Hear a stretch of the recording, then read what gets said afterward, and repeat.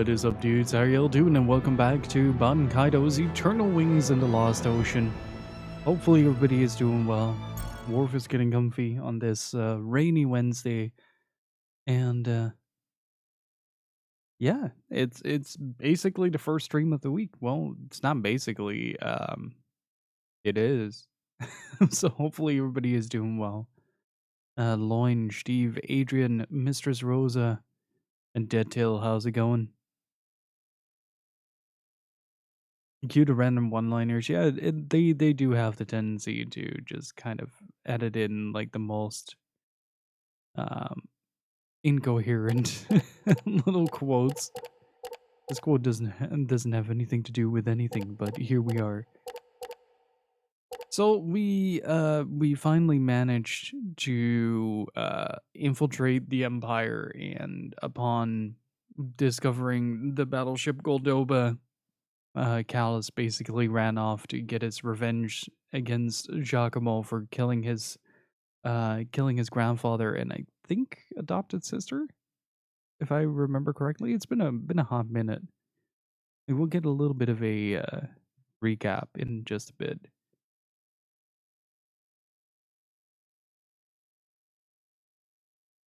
The thing that gets me is the pause into the Yuri Lowenthal no. Like the animation on that cracks me up every time. Like it's so goofy. It really makes me wish that they would have done a lot more of those type of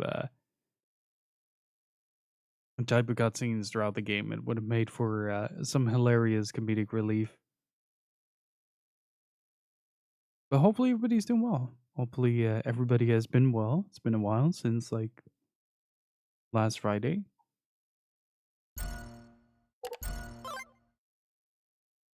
And my apologies for missing the Monday stream. I came back from work after working in a store, but my ears were just shattered. Like I had so much headache.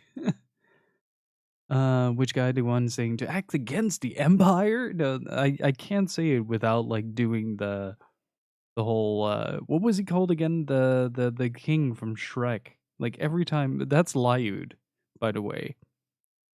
He is our resident trumpeter, and I just pooped my pants guy. Giacomo snatches the End Magnus, and the party is forced to head to Mintaka, the imperial capital. Lyud, however, appears conflicted. Right. Oh, right. I have my notes here for all the keys. It's all coming back to me. Basically, we went to take cover after we were discovered in the imperial capital. We sought refuge at Lyud's house, but the party unfortunately was pretty much immediately found by the brother and sister of Lyud, who were still brainwashed by the Empire. So they basically sent a tank to their own house, killed their surrogate mother, and in the process we decided to go on the offense and board the ship that Giacomo was on. Shrek posing, and that should be a term. Been playing Hellboy Web of Weird. Read? Weird.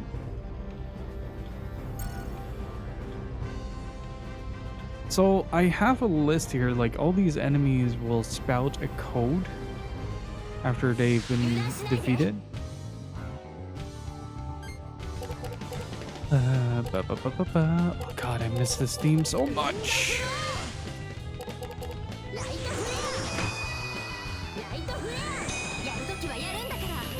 It's so good. I definitely want to check out more Sakuraba RPGs in the next year, or Sakuraba composed RPGs.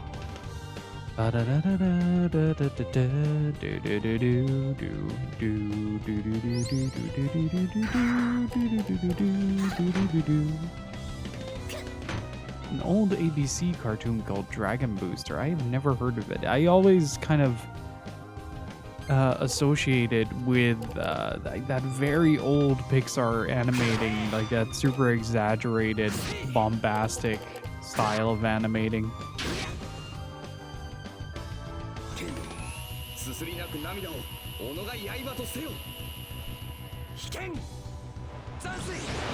Like basically Shrek. Like, it's kind of wild to me that I am associating this. Oh wait, no, I could have done more damage. Oh well.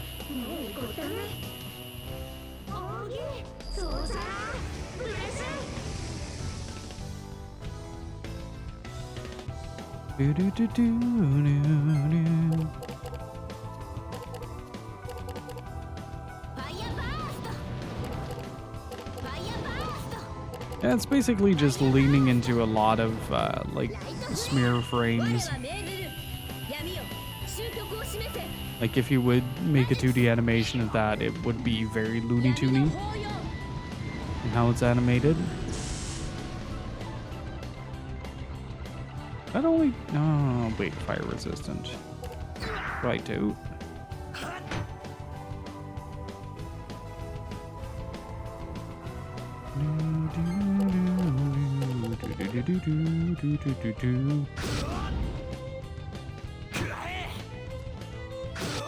I thought it was a fever dream. You'd be correct in that assumption. And how's it going, Selnosis? Well, anime will have scenes where everything is static except for the character's mouth. That's just animator shorthand. Wait, is that a new code? No, it's not. Okay, so the codes are static.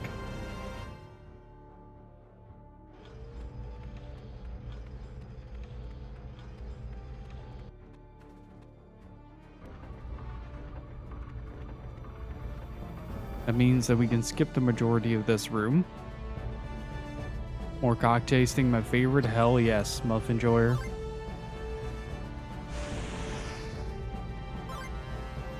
There's something that feels off to me. To you, the animation style or this game in general?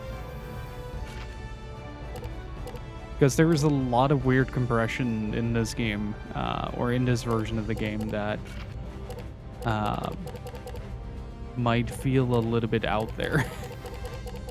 Especially in the opening cutscene. Like, the opening cutscene is particularly bad with the almost extravagant compression artifacting going on.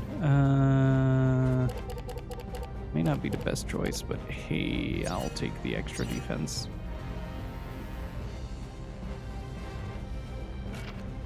Oh, you said casting.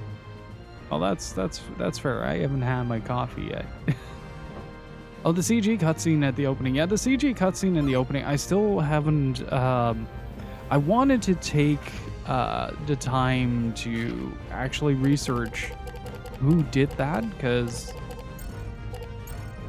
like I have a very vague suspicion that it might have been outsourced. Like maybe not in its entirety, but like the animation might have been outsourced to a degree. The Grey Shield.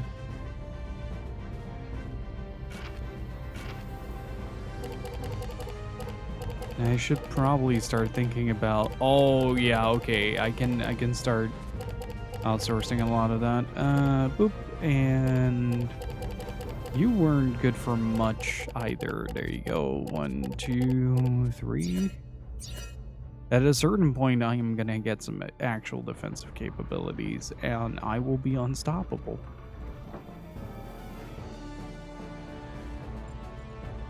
Oh boy. Bridge gate lock disarming system. Please enter the password. Okay, so we have 1, 3, 4. Oh, that messes me up.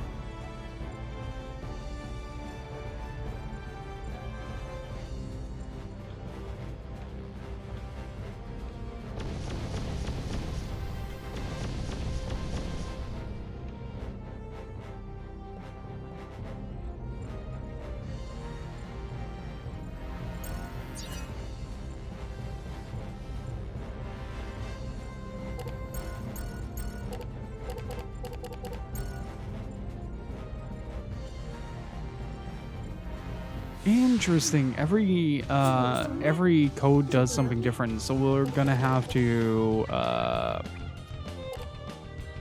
figure something out for that. 1, 2, 3, 4 isn't on the list, actually. No, I wrote down all the encounters that we did last time around.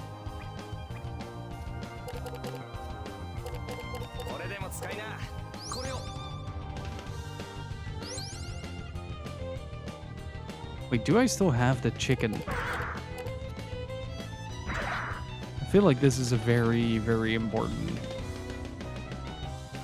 detail to work with.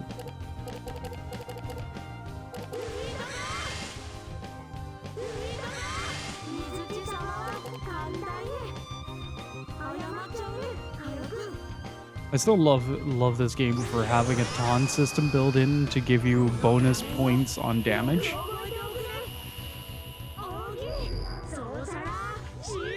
So you can play a taunt card in order to get a little bit of a percentile bonus on your damage. I think it's only raw damage though.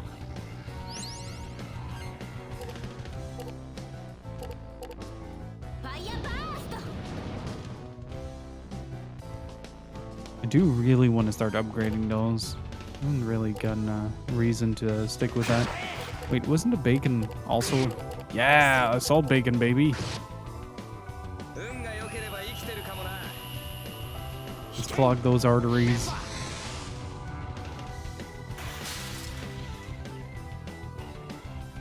I do have to say though, like the 3D elements of this game have aged quite gracefully. Those usually fetch a hefty sum.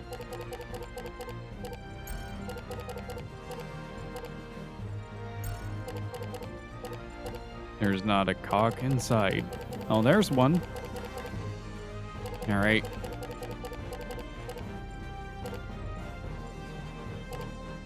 Let's get rid of the beans. Insert cock.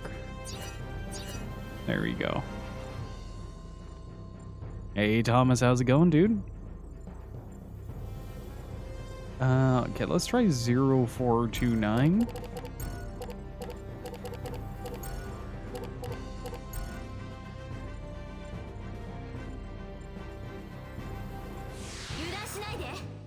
Okay, so 1342 is... Oh, whoops. Is the main cannon, and the other two are codes to drop a mech on my own head. Man. Oh, okay, I'm okay with that.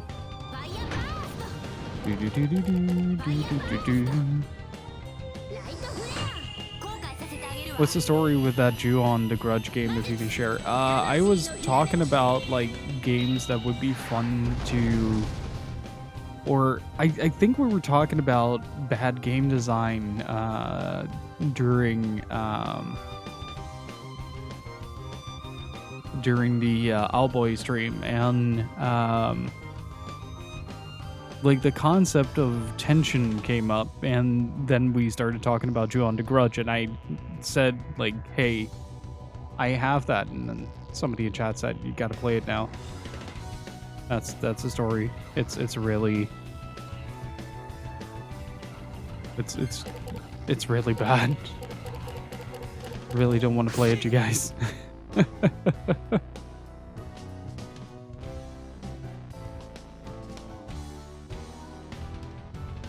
So making progress on reviews. When are you gonna when are the reviews ready for public consumption, Thomas? Can I taunt myself? I can't taunt myself. It would have been really funny that just to have a bit of self-deprecating humor in order to get a healing bonus.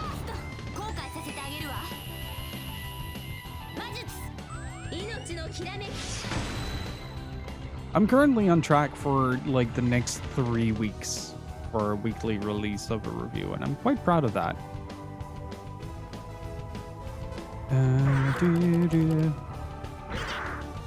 Didn't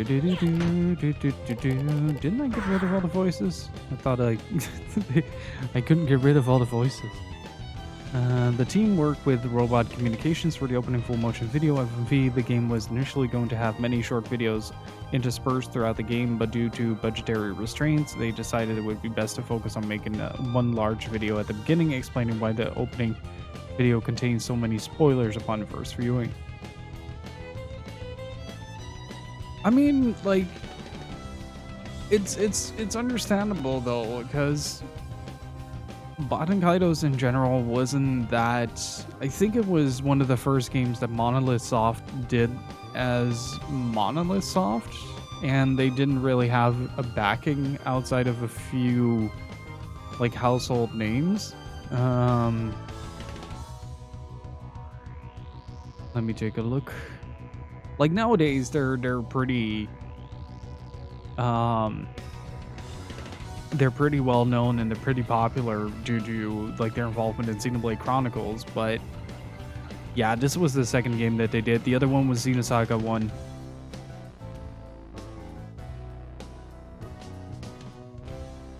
Slated for the 18, first one in a while since work was highly draining.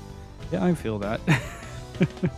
Sadly, I missed a whole bunch of Owlboy. Unfortunately, it happened when I had pretty busy work days. If you want, the VODs are still up. And yeah, that full stop.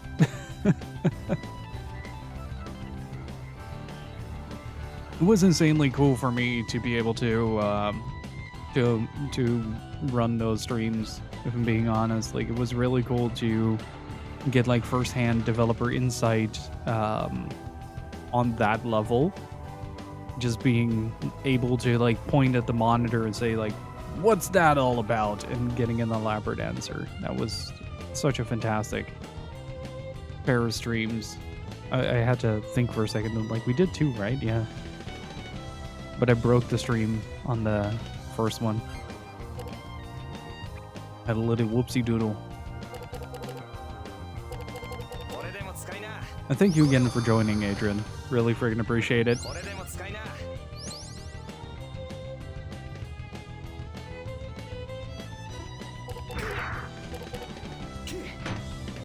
And we've been talking as well, and we're very likely to continue the run in the future. Just taking a break from it to catch up with the story. Like, one of the, like, I wouldn't necessarily call this like a detrimental downside or anything. Like, one of the harder things to do, that's probably a better way to formulate that sentence. One of the harder things to do when streaming in such a format is keeping attention to everything at once, like absorbing all the information, like chat, my own, like keeping things from burning down, the gameplay, the story, and then the commentary as well. So I've been, I started a separate save in Owlboy just to experience the story, like without any extras, because the little bits and pieces of writing that I saw and that I fully absorbed were fantastic, and I've been wanting to experience that in full. Eat mold.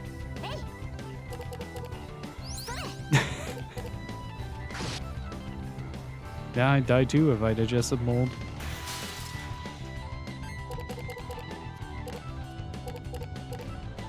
Still can't believe I can attack people with Viking hats. This is the best game ever. Pocket sand. Pocket Viking helmet.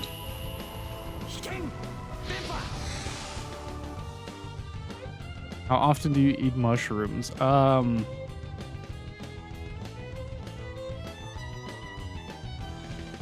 Not often now that I think about it. Like, proper mushrooms, not the recreational kind.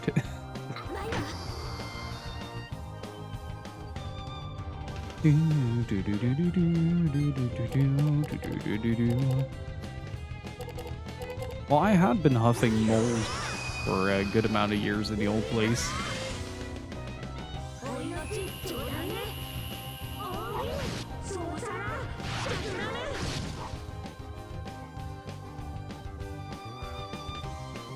was like, remember when I had like a period of time where I would constantly cough on stream? Turns out some of the isolating material that they used to pad the walls in my old place was just caked in mold. I was like, yeah, this explains a lot.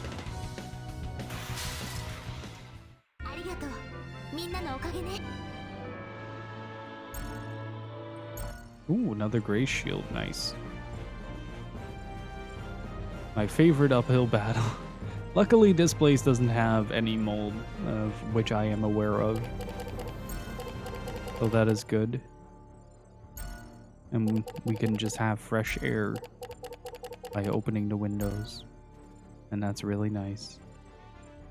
Arming system activated. Opening bridge lock. Is this what I needed to do?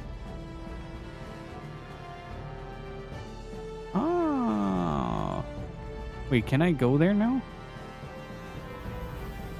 Yeah, the old place was a bit of a menace to be in, but like now we're definitely in a better place.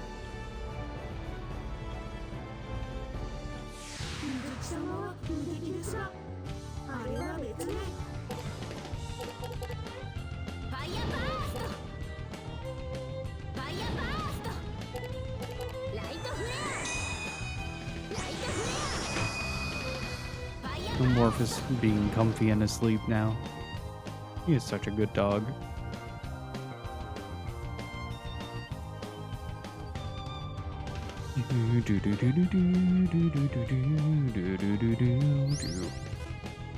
So, as mentioned on Discord, as well as I think on stream a couple of times, I think I'm gonna dive back into some RPGs for a while, with occasional interspersed shorter games. But like, I still want to try to see if the format of like 2 games a week works for me. But I definitely want to get some more RPGs under the belt, because I've been really just kind of dying to play things like Eternal Sonata, Tales of Xillia 2, finishing Saga Frontier, and like we also have Suikoden 5 on deck. What else? The Wild Arms series, and yeah, just the rest of Star Ocean as well. So oh, attack bacon. Oh no, well, I'll just go for the flash explosion there. If we finish Saga Frontier, we still have one more run, but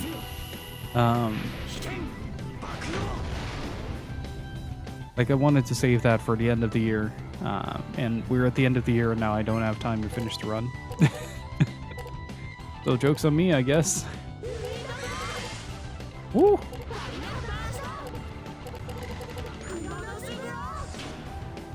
There is a timer that runs down for the first card to be played, and after that, if the combo finishes before you select a new card, the combo is over.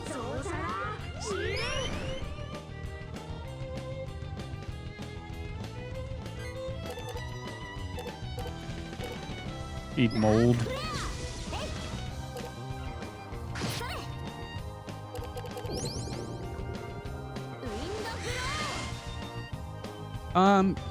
You're not confused, but the community goal was for individual character runs. There are 8 characters in Saga Frontier, and we have done 7 so far. The funniest part was that the loot playthrough, the community goal for that ran for about half a year, and it was over in 4 hours. Like, I accidentally just kind of burst fired that game. Just whoops. Happens to the best of us.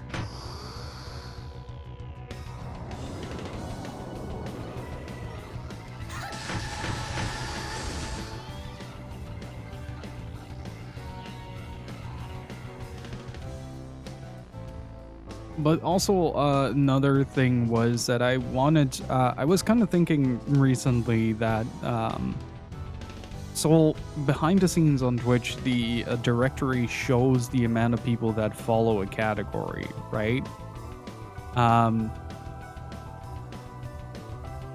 So I started to notice that, like, for certain games that we were playing, that just the intended reach, just by virtue of being in that category, is very small.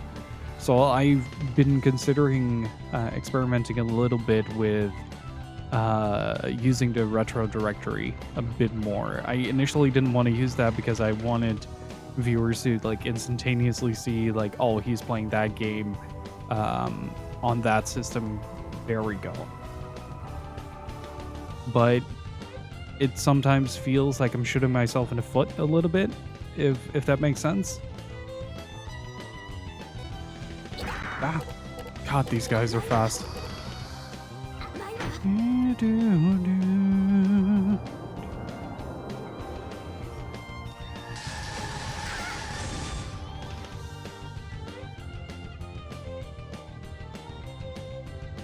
And just in general, having a tool at hand that allows me to connect to more people is great in general.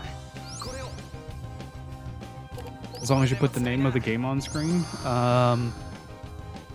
The name of the game is always in the title. In 4:3 ratio, it's always on screen, alongside the developer and release date. And during the opening, I have some of the game art to for, well, that specific purpose.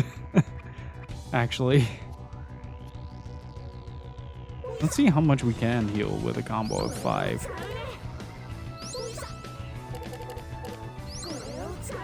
Oh, this is brutal. Look at this. Look at this healing. Mizuti is such a potent support character. If I'm not mistaken, Mizuti had a sort of passive thingy that allowed them to keep food better longer. So if you have, like, fresh food, I've been mostly healing with honey because honey doesn't spoil. And with Mizuti, it takes a lot longer for that. I just like it when streamers put the game title at the end of the stream title, because if the stream title is long, there's literally no way of seeing the whole title on the mobile app. And that's one of the reasons why it's always in front. Like, for me, it's like game stream title in platform information, basically, or release information. I'm always kind of trying to bring a decent amount of information to the table whenever I play a game on stream.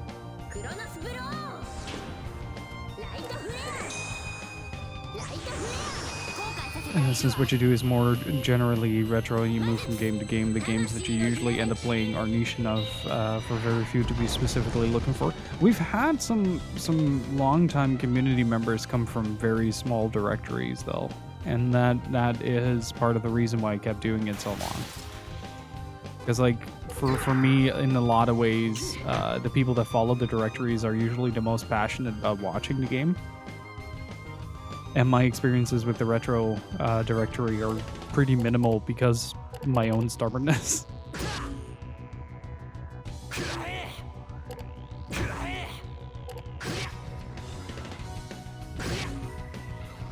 But I've been wanting to kind of learn a little bit more because of the 10th anniversary coming up. I've been thinking a lot more about what I want to do with the stream, where I want to take it, etc. And part of that was that I wanted to learn a bit more about the behind the scenes, like how do I push myself to more discoverability, and kind of learning how to analyze that to, I don't know, some length, I guess.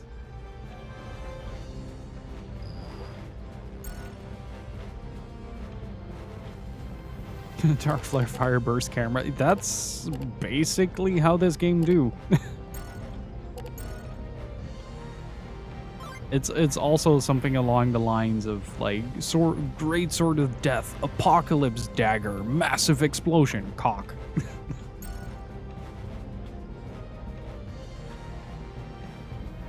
It's that equivalent of like the bad guy has you down and you're just kind of throwing pebbles like, no, stay away from me. But instead of pebbles, you're throwing chickens and cameras and the occasional mold.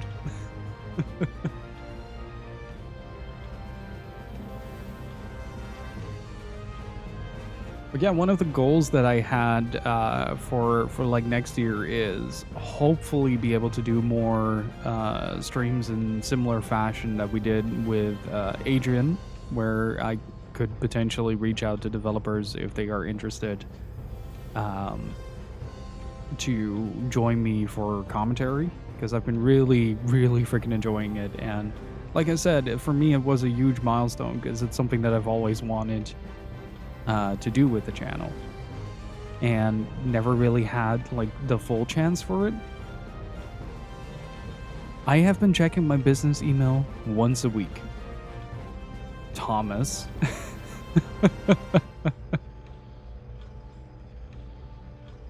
I will slap a cock on God, okay? Specifically for you, Muff Enjoyer. And how's it going, Gecker? Beats the once a year at best. It's true. You know, like, you'd think after 10 years I'd sort of understand the general functionality of running a Twitch channel and the things that are involved with like the behind the scenes of that. In reality, I maybe change up my layouts and everything once every 5 years. And maybe if something breaks, I have to change something around. And one of the things was like, oh, I should probably have a business email. And then for like the first year and a half, I just never checked it. And then I came back and I had a ton of like indie devs reaching out and going like, hey, do you want to try out my game on stream? It doesn't mean like that's also an interesting distinction that I am trying to kind of make for myself. That, like, yes, this is a hobby and a passion project, but it shouldn't be something that I stagnate in as a person. Like, for me, what I want to do is I want to learn through, like, interacting, if that makes sense. Like, I want to develop more skills, more ways to do things that I think are cool. Like Tanuki Chicken Attack, for instance, is an extension of that. Originally, I wanted to do a lot of videos as well, but I quickly realized that like there is a certain amount of subjects that I'm really passionate about, and either that is going to be like a 5-hour video for which I don't have the time or energy, or it's going to be something insane like the Panzer Dragoon lore video. Like that's the kind of stuff that I think is really cool. It's not necessarily stuff that I think anybody needs, but it's stuff that I think is cool to make. And in that bit of the hobby, yes, it's a hobby, it's a passion project, but in that I want to aggregate skills, like learning more about how to interview people, how to write a review, how to present a video, how to present myself on stream. Like I was watching, oh boy, I was watching some old highlight videos from like way back when,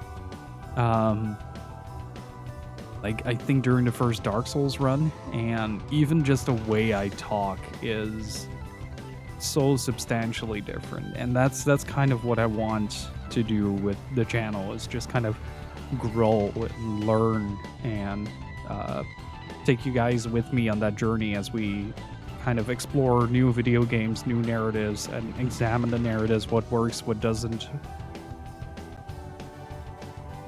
Job interview video. You know what really sucks?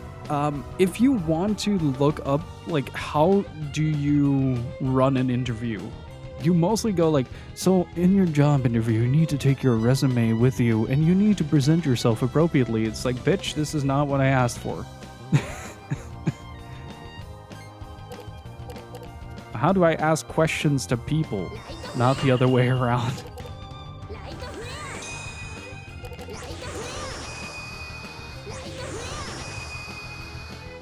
But I don't know, like, I really you gotta go to interview school. Like, I mean, it's a skill, honestly. Like, in conversation, I think I do all right, but like actually preparing an interview, like things to look out for is, and make a good interview is a skill in and of itself, and that's something that I'm hoping to develop over the course of the next year.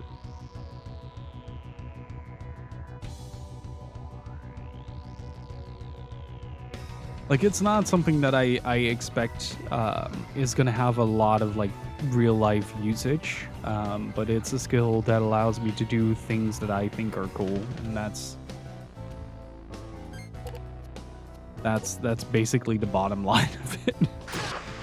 Like, hey, guys, look at this shit I made. I think this is cool.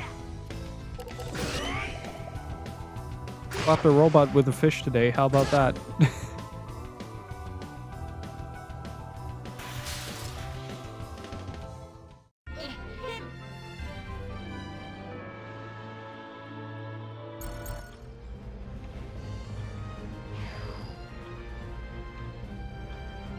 I don't know, like, it's kind of hard to frame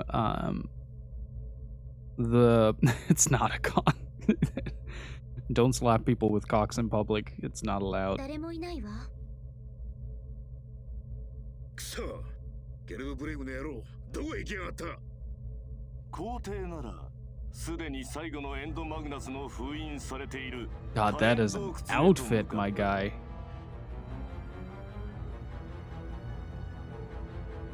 4つのエンドマグナスを手にな。ジャコモ。ちょっとばかし遅かったようだね。まあせっかくだから私たちがお相手してあげるよ。だけど本当に帝国本土まで乗り込んでくるとはね。度胸があるというか、バカもそこまで行くと芸術だね。4つのエンドマグナスと言ったな。今日のエンドマグナスを盗んだのはやはりお前たちだったのか。そいつはどうかな。I like how in the profile thing, everything but the helmet is like really well shaded. The helmet is just sort of slapped on after the fact. I've never seen that in a piece of art. Those apps can cut diamonds, let me tell you. That man does at least 20 sit-ups a day.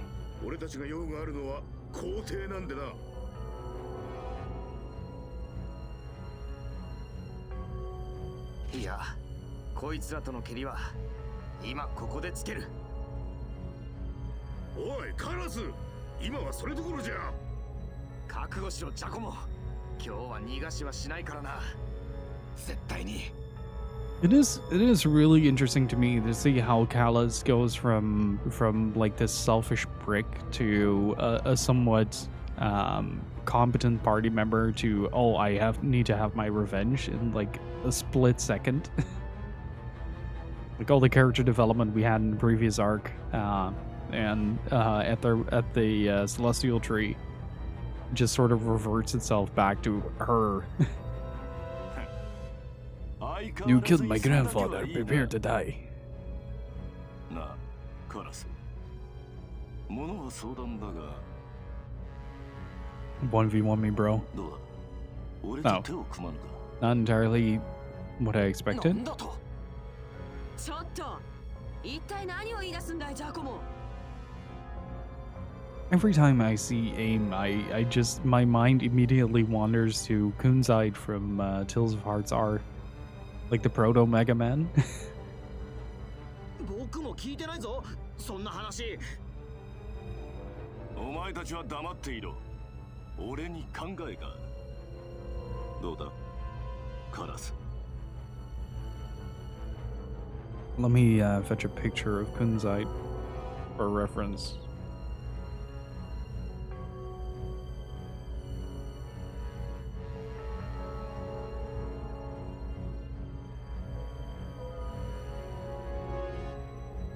Why isn't there a good and decent picture of Kunzite? There we go. I have found the Kunzite. 手を組むだって。俺とお前がか。気でも違ったか、ジャコモ。残念ながら至って正気だ。俺には俺の計画がある。そのためには今のお前が必要。ふざけるな。誰が貴様なんかと。貴様はじいちゃんやフィーを。過去など捨てろ。新しい未来を得るために。God damn it, Thomas. All according to Kaikaku. I was recently watching a fan translated episode of One Piece at like the very start, because I was kind of curious, like how did it look? And the first time like Nakama gets mentioned, the entire screen just gets slathered with a wall of text trying to explain the concept of Nakama. I just was on the floor laughing.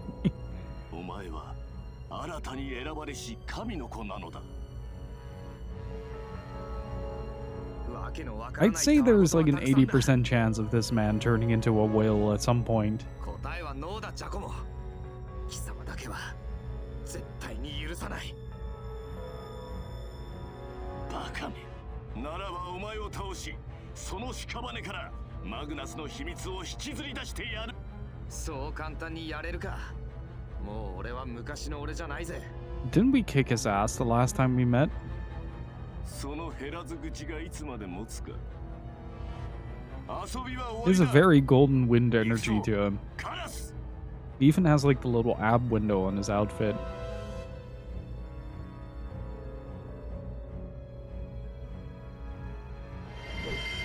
Wait, are we fighting all three at once?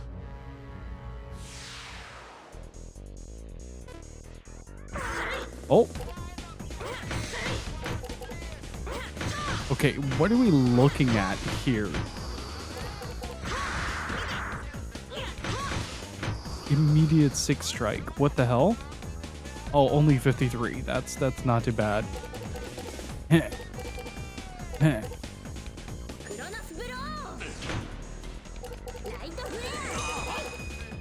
Eat mold.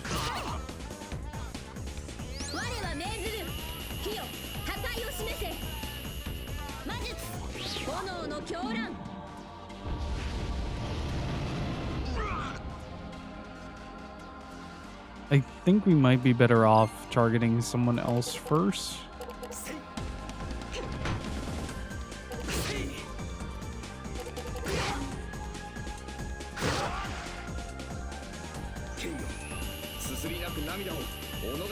Rise of Legends.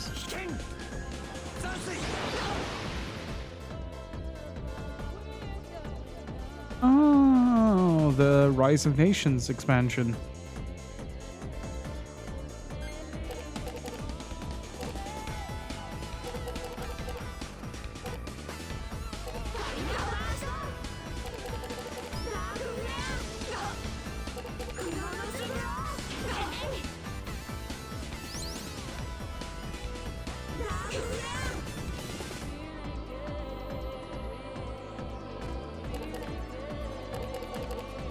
Ooh.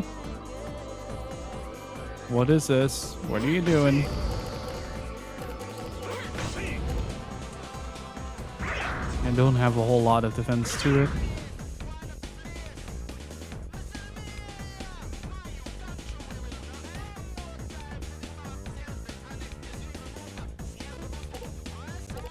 It's like someone tried to do the One More God Rejected from Nocturne, but instead ended up with Jet Set Radio.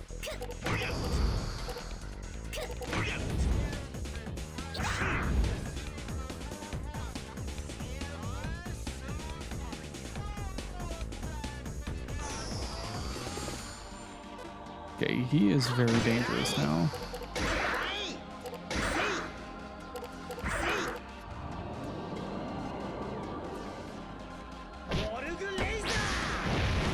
I'm actually curious if Mizuti is going to survive that. Can I please get a turn? Can I please get a fucking turn? Jesus Christ.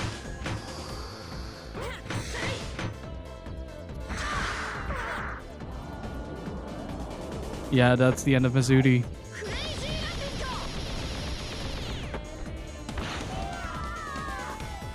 What the hell? Giacomo attacked 3 times in a row. Then we got the other 2 hitting us with a 6 in a row, all on Mizuti. Yeah, there's no way I was gonna survive that.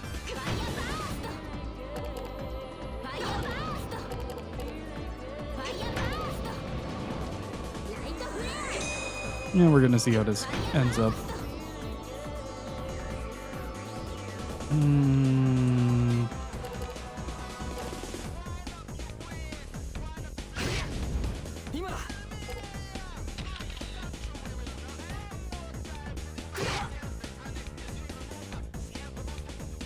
Like, I might be able to get 1 down, but it... Oh, shit. I didn't notice Zoa being as low as she is. Hello? Video game. Thank you.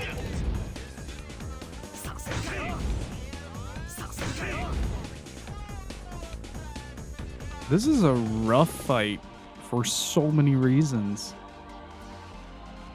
Like, Mizuti was also like a couple of levels behind. That's one of the primary reasons why I had them on the party.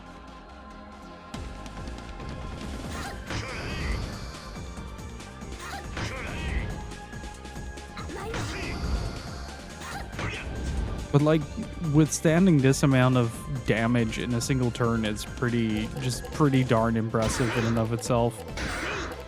I am out of defensive options. Oh, gareza! Oh, chaotic flames. Flame burrito?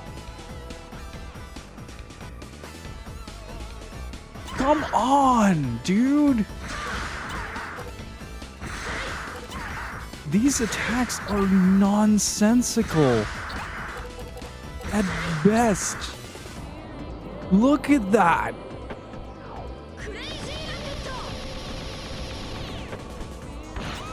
That is absolute horse. What the fuck am I supposed to do with that?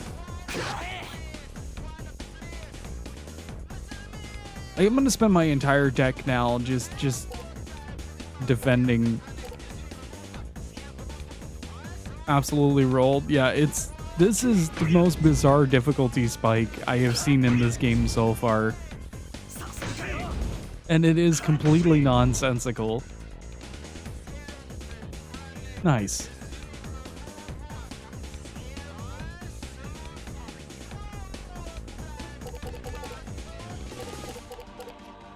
Like, look at this. He just attacks multiple times in a row. No questions asked. Nobody is gonna sit there going like, oh yeah, this probably isn't like the best idea we could have had.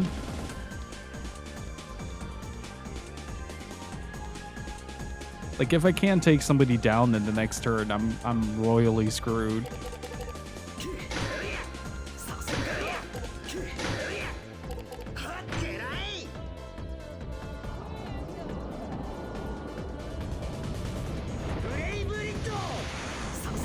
He's playing Yu-Gi-Oh! With Season 1 rules. Pulls a Dark Magician out of his ass. Jesus.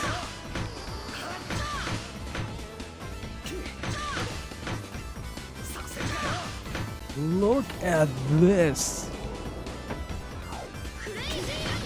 Well, the plus side is that she's gonna run out of cards before I do, but I am on fire. I have lost over half my HP. And now I have to heal because, like, otherwise I'm not gonna survive, and I can only heal for this amount. That's it. That's all I can do. This is mental.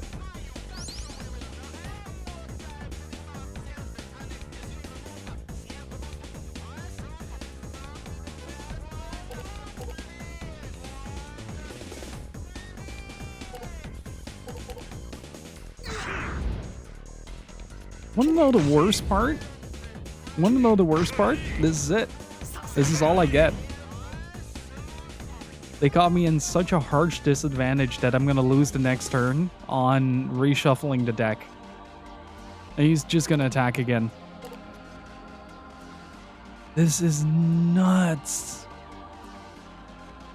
Hey, Venom Knight, how's it going? I'm more baffled than anything. Like, this is such a rough fight. Like, if this isn't a scripted game over, I don't know how I'm gonna get through this, if I'm being honest. Like, the amount of damage that I'm taking here is absolutely brutal. Because, like, this is the last set of cards that I have, and they're gonna do this all over again on the next set of turns. I'm scared that it's not. I'm scared that it's not. I'm scared that the game is trying to make a point here that I don't have anything against.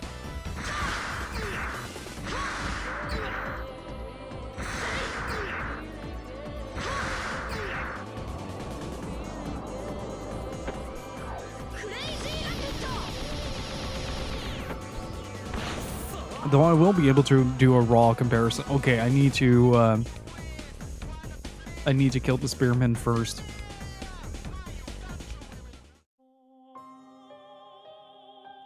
It's not scripted. Okay then.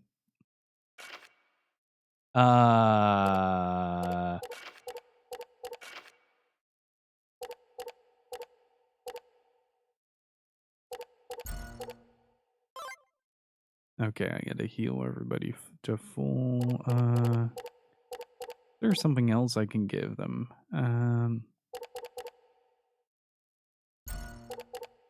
Let's give Mizuti a permanent increase, and I mean, I would say this is a good deal, but like I can't do anything with that. So yeah.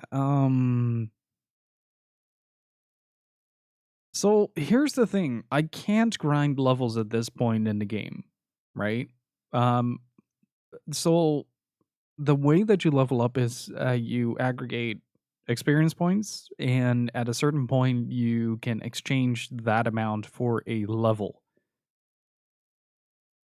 And hey Chris, how's it going? So unless I have some like magical intervention thingy that allows me to do magical intervention stuff, I don't have anything on deck that allows me to break through this. It's not a weird level up system. It's something that has been used a lot. It mostly emphasizes a lot of the card stuff that you have to take into account. It might actually be good to exchange one of the auras for a kite shield here, though.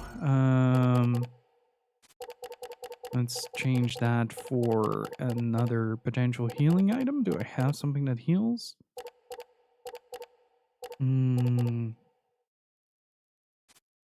Please don't rot in the middle of the fight. But I think Mizuti is the largest problem here, but that's also because I don't have enough spells.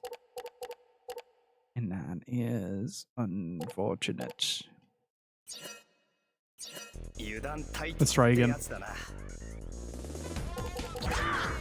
Oof.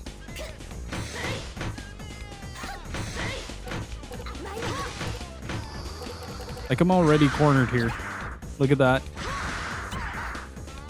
It's just on the bad draw. But he, the one in the furthest is the biggest problem right now, so I have to take him out first.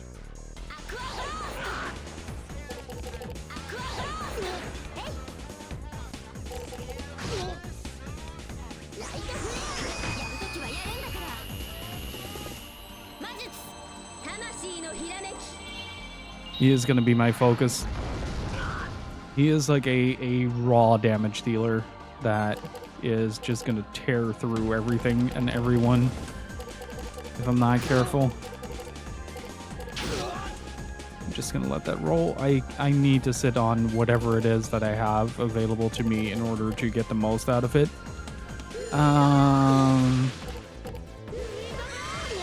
It's gonna snap a photo. Don't want to do that. That's a decent amount of damage in a single turn. At least I can also balance it out. Uh-oh. Come on. There you go. With some healing now, because I also have a few defensive options. The downside to this fight is the second one character goes down, it becomes a war of attrition because the like your defensive cards are going to run out faster than your offensive cards in a situation like that, and especially with discount kunzite, just trying to act like barrel roll over everything and everyone. So what I want to do is I want to make sure that everybody is healed up before that happens. But Giacomo attacking twice is a problem. That's the thing that I needed to take down. What are you talking about?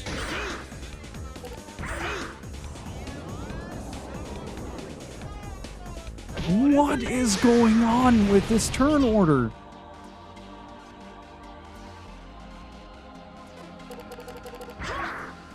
Dude, what the fuck? And I don't get any defensive cards as well? Dude, what the hell? Yeah, that's Mizuti down. Oh, wait, no. No, Giacomo is just gonna attack here. Oh, that is a lucky draw right there. I'm gonna expend this one as well just to make an extra slot available. Make sure that Zelha is fully healed whenever necessary. The heart of the cards is not in my favor, my friends. That's at least 2 characters healed up. Nice. 1, 2, 3. 4, I guess. Shit, wrong character. That's fine. That's fine.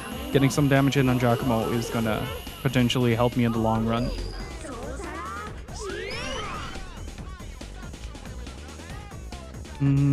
This is the first boss battle that I'm actually struggling with. But I'm glad I got to do like as much of a heal up as I did. Hello? Thank you.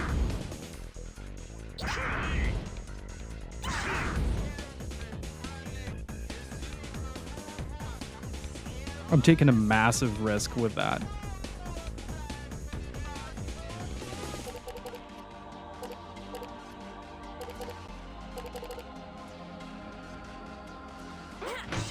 All right, time to cock block. There you go.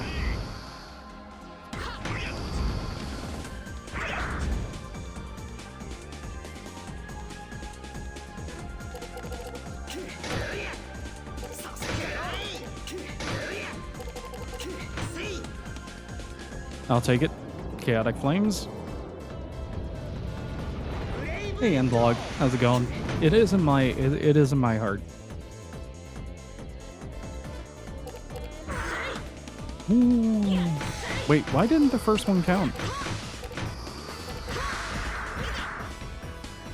Yeah, I guess. Oh, jeez. Please survive this. Please survive this.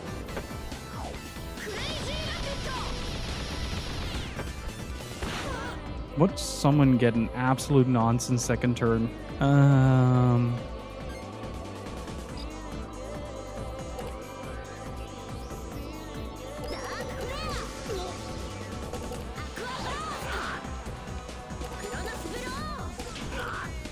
Yeah, I cut myself into a corner with this one.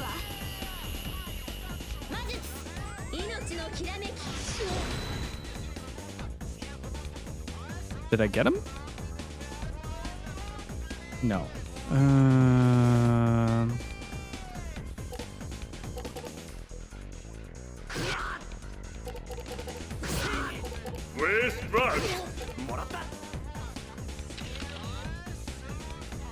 catch. 灰になるまで踊るんだな。危険。爆用。 How much HP do these dudes have? I gotta keep Mizudi alive. Keep that around, keep that around.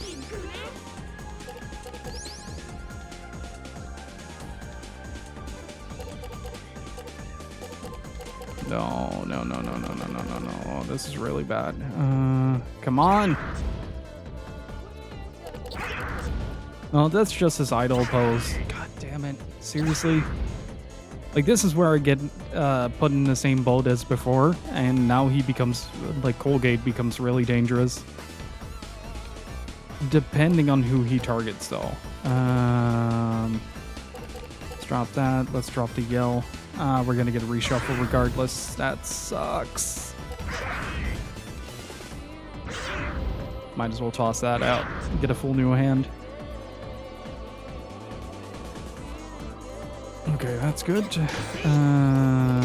Drop this one. Oh, fuck. Oops. Gonna get 2 reshuffles in the upcoming turn. Yeah, might as well let this one ring. This might be the end of Mizudi, but she is not that powerful, so...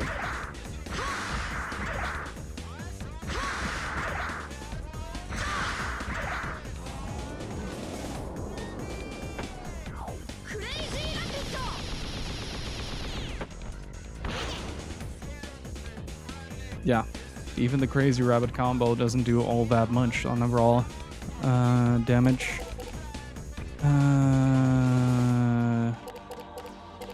I do kind of have to.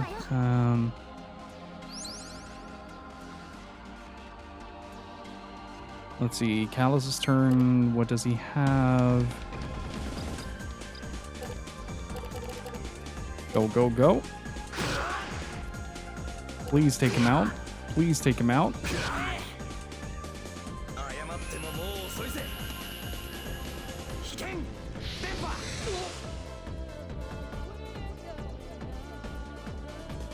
Not quite. How much HP does he have? This is good. This is good.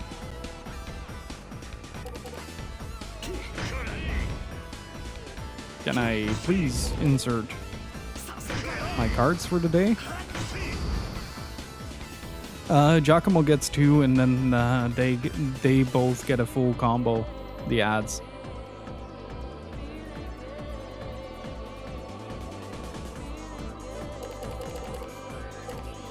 I feel like the only benefit I've had so far is that I have been able to mitigate some of the more problematic elements early on, but like I am misdrawing so much. Okay, he wastes his turn. Oh, fucking hell. Dude, Mizudi, are you serious? Half your deck is defensive cards. How are you doing this? Yeah, okay, you've earned that. That wasn't a misdraw. That was willful sabotage. Good lord.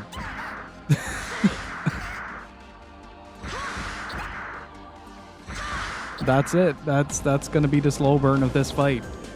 Though I gotta say, the second Colgate goes down, this fight becomes a lot more bearable. Like, it becomes a lot more accessible for me to actually start doing damage instead of being on the defensive constantly.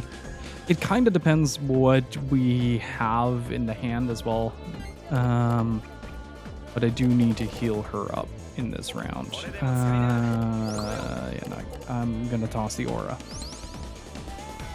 It's not much, but it might just be the thing we need for that to succeed. I do have a shitload of defensive options with Kallus, though. The danger is that I'm also running out of cards with him, so he's gonna have to reshuffle soon. But hopefully that means that Zella has... yeah, he's just gonna do that twice. He doesn't give a shit. Let's get rid of the fire burst. No, of course not.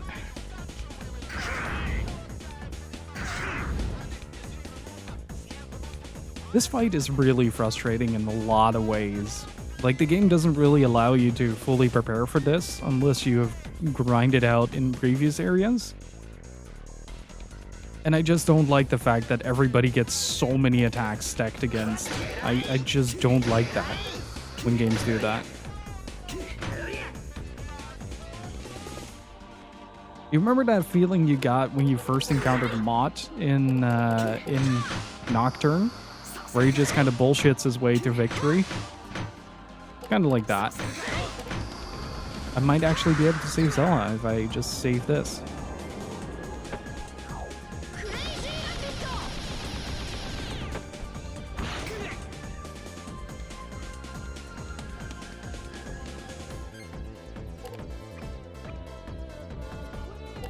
Yeah, of course not. Jesus Christ. This fucking game hates me so much.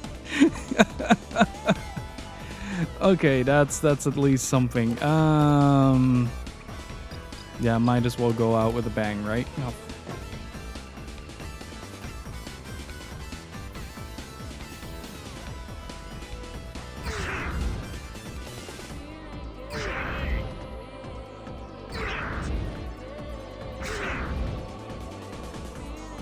The second I try to hit the A button and the game just goes like, yeah, nah, buddy. He didn't even attack. I couldn't.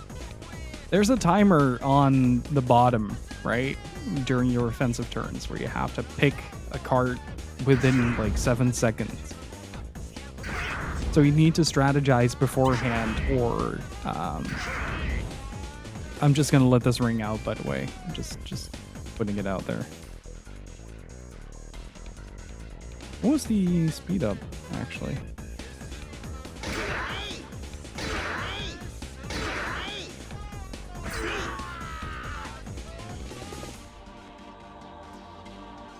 So do we have something to balance this out? That was the June game you played. It's really good, but it's a very watered down version of the original. The original was made in like the 80s or something like that, and is up until this day considered one of the best strategy games out there, or strategy board games out there. This one reduces the experience to a much more digestible format with instead of 10 rounds, you have 5 rounds, and it makes a hell of a lot of difference.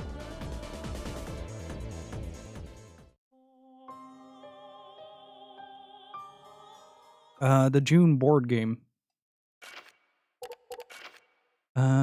Okay, so there are a few issues with my build.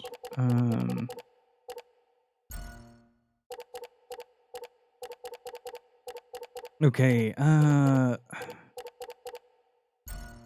Mizuti definitely needs some more defensive options, less yells.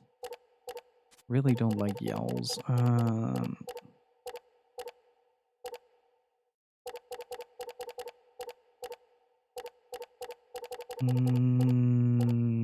Let's get a shawl in there. And maybe more healing, because I've been lacking healing. Yeah, look at that.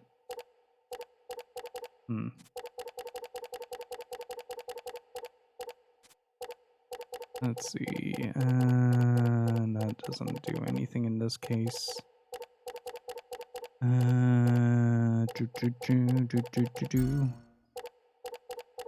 And yeah, that doesn't work. She also has a lot of stuff that she shares with the rest, but not with Mizuti, unfortunately.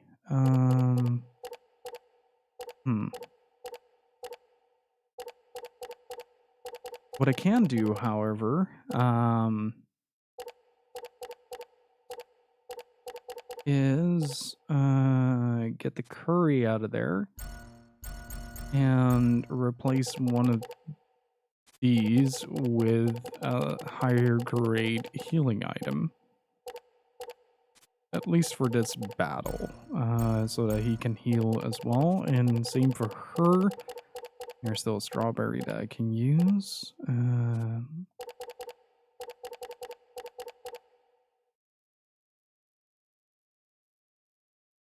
Yeah, it's a board game that I really like.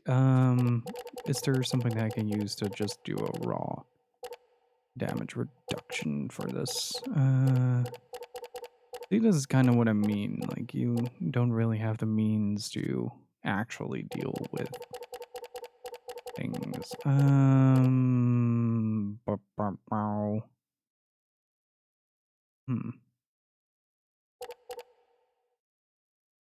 Yeah, I know.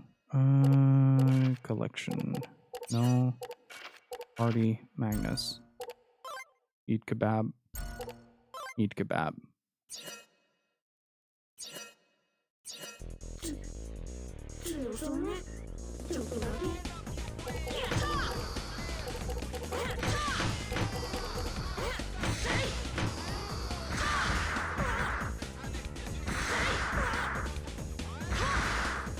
Bless you, buddy.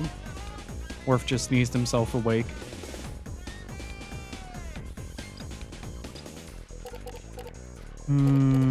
Okay, I'm just gonna switch to water and just gonna take the hit and the damage there. Wind. Light. Nice. I'll take it. Once he gets within arm's reach, I'll pet the shit out of him.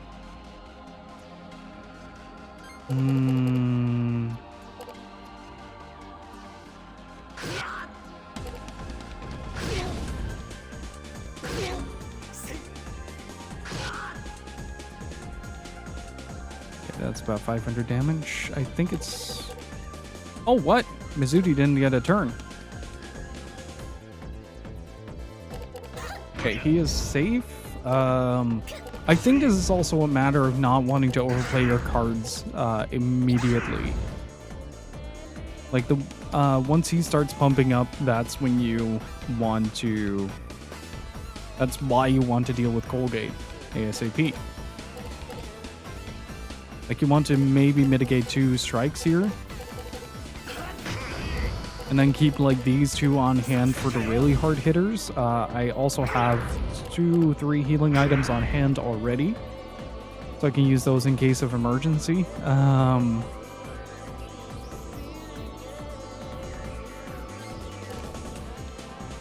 Okay, Mizuti's time to shine.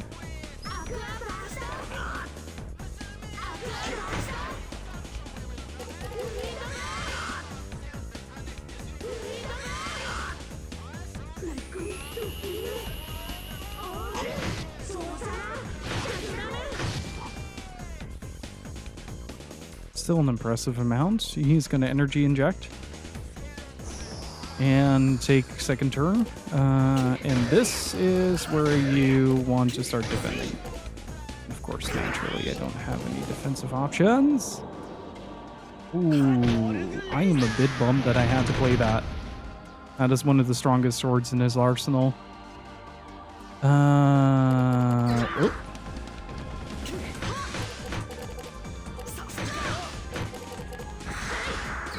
Okay, I'm gonna play the bacon and the aura, because I don't need the auras. The auras are there as placeholders.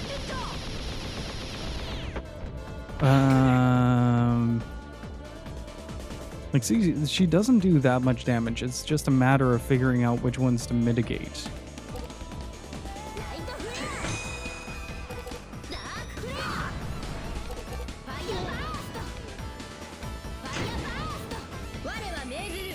Please do a lot of damage.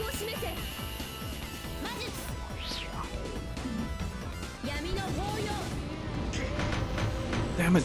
Blocked it. Well, that's 1 card less for them, so I'll take it.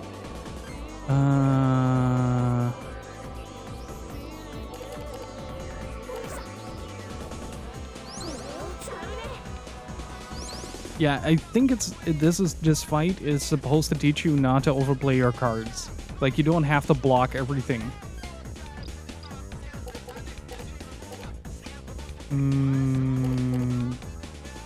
That's all I need. and get the status element thing out. Now it's their turn.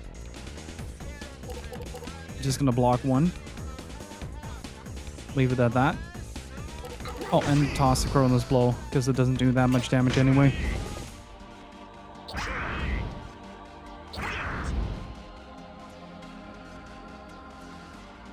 Like, you can take those little moments to sort out your hand, I'm starting to notice. So Giacomo will always attack twice. And I'm gonna block 2 of those. That way it's usually like 200 damage, but not like 400 to 600. Which is arguably the more dangerous number to work with. Like, for him, I want to block as much as possible because he has boosted. What element is Chaotic Flames? Is that dark or is that fire? Like, this is much more manageable.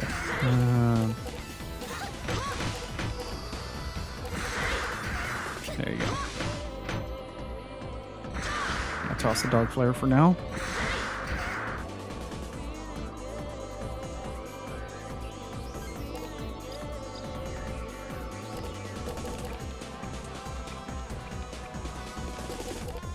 Heal up, just to be on the safe side.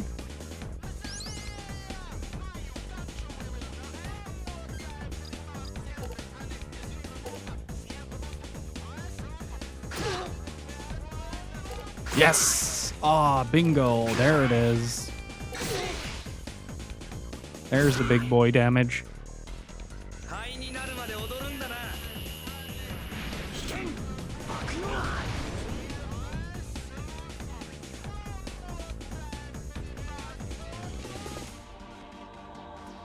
It's not enough to kill him, but I'm starting to feel like I'm at least denting him a lot more.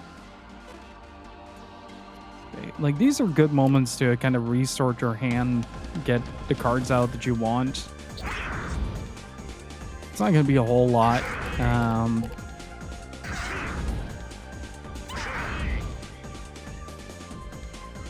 Like, see, he doesn't do that much damage. It's Colgate that I need to be very worried about.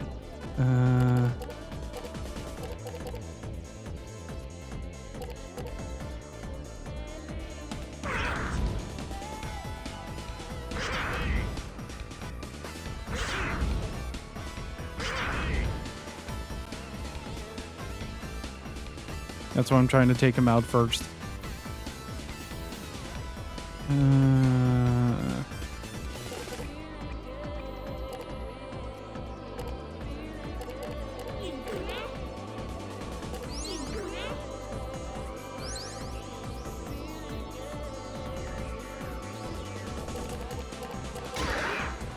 Like, this is a dangerous situation to be in.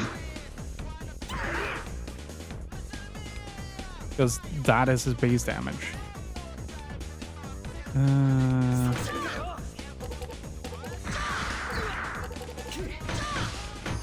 on, more offensive. Yes, there you go. I'll take this one. How's everybody looking? Zelha needs to heal. Nice. And next turn I can at least start blasting.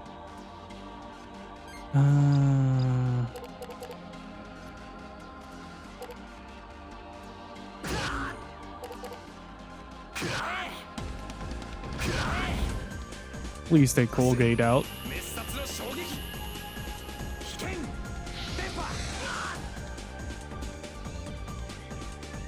God, that dude is freaking immortal. He has so much HP going for him.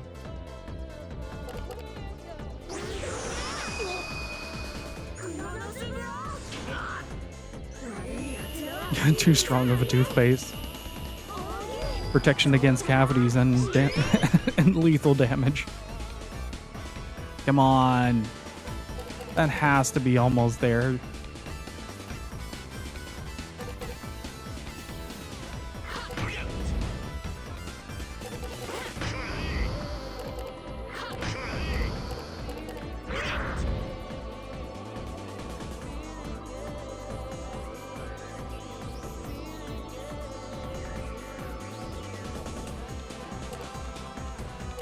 I'm gonna let this ring.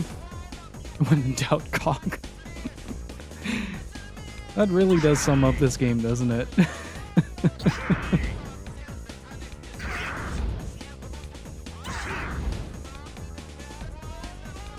This fight is brutal. Good lord. Yeah, he's gonna get 2 turns from that. I think that's like the most detrimental aspect of this fight, is that he gets 2 turns out of that.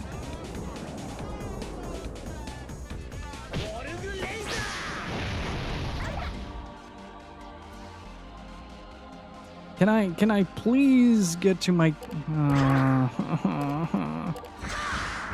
of course, right when I need it.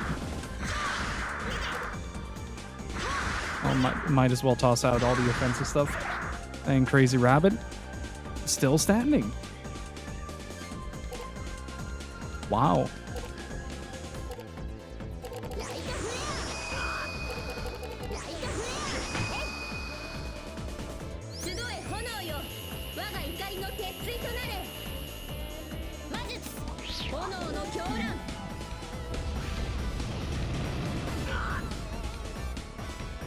Come on.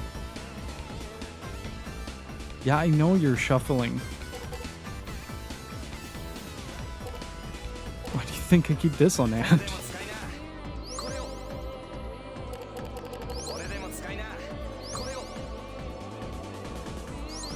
Get a full heal out of that. Enjoy.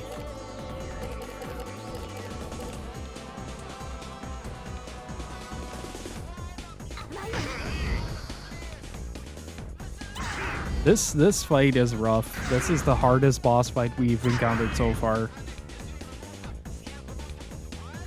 Yeah, we might lose Zelha in the process, but he is looking rough as well. Man, that's fine. Mizuti just healed and reshuffled. So with a bit of luck, I might be able to lightning rod them. You know what would be great? Giving Kalas a taunt. This is the one you want to defend. Like, you don't want to run behind too much on that. Nice. Nice. Please survive this.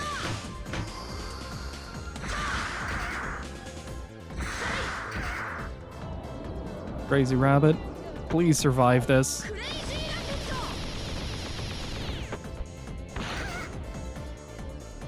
By the skin of her teeth. Yeah, reshuffling is a separate turn. So when a character reshuffles, they basically throw out their entire deck and lose the turn they had. Shit. Can't do much about that, so...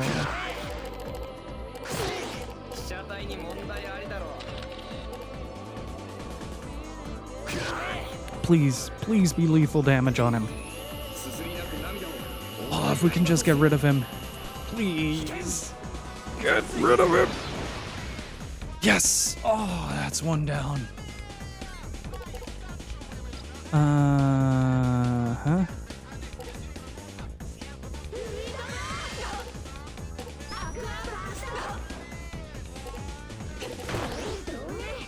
And now we hope.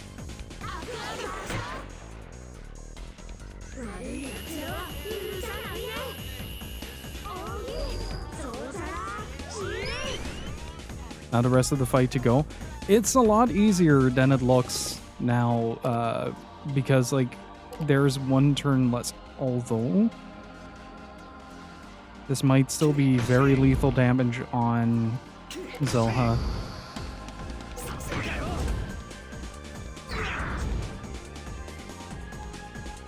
Please don't attack Zelha. Please don't attack Zelha. Please don't. Oh, thank you. Yeah, this is fine. Yeah, I'll just take it. Come on, don't be vindictive. Don't be vindictive. Shit. Yeah, there's not much I can do there.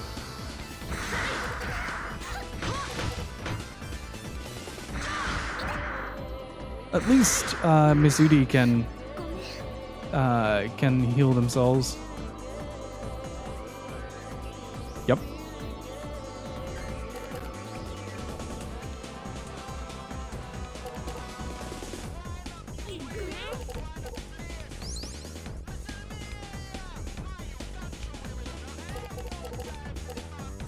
Okay, that's one less to worry about. Okay. Throw the fire aura. Howdy, partner. How's it going? Mizudi is fantastic. Like, everything about the character is hilarious. I particularly love how they handled the Japanese voicing. Like, the effect is a lot more subtle, but like they basically pan a male and female voice back and forth.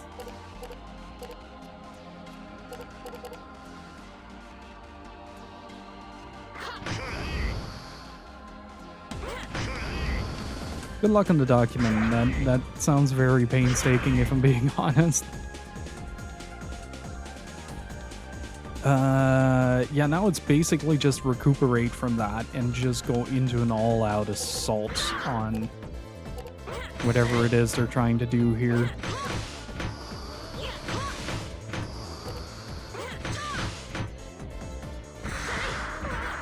Because the opponent should be pretty close to shuffling as well, meaning that I get a free turn.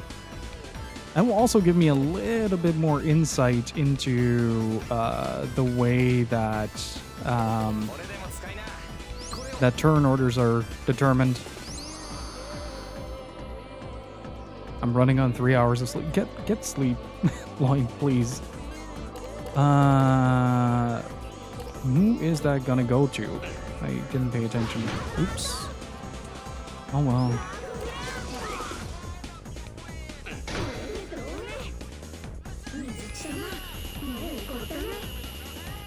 Double-edged sword of being a good tech writing. The boss asked me to do more of it.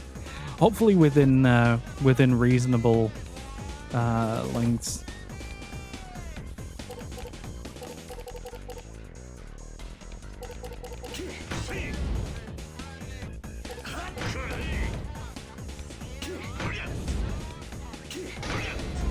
Nice.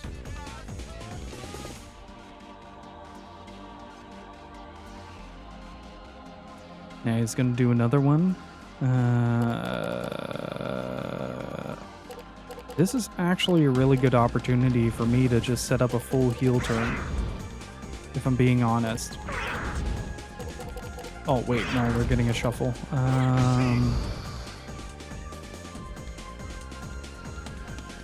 We are getting a shuffle. Who are you gonna attack?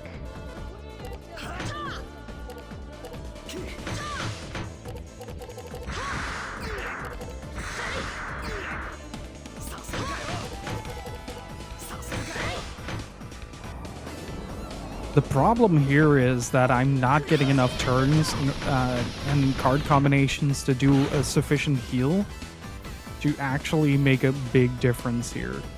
Because Mizudi is gonna start shuffling on... Oh, wait, no, never mind.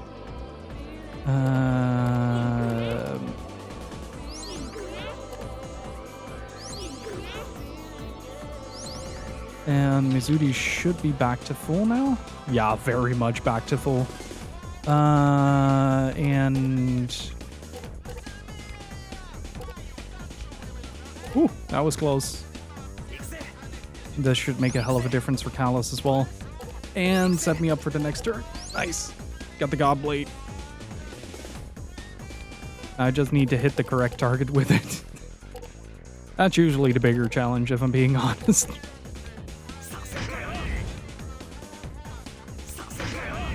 Like, it's very easy in this game to accidentally press a button too many and just kind of get lost in the sauce for what it is you were trying to do. Like, panic is very easily onset in this.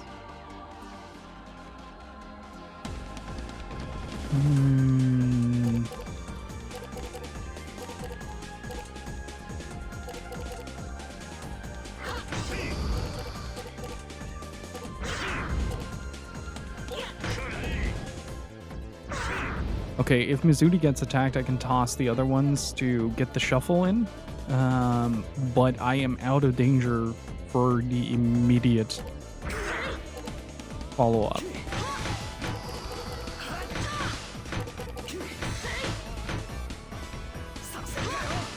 And I'm also kind of waiting for the reshuffle to happen on the other side of the table because they have been going at it for a while. And now it is time to hit them back.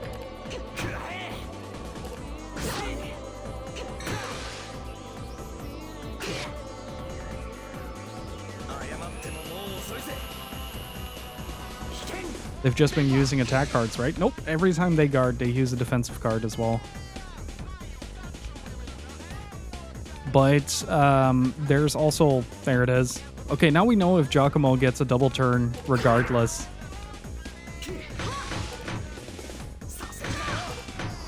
Oh, I'm okay with this configuration. I am very okay with this configuration.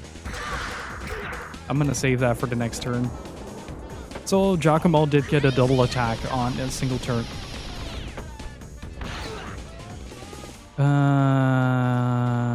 94, that's not too bad.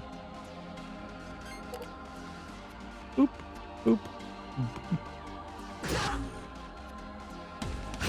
This is pretty much the most damage I can do with this.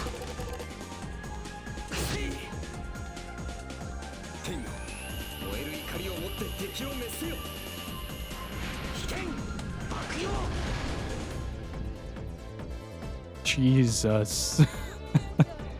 Are you still standing? Mizudi? No.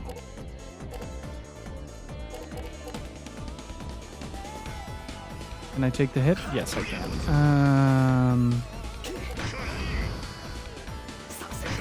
I'm gonna empty my hand except for the curry. If he lets me. Like, Giacomo doesn't seem to have, like, a big attack going.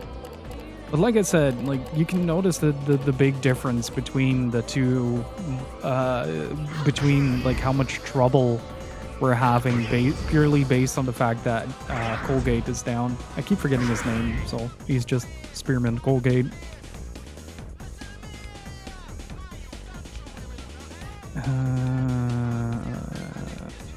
Okay, yeah, that might be a good idea.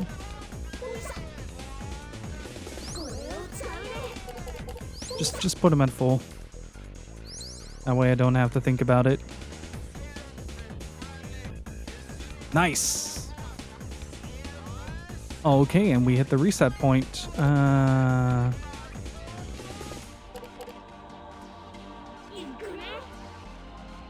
I wonder about something. I need to check something once the last ad goes down. I need to see if I can basically revive someone by healing like you do in Saga Frontier. I don't think that works. I think you need a specific revive item for that, which are pretty rare in this game.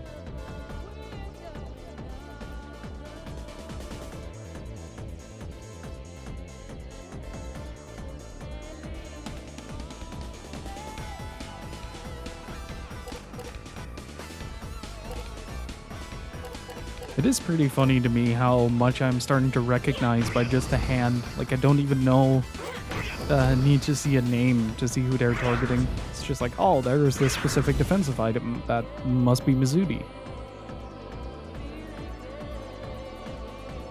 Like, me being in a very comfortable position right now should allow me to at least get something done here.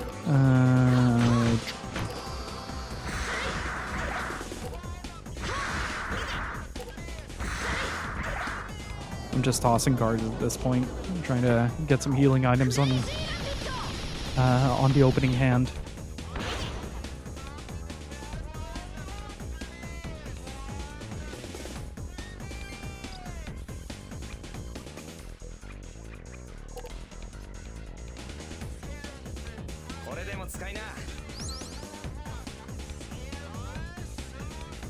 Nope, doesn't work. Well, That's one for future reference.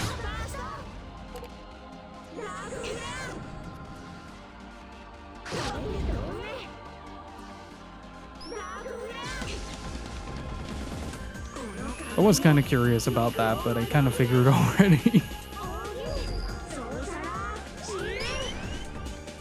That should put her close to death as well. Yeah.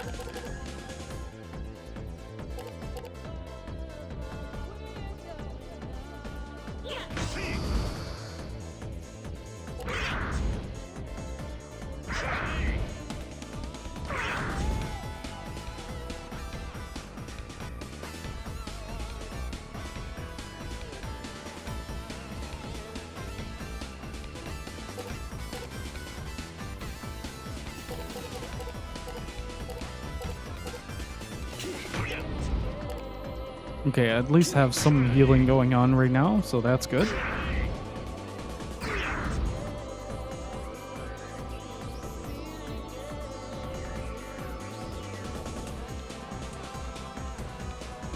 Let's see. Yeah, I'll just take it. No problem. I need to heal Mizuti. I'm gonna toss some auras though.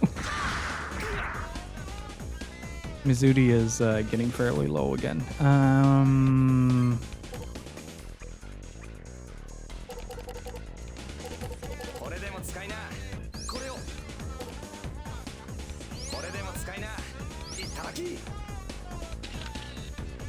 That should heal quite a substantial amount. Shit.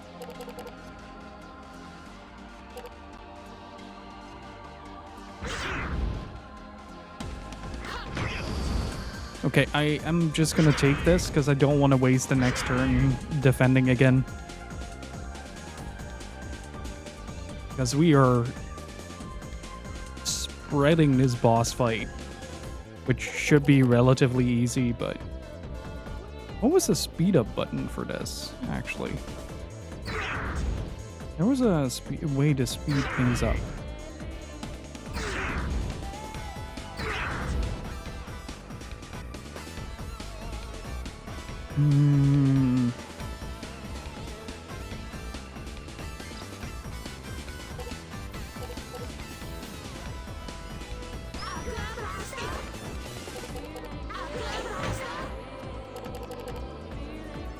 So you see that she blocked one of the moves. That means that she played a defensive card.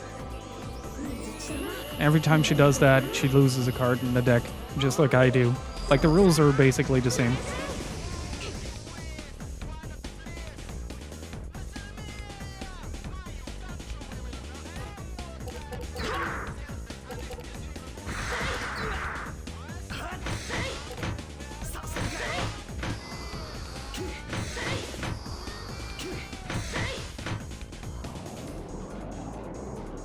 Nice try. Yeah, she is on Death's Door. That's why I keep the Wind God Blade available. But it kind of depends on how much HP. Yeah, let's just take that leap.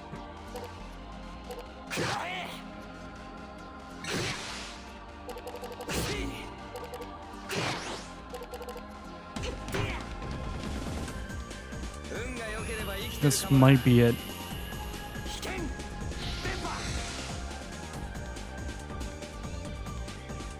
I think, yeah, there you go.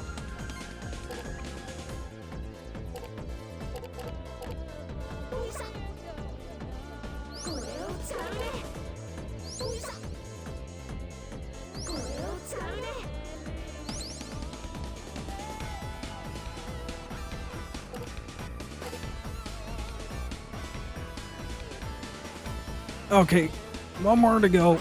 We got this, chat. One more to go.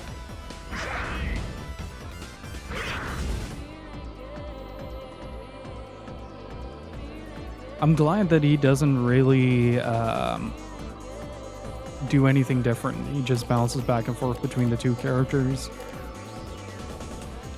But now I can start spending my defensive things in full focus of him instead of just having to rely on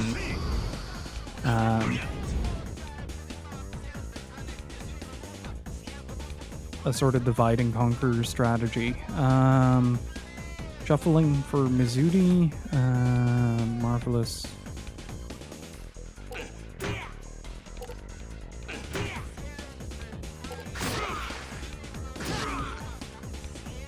Okay, let's see how we can manage against this.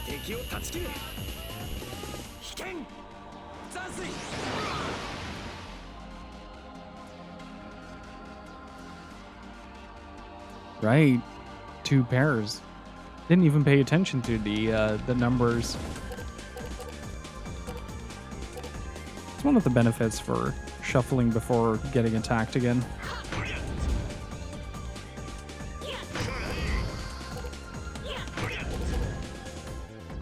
Don't you have the Steve Nutt emote? I think that's just delegated to his channel. Chipmunk, how's it going?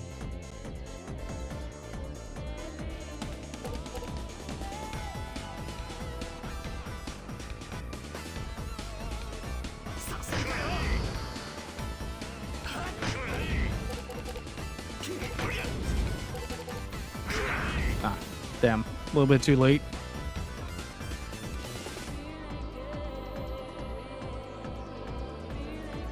Who's up next? Nice.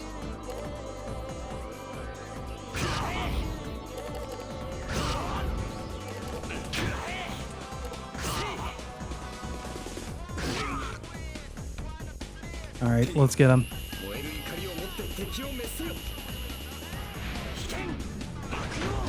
Ah, he blocked it. Still a decent amount of damage, though. I should have an orange on... Yeah, nice.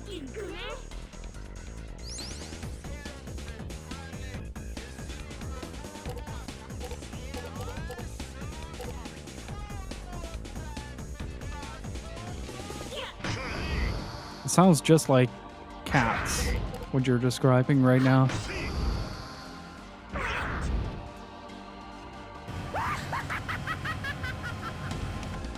Yeesh. That is still a rough amount of damage. Please don't do that again. Like, it does look like he's bouncing back and forth between the 2 characters. Oh, we're getting a reshuffle on Callus.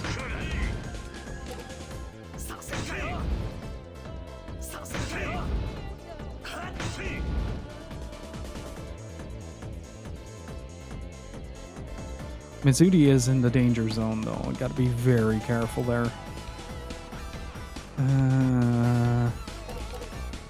What? What the fuck, game? Are you serious? You better not start pulling shit like that throughout the rest of this fight.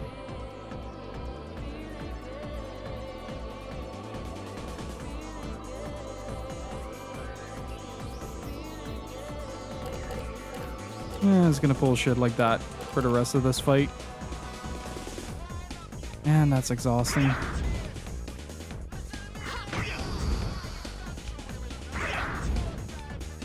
I really don't like it when a game has like a turn order that is like this, where it's just who the fuck ever wants to go first goes first. Oh, that's a full heal.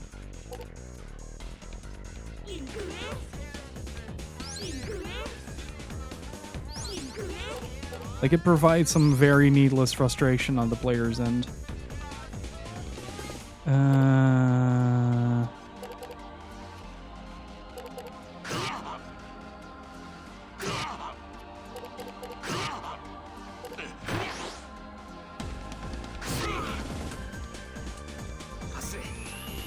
A shuffle deck turn shouldn't make any difference in the turn order.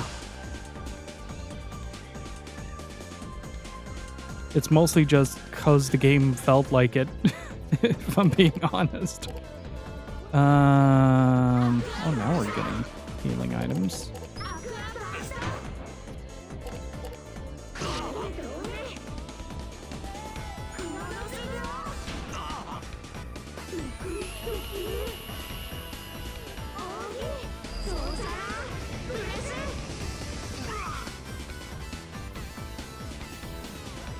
But I also had something similar happen in other Monolith games where characters would just randomly die without any cause or reason. Yes.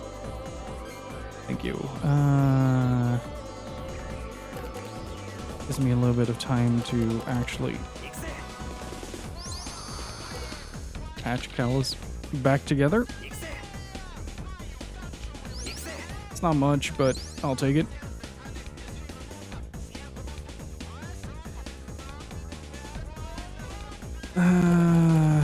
See what I mean? Like they're now starting to kind of bullshit their way through. Just like, oh yeah, there was a time and place where you would be able to actually get something out of this, but you know, we're just not gonna give you that. He's just gonna take extra turns. You're gonna have to deal with that, and that's basically it. That's it for the rest of the day. Have a good one.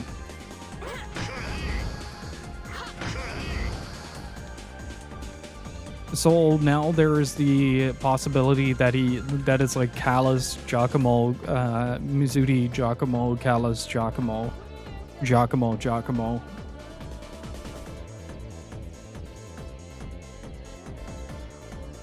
It might be that he gets like a hidden speed boost or something. I don't know. I have seen weird things in RPGs behind the scenes.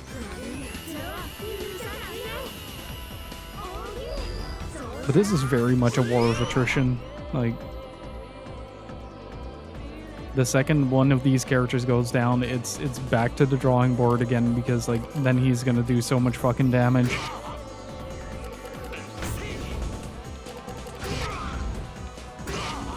It's gonna negate a lot of the fire damage, but Giacomo's abs get a turn as well.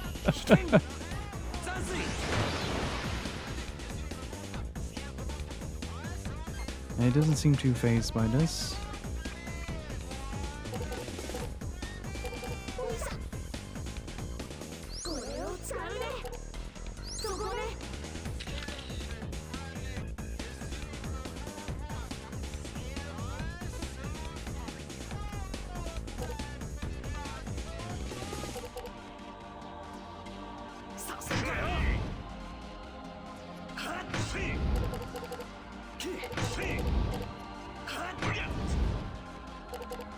Ah, there it is. We've hit the phase triggered. And it's an instant kill. Oh.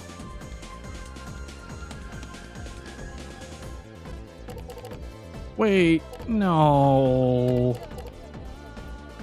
No.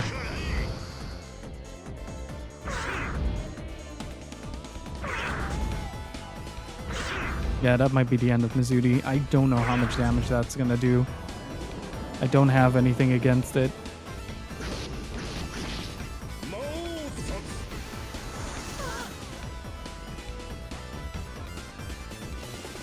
Still standing. That didn't do as much damage as I thought it would. Reshuffling, I think.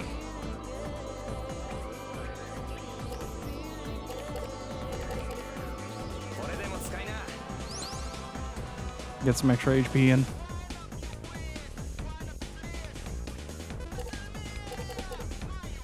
Feels like such a war of attrition. Good lord. On the plus side, because he shuffled, he's gonna have to do that soon again.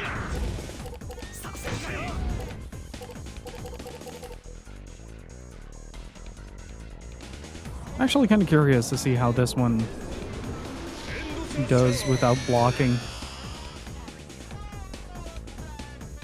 It's not even that much. It's much longer than it needs to be. That's one thing that's for sure. You can, but it's a very specific card which hasn't popped up yet. You're sort of subjugated to like the randomness of the game itself. Oh, this is the big one. Imperial Force again? Yeah. At least I'm blocking most of it. Sheesh.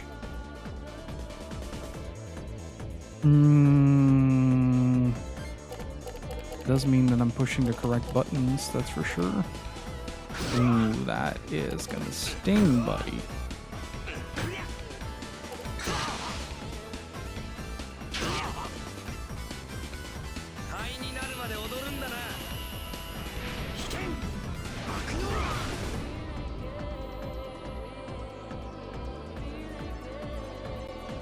One of those fights in D&D game. Hang on.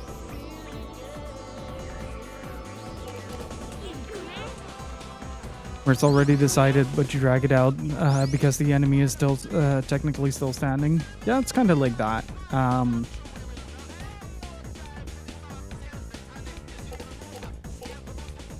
Like, my main problem with this is that it just lasts so long. It's a really long fight. And like it feels very bullshitty. It's kind of like in Tales of Vesperia, you have a boss that suddenly can drain your mana. He's like the only character that can in the entire game. And he does that on like normal attacks. So most of your game plan is revolved around drawing his attention and keeping him locked in the combo that he can't attack anyone else. But as a result of that, you get situations where you can just barely hold on. Because, like, you don't have anything to defend yourself with. You don't have anything that allows you to, well, basically do the things you're supposed to do.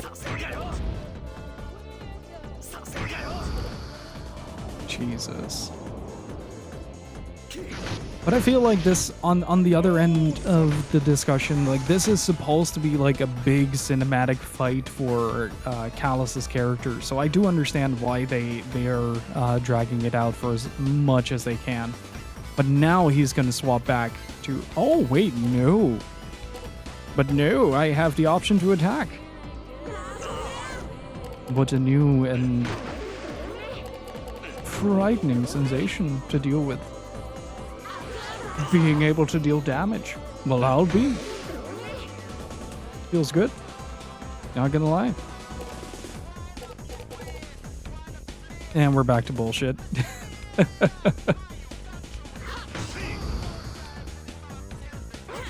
But I do find it funny how this game approaches, like, the nonsense with a sort of honesty to it. It's like, okay, this fight is going to be absolute horseshit no matter how you look at it. So just embrace it, I guess. Like, once you get past this hurdle, that's basically it for a while. So then sit back, relax, enjoy the ride, and try to get through it as much as possible and see where the fight will take you, I guess. And hey Nova, how's it going? A little bit, yeah.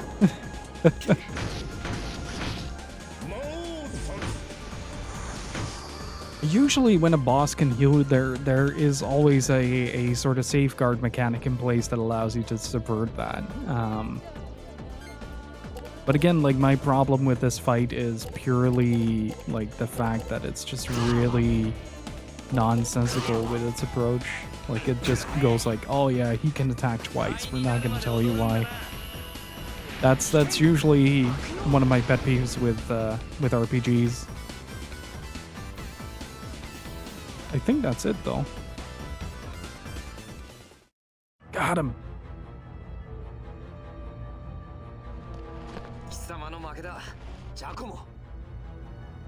You didn't believe in the heart of the cards. Yeah!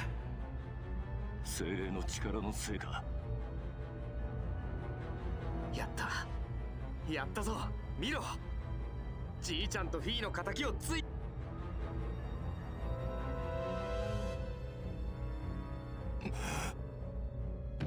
その力ゲオルクの研究の Hey Blank, how's it going? 俺が受け継ぐはず The heart of cardness. じいちゃんの研究だってそうだゲオルクの極秘の研究の成果。神の子の They 力。 victor! Indeed. 神の子の力？それをお前が受け継ぐはずだっただと。どうしてお前が？なぜなら、お前が祖父と呼んでいるゲオルクは、俺の。なんだって。そんな嘘だ。 Revelations.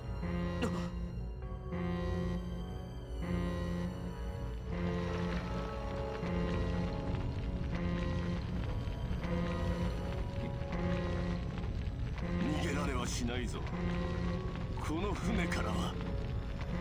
この船はお前たちを葬る巨大なか父の作ったゴルドバで地獄へ落ちるがいい。 I'm sure it'll keep you warm on your way to hell is such a good way to end.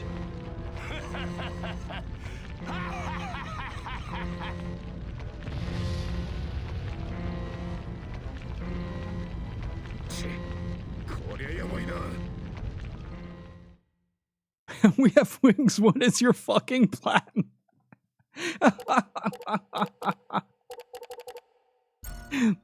That is a very good point.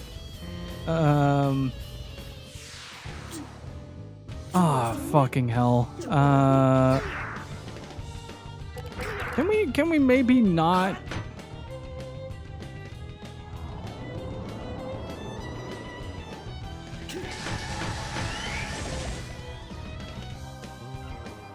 Oh geez.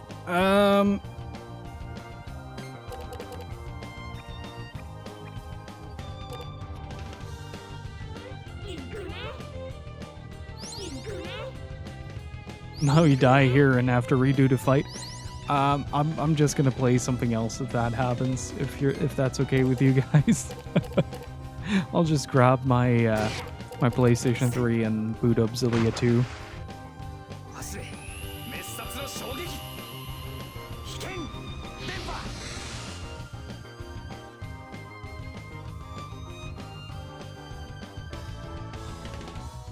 I feel like my brain could not handle the frustration.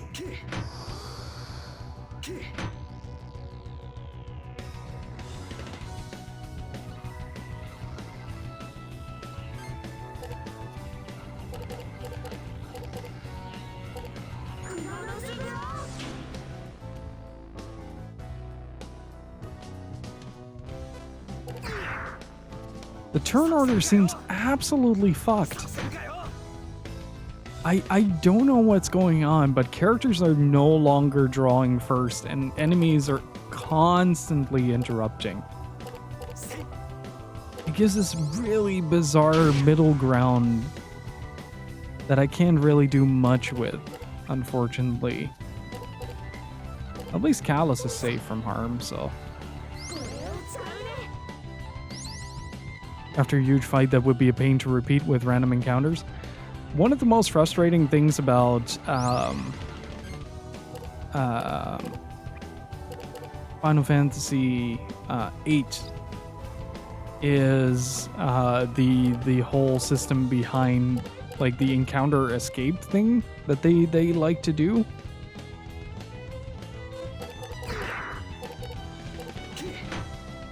Also, it's a bit mean that these guys can attack before the cards pop up.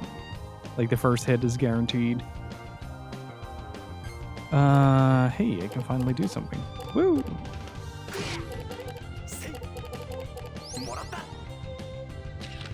Hey, Redbink, how's it going?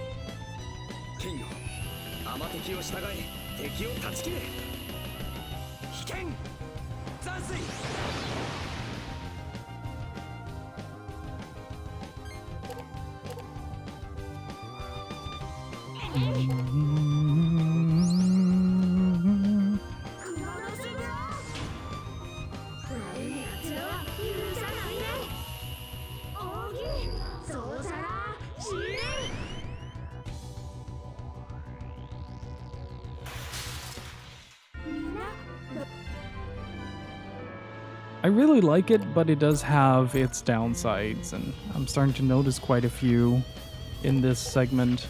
Might also be because of the fact that we haven't played in a while, though. I'm going to be a bit reasonable with that. Oh, hey, she got some experience while she was dead.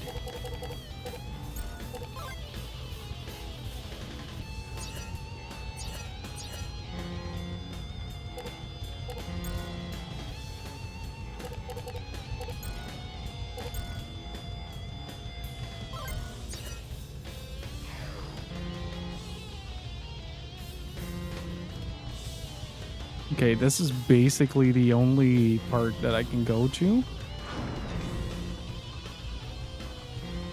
Okay, do I need to go to the bridge? Guess we go to the bridge. Or do we go here? The hangar might be able to find something to help us escape. Yeah, it heats me up inside to rely on their machina, but we really don't have a choice at the moment. Can we please stop talking? The timer is still ticking, my dudes. You don't have to be like this. The thing you need to do doesn't work. Is beeline it.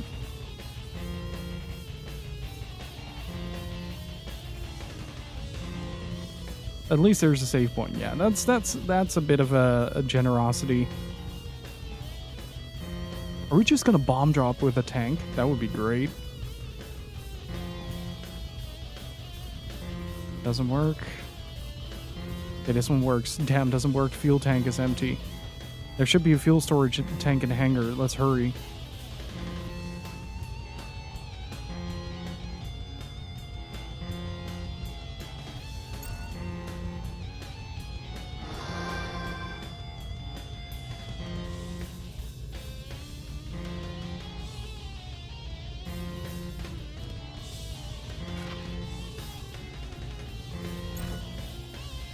Hit him with the oil. It's a JRPG, of course they have to talk. The timer going while dialogue plays is giving me anxiety. So, I don't know if you've ever played Final Fantasy VIII, but like, I was kind of like most people playing that for the first time and just kind of GF spamming everything, which was a very long, lengthy cutscene. And the timer doesn't stop. So I accidentally killed myself at some point during one of those runs by summoning like Quetzalcoatl or something like that.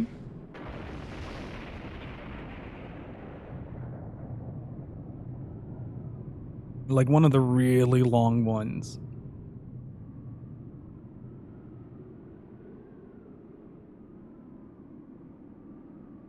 After 10,000 years, I'm finally free.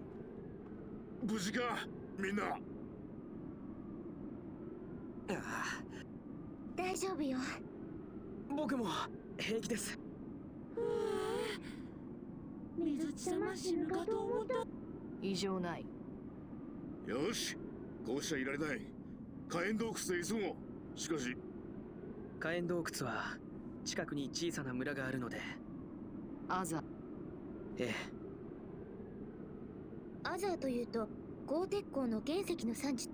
そうです。It's not my first playthrough, but the last one I did was pretty much on the release of the original, so. OK。その前に、カラス。なんだ、リュウド。一つ聞いておきたいのですが、君の祖父の名はゲオルグというので、確かその飛翔機もおじいさんの手によるものだという話でしたよね。ああ、そうだけど、それがどうかしたのか。With the very tinny voice acting, yeah. ゲオルグというのは、ミンタカで噂に聞いた12年前に研究室で爆死したと言われる狂った天才科学者の名前と同じです。なんだって？本当なのそれ？ええ、間違いありません。ジャコモも父がゲオルグ博士が作ったゴルドバと言ってましたよね。俺には分からん。その帝国の博士っていうのが俺のじいちゃんなのかどうか。ジャコモのやつがじいちゃんの息子だっていうのも信じられない。でもテートのその天才的な博士はもう10年以上も前に死んでしまったというのでしょ？ええ、僕もそう聞いていますが、俺のじいちゃんが死んだのは2年前だ。ミラでジャコモたちに襲われてな。まあこんなところで首をひねってたってしょうがねえ。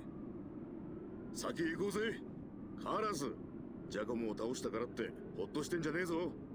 今はゲルドブレイムの野郎を何とかしなきゃ。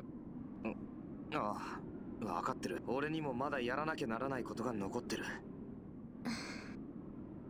よし。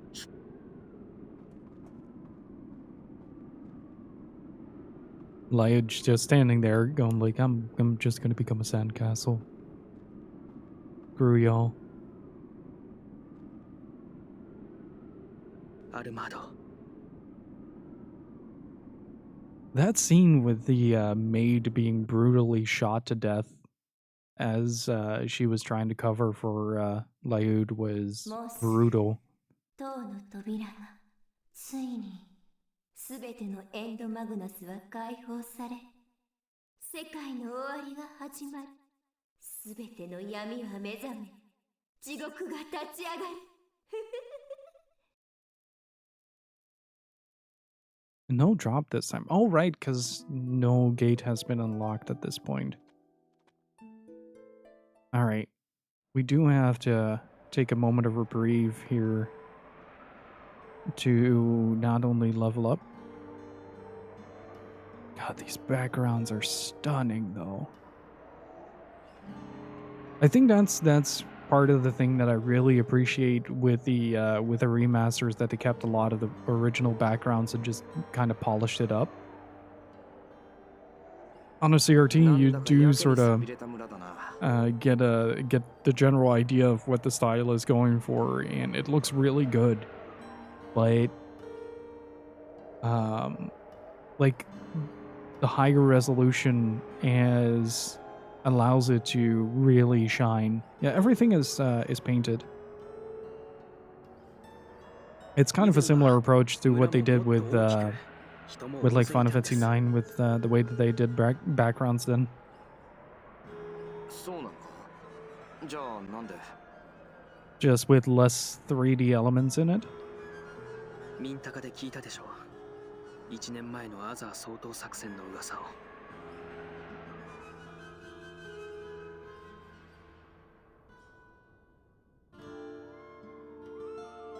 この村は昔から近くの火炎洞窟より産出される豪鉄鉱の原石を帝都へ収めています。ところが1年ほど前のある日、毎日延々と続く重労働に不満の声を上げて、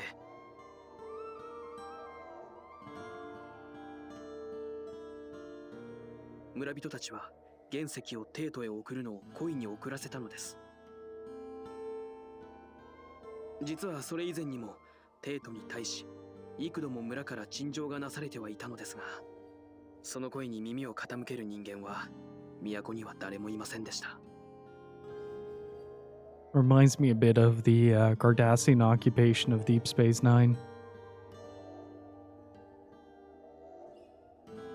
So Worf has decided to... Normally a dog plays with their balls.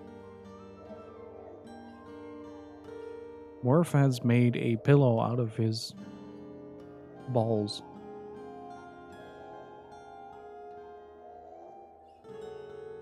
村人の犯行に激怒した皇帝を見せしめのために村の主だった者を処罰するよう指示しました。つまり有無を言わさず。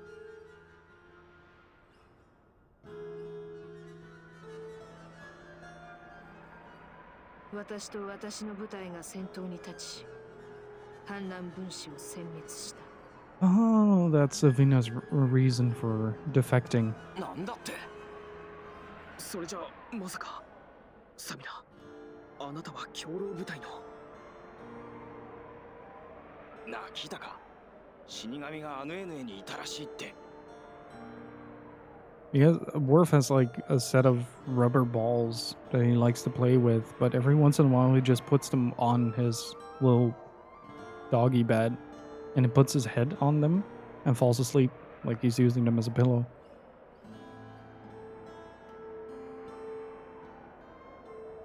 死神ってあの殺戮マシーンって呼ばれてた。ああ、お前も聞いてるだろ。何やら皇帝の極秘の計画が動いてるらしいって噂は。それでアヌエヌエに出張ったやつがそこでちらりと死神の姿。本当か？奴が姿を消してからもう2年にもなるんだぜ。どうせまた見間違いかなんかで。おい、あれ。うん、どうした？ああ They bravely ran away. なんだありゃ。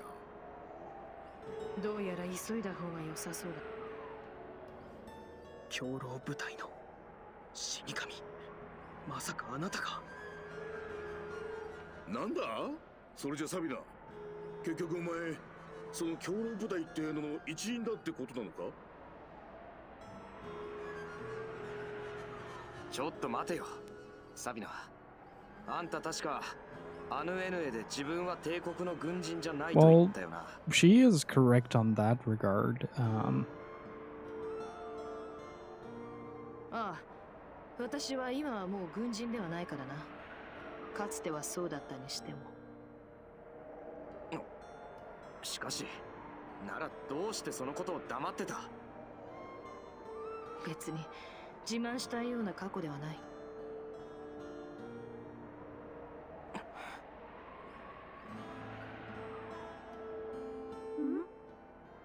どうしたね？突如明らかになった過去で泥沼の二人か？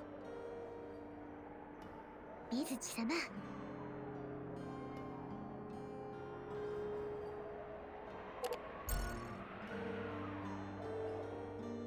ああ、なあサビナ。この村を襲ってから一体何があったんだ？待って、カラス。もうこの話はそれくらいにして、こうしている間にもいつゲルドブレイムが最後のエンドマグナスの封印を But I want more 解い backstory. てしまうかしれないわ。ああ、わかったよシェラ。そうだな。しかしまさかよりによってサビナ、あなたが死神だったなんて。僕はあなたにどうこう言える立場ではありませんが、しかし。やめとけってリュウド。人はそれぞれやらなきゃいけないことをやる。周りでとやかく言っても始まらねえ。てめえがやったことのツケはてめえで払う。それは確かに。リュウド。ええ、わかりました。火炎洞窟は村を。さあ、行きましょう。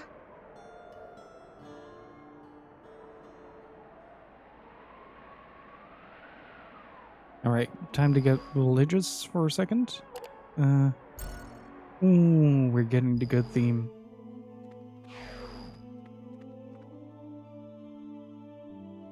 Wait, okay, she'll be up to date. You'll be one behind, okay. Let's pray. That's gonna make a big difference. Yeah.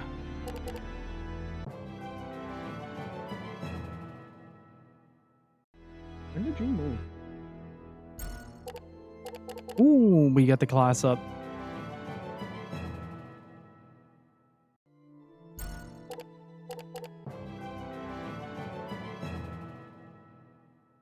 They're not far behind, luckily.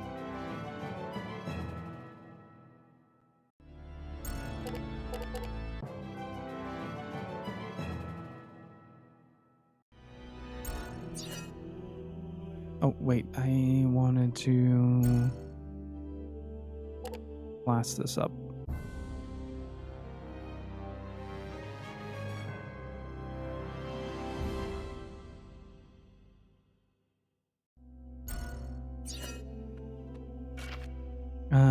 Let's first see what they have to offer in the shop here. Well, let's first save. That's what's most important right now. Save your progress.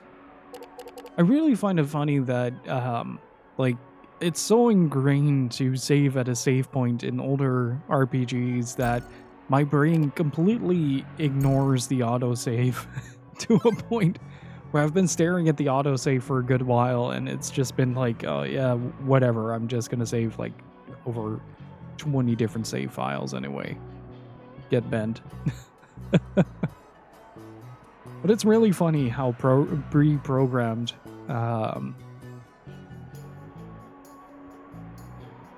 I am for like just using save points as optimally as possible.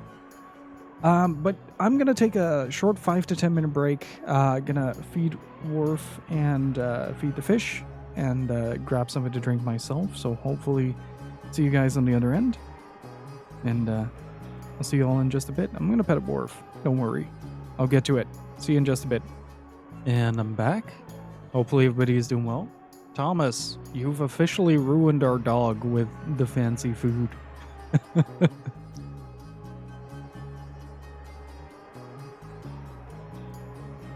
Now we need to get very fancy food for him all the time, so he is gonna be the optimal spoiled boy.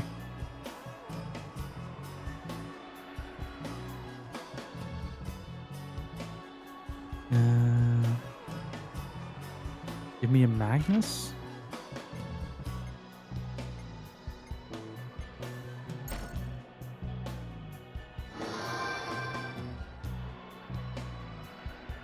Thank you.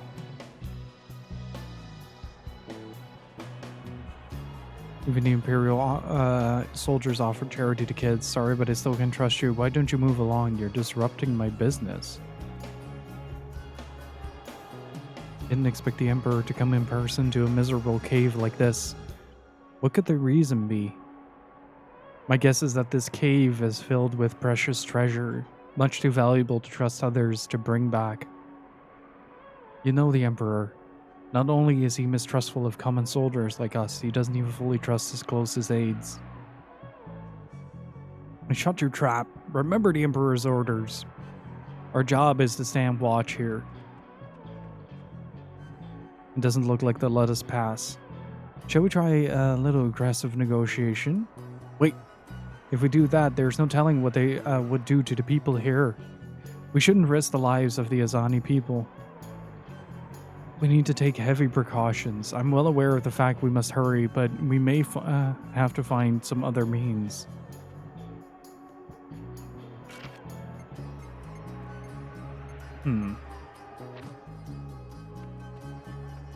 I don't know if there's like a way to go back to a different town. No, because I'm wanted there.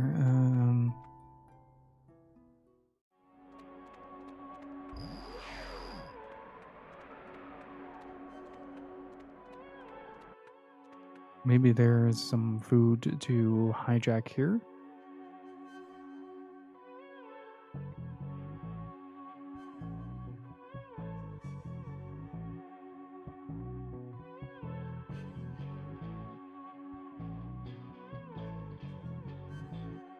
Sheesh, what's her problem?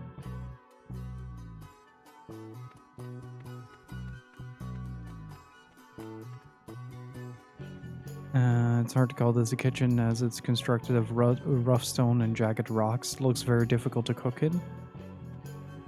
Do you see the girl over there? Poor child. Her parents were killed by Imperial soldiers. Do you know about the Aza massacre? The girl's parents died in it. No trial, just immediate execution. Hey buddy, you enjoy your food? The poor girl hasn't been the same since. She shut people out and won't speak to anyone.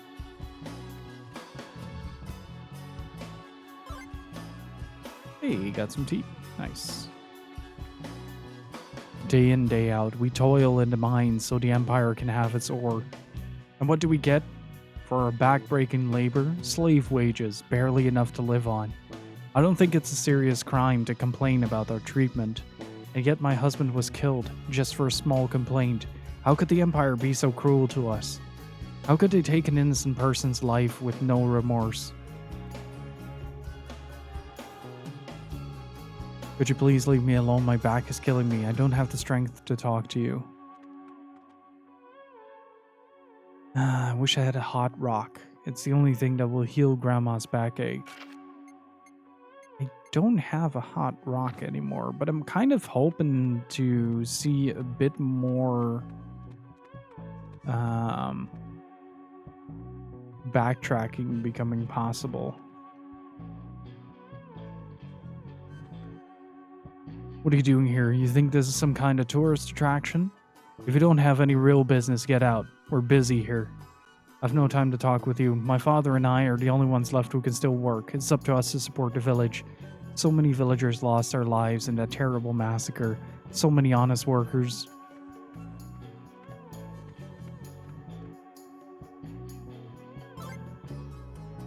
The Crimson Blossom.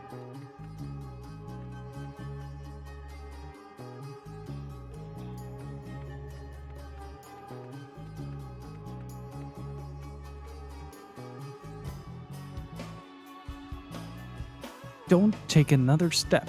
What's that on your back, huh? A winglet, huh? You must be from the Empire, and that guy behind you. I've seen that uniform before.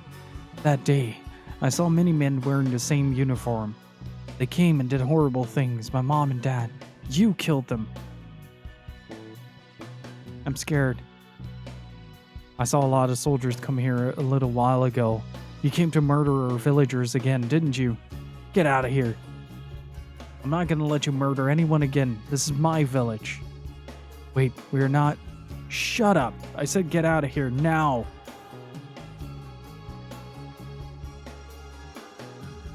Leo, let's go. Let's track down Gelda Blame.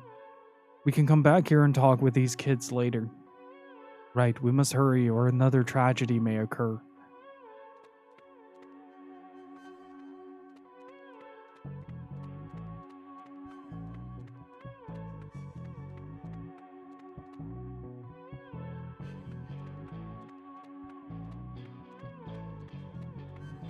I really appreciate how much world building there is in this game through like NPC dialogue.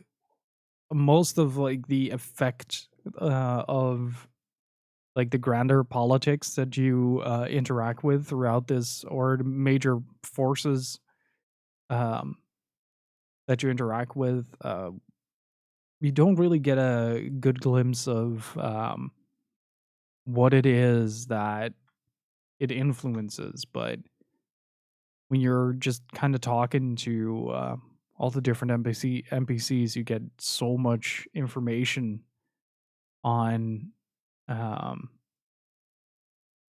road at hand, and just kind of how what kind of consequences the actions of the Empire has.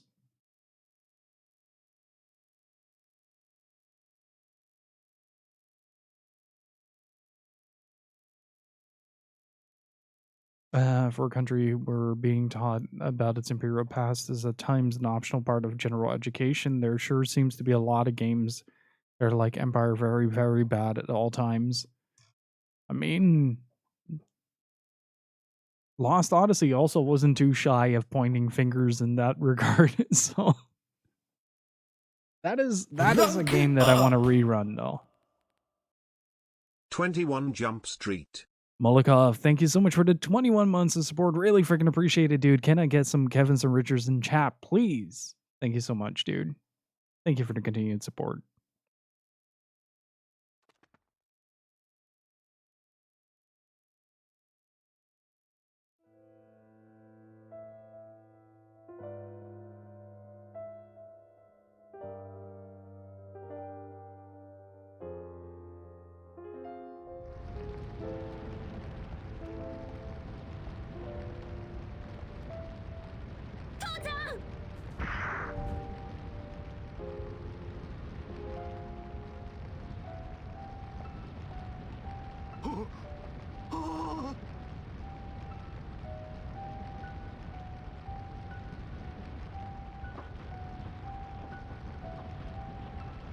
That angle is just unfortunate. Makes it look like he's using her boobs as a speedball. 作戦行動中だ。市場を挟むな。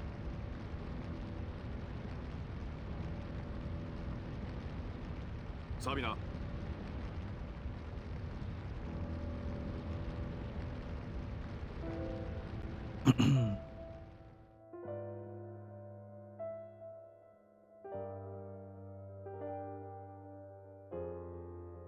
いサビナ、大丈夫か？行こうぜ。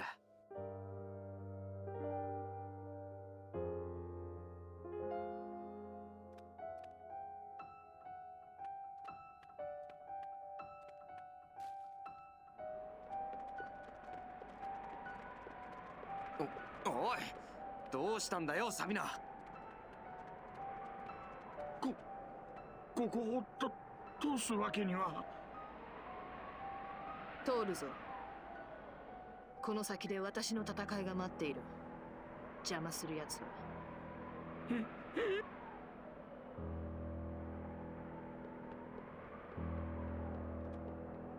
Well, that's one way to gain entry. What's a little bit messed up? I haven't been able to heal at all.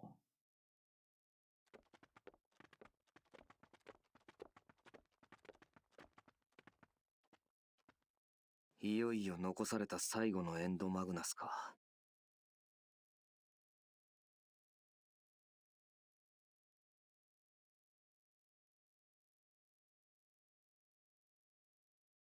Morph is playing with his ball and is trying to get me to ここ throw ま it. でよく俺にありがとう。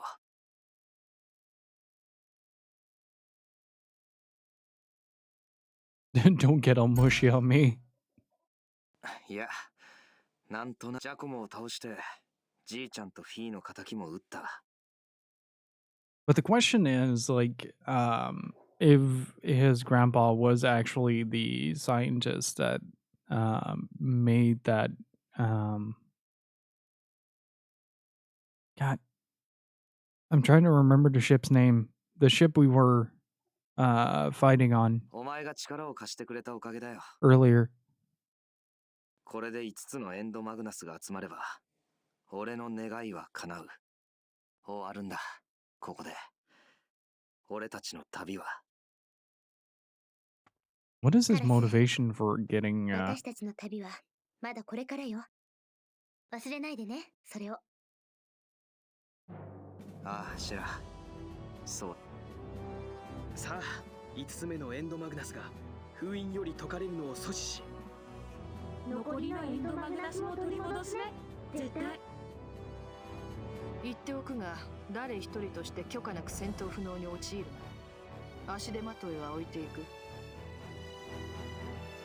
上等だ。行こうぜ、みんな。 Okay, we might have to grind up. Can we go back still or?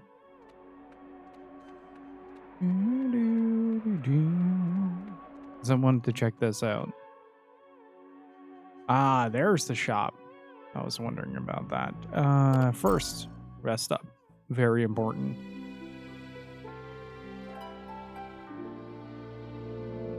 I'm honestly considering giving Mizudi a head start with the 3K experience that I have banked. Might honestly be a good idea. Yes. Yes. And yes. Yes. Yes. Alrighty. We should be able to buy something nice.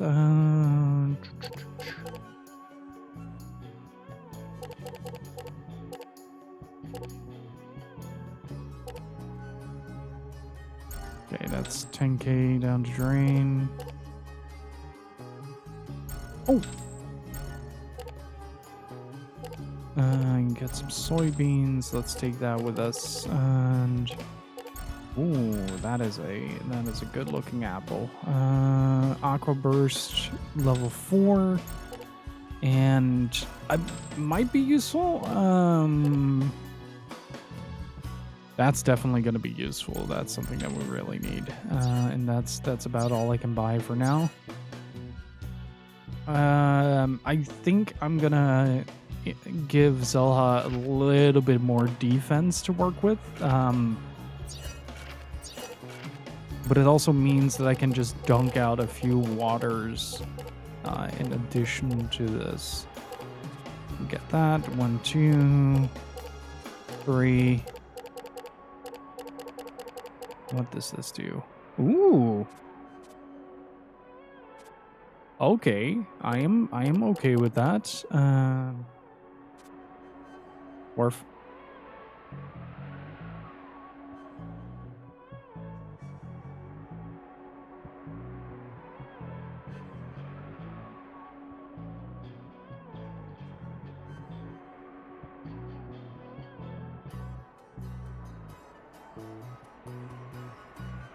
All right, what else do we need?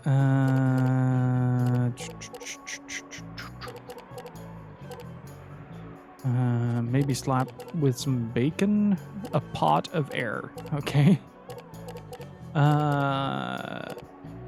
We might be able to sell that painting actually. Now that I think about it, get a buff in there. Is there anything? I'm just gonna leave that one slot open and see if I can sell something, like maybe that painting goes for some sense of value. Sell. Certain cards do really go for a lot.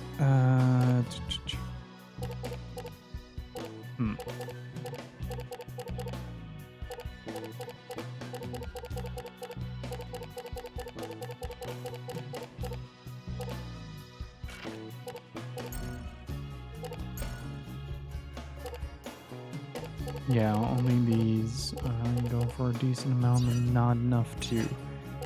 Alright, so that means that we need to start grinding a little bit to at least get a few cards to back it up a little bit, but also to level the party up a little bit so we don't get as stuck on boss fights as we just did. In hindsight, though, I did really enjoy that fight. It's just frustrating to deal with like random feeling turn orders in a turn-based RPG, especially with the randomness of all the cards in hand. Places into lava caves. Right, we don't have time to get sidetracked. Let's go after Gelda Blame now. The backgrounds in this are stunning. I think the only game that might top this is Bravely Default, the original. びくともしない。これじゃ進めないぜ。おい、あんたの方のその飛翔機。ああ、確かにこれを作ってくれた俺のじいちゃんはやっぱりな、一発で分かったよ。そんな代物を作れるのは世界広しといえどゲオログくらいのもんだろ。しかし懐かしいな。どうしてるじいさん。待てよ、だったってことはまさか。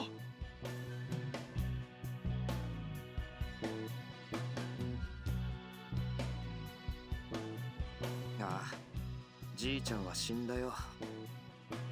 死んだ？ゲオログが本当にか。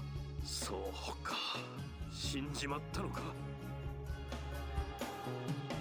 そうだなあ、あんた立ち話もなんだし、わしの小屋に来んかね。悪いけど俺たち急いでるんだ。あんたの昔話を聞いてる暇はないよ。まあそう言うな。あんたたちこの奥に行きたいんじゃろ。テータの腐ったれどもがわしのホラにいきなり踏み込んできよって、そいつもまとめて面倒見てやるから、まずはわしの小屋に来なさい。The fate of the world hangs in the balance. Like, start making sense, old man.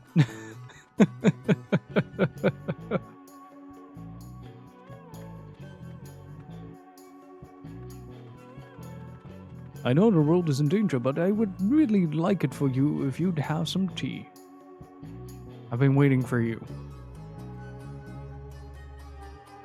いやあ、わしもずっと昔にゲオルグの下で働いていたことがあってな。ゲオルグはこの村の出でな、若い頃からいろんな仕掛けをこさえたりしてな。後にも先にも並ぶもののない凄腕の技術屋だったよ。まあ無口な人付き合いの悪い、どこか変わった男だったかな。もう20年も前になるかな。それがある日ひょっこり姿を消してしまってな。その頃見知らぬ連中がちょくちょくじいさんを訪ねてきて何やら話し込んでおったようだったが、言われずとも皆ピンときたよ。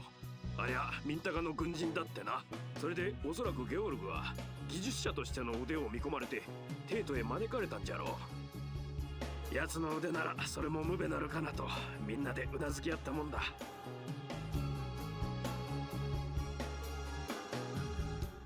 そういやじいさんには当時13になる息子がいたな。ジャコモと言ったか。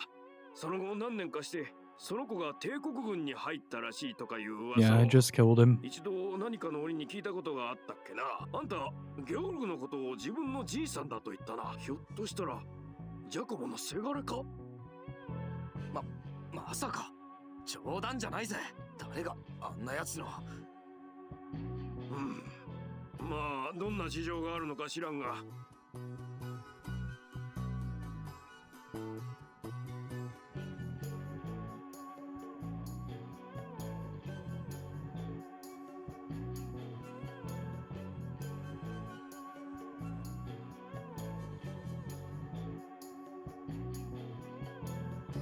その後はゲオルグの噂もジャコモの噂も The wharf has been pet. 今ではもう村の人間の大方も二人のことなどとうに忘れてしまっておることだろうな。それからじいさんと一緒に出てったラリクシは奴はどうした？元気にしとるか？ Just second chat.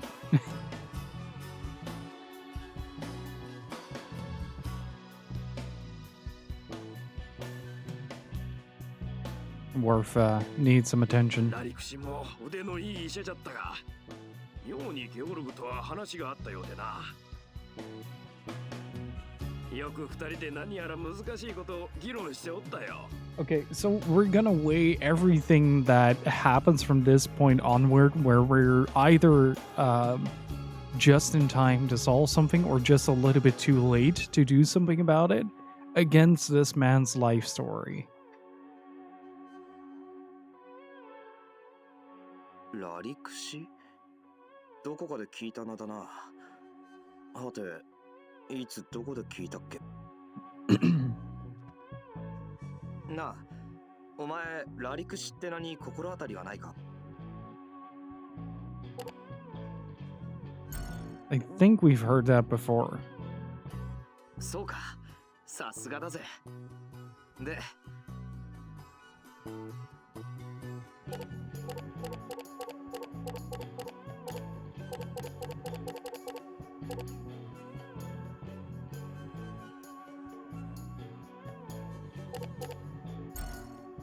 本当か？お前ってねえカラス、確かあなたが気を失って運び込まれた Oh, ケバルライ村だ。 right. Right. ケバルライ村の医者だ。あの先生も確か、しかしまさかゲオルグじいちゃんの知り合いだった。 But that would mean この that 先生が the doctor immediately recognized the making of that artificial wing of his. おお、ラリクシの方はどうやらまだ元気でやっとるようだな。 There you go. How's it going? もしまたラリクシに会うようなことがあったら、わしがよろしく言っていたと伝えてくれ。 Hey, after 30 hours, I have near encyclopedic knowledge of this game. Just comes at a cost to use it. Hey, Sophie, this is the remaster, yes. ああ、わかったよじいさん。それよりじいさん、俺たち。ああ、わかった。確かこの辺にあの扉を開けるにはちょっとした工具が必要でな。ああ、あったあった。 It takes a bit of a trick to open that door, bust out a huge cannon. よし、わしは先に行って準備しとるからあんたたちもすぐに来なさい。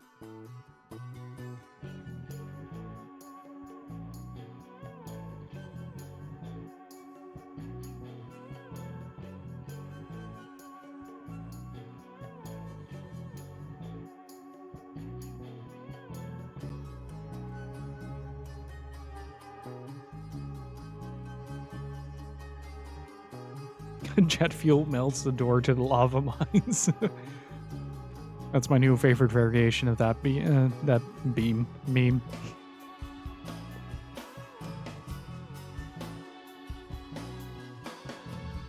I might be a bit distracted. Worf is trying to play with me, and, well, who am I to say no?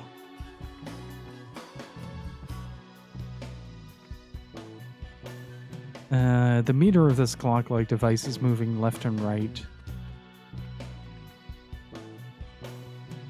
That's my toe.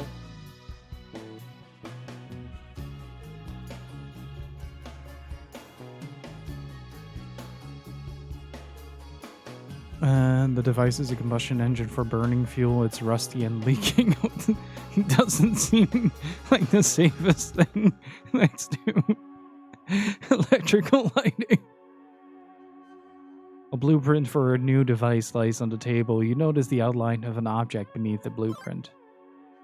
Ooh, got a pen. A fuel barrel stands in front of you. Upon closer inspection, you notice something underneath the barrel. Oh. Yeah, we do have to at some point get back to the... Oh? Is that Callus's level 6? Because I believe it is.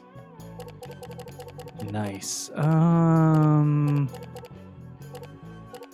many finishers do I still have? I have 4, 5, 3, 4, and 5. I'll remove one of the auras. And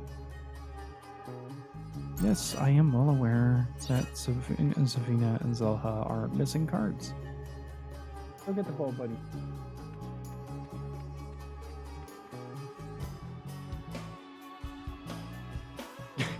Or plop down. That's also an acceptable response to this situation.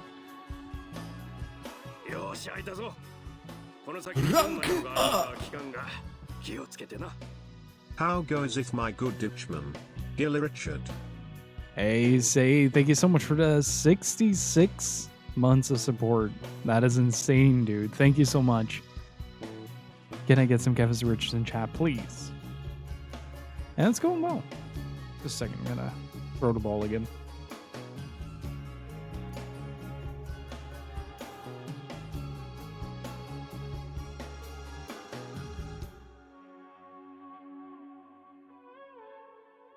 And how about yourself? How are you doing?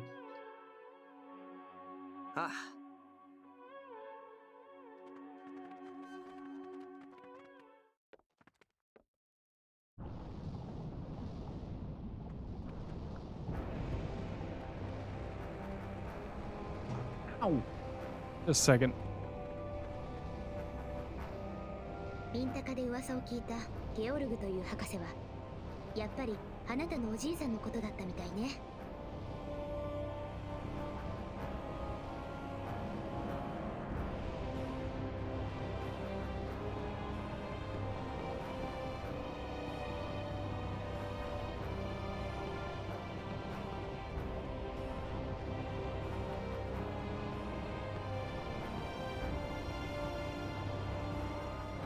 He got a bit too rough playing.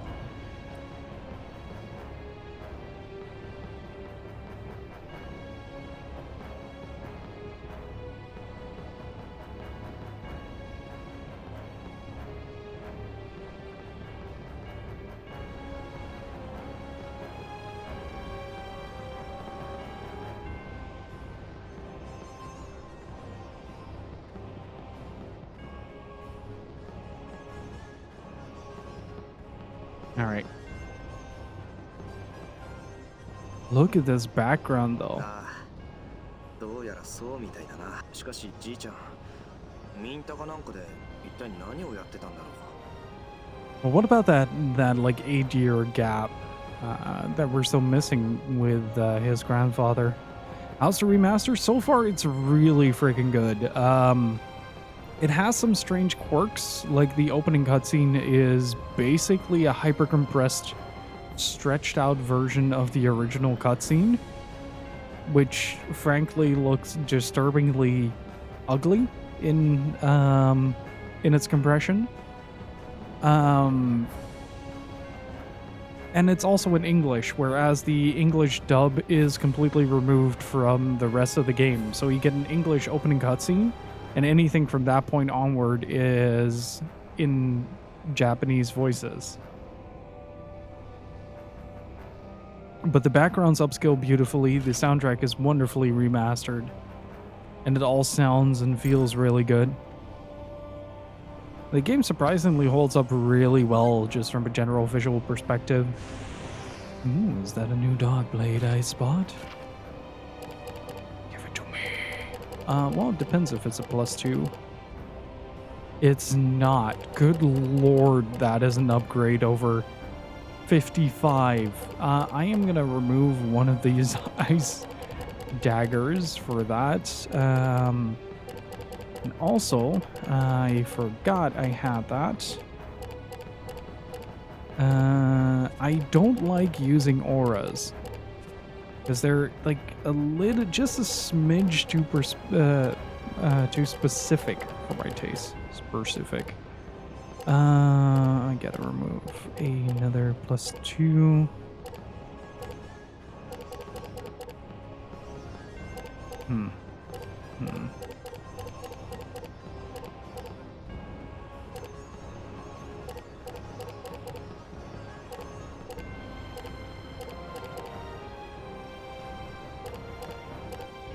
That's a bit of a downside. Like, I don't want to... Oh, wait, the crystal edge is way weaker than that, so that works out for the best.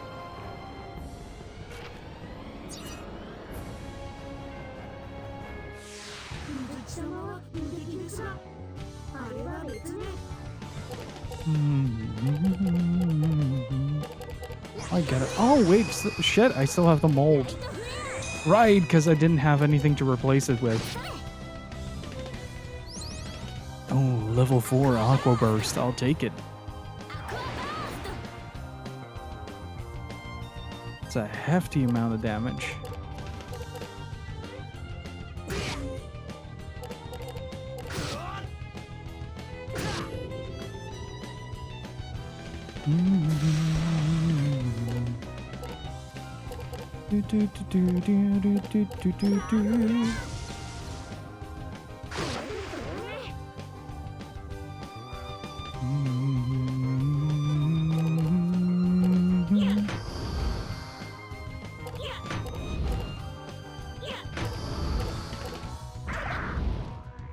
Oh geez, that is a hefty combo right there.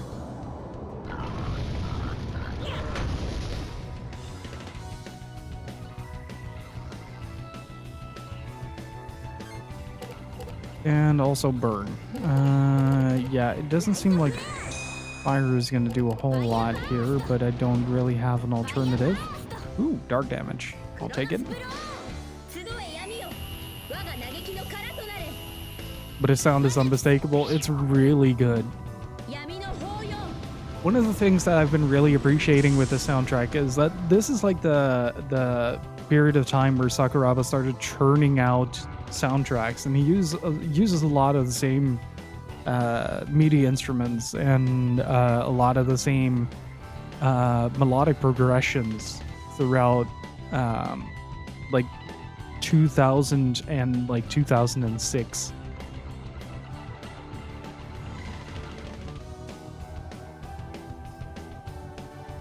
So you hear a lot of like synth sounds from, say, like Golden Sun, Tales of Symphonia and stuff like that. This is very Symphonia in its like melodic progression, but you also hear like a bit of Star Ocean push through with like the blasting synths, because like Star Ocean was much more bombastic in that way, and Tales of still had like a certain level of elegance to it. But you can definitely hear that a lot of the leitmotifs were carried over from his work, from one bit of work to the other. There's even a track in this game that sounds a lot like Mario Tennis.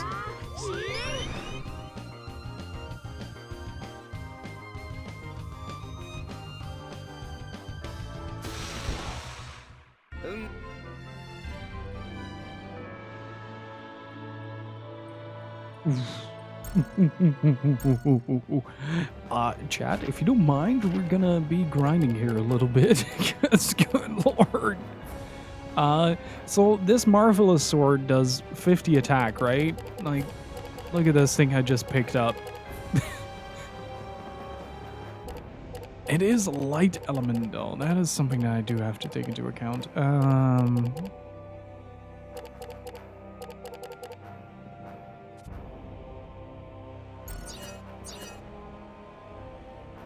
I like most of his stuff though, so it's all good. It really works for this specific era of JRPG for me personally.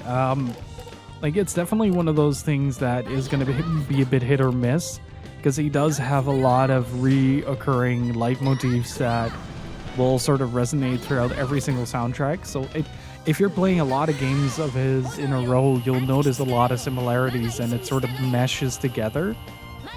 So his biggest, in my opinion, his biggest downfall is that while he does have a very unique and very robust sound to everything and some really good compositions, because he tends to rely on the same instrumentation and the same like chord progressions, the same like bass samples and stuff like that,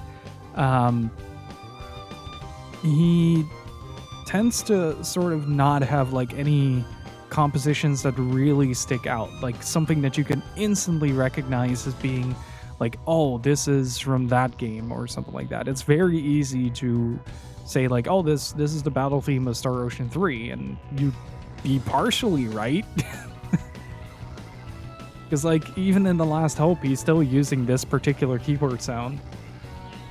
But then you listen to his non-game OST work, and it also sounds like this. So it's just kind of what he likes to make, and that's kind of where I like games like Valkyrie Profile and Golden Sun a lot in that specific era of Sakuraba.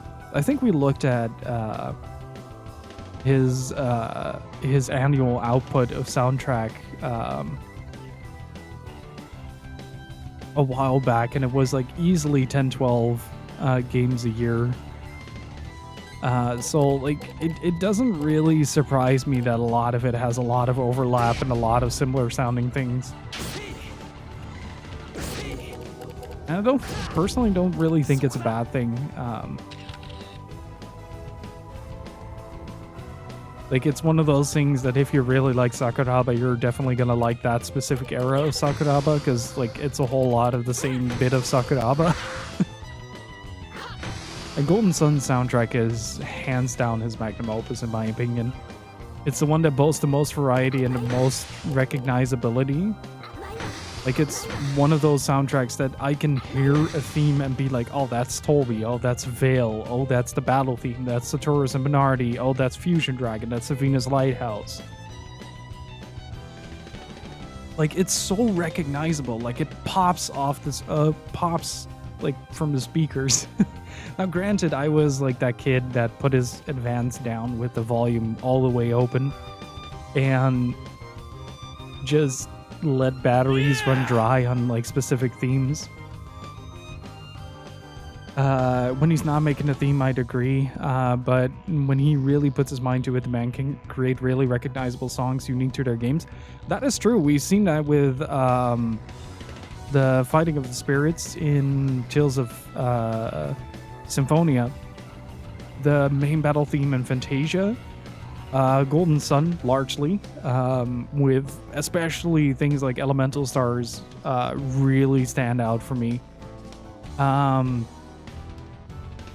then you play something like Shining the Holy Ark, and like it just blasts. Like it's one of those soundtracks that you don't really expect to go as hard as it does, but it really adds a lot of energy to the games that he composes for.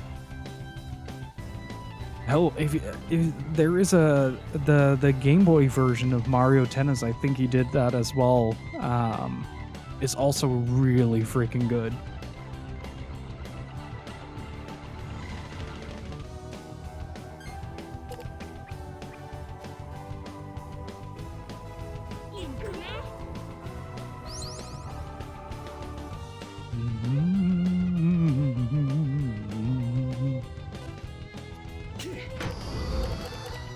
But I think this is the first time he started using this particular violin sound, though.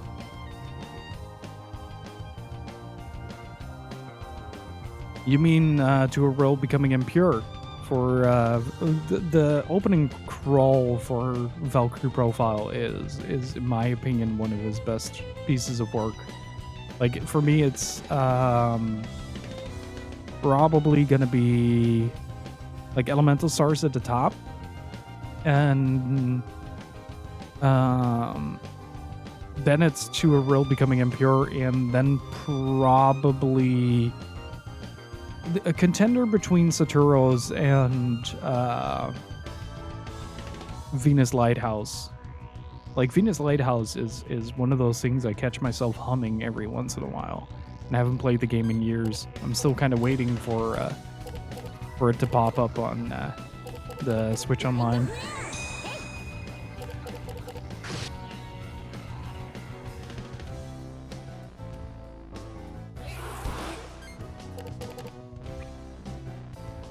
But then, admittedly, you listen to stuff like his work on Valkyrie Profile, and like in retrospect, there is a lot of similarity between what he composes for Valkyrie Profile and say like Tales of Symphonia or like later installments.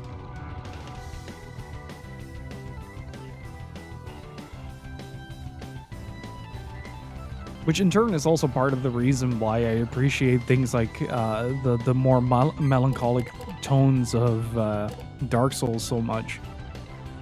Like it's such a contradictory soundtrack to his main body of work. It felt really refreshing.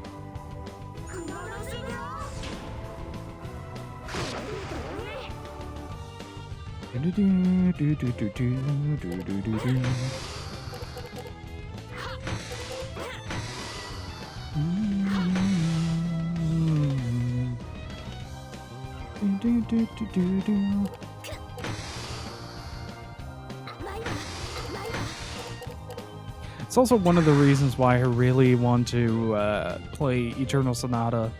Like, it may not be the best art as an RPG, but it does some really wonderful things with the composer motifs within the game, and that's just really freaking cool to work with.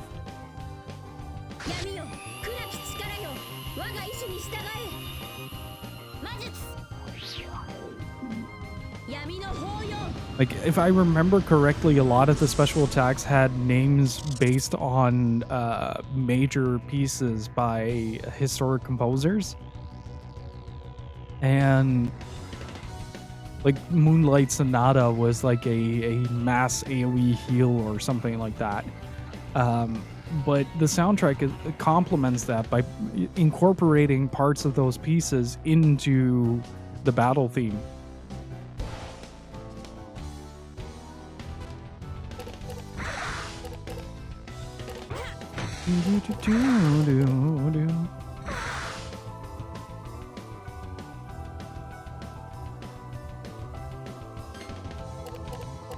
Oy, that is a very unfortunate.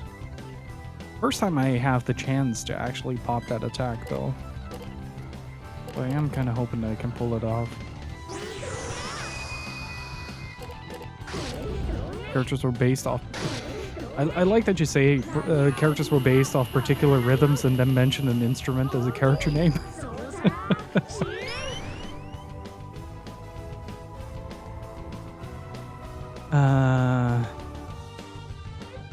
Who was the dude with the top hat again?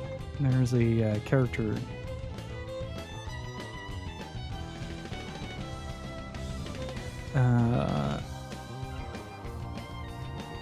Yeah, Frederick. Wasn't it Frederick? Yeah, Frederick.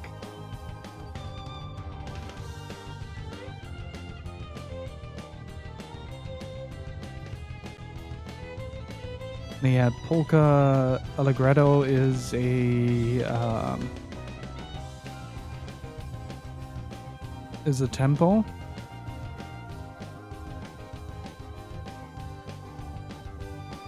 Let's see, and then you have beat, viola. And yeah, it's all based on musical styles, composers, and like techniques.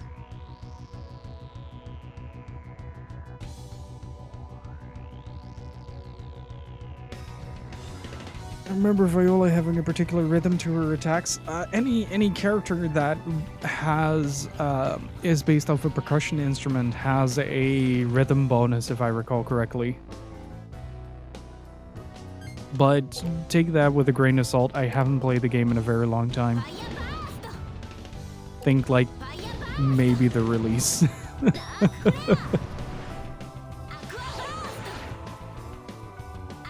Though I do have both the PS3 version and the 360, but I think that's because I got the 360 version later as a gift because a friend of mine got rid of his 360.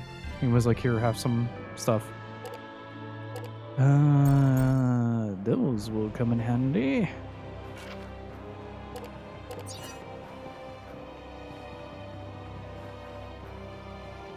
Perspective is a real bitch in this case.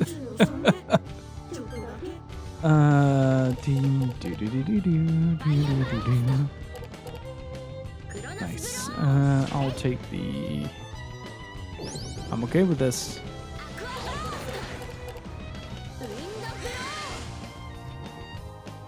Yeah, it doesn't do a whole lot. Oh, we get to see the new attack. Let's go.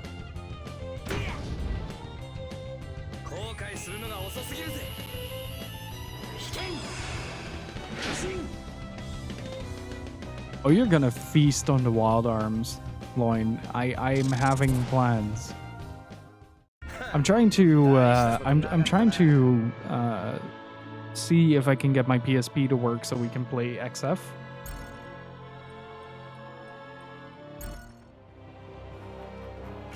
Oh, what? Green tea is that potent?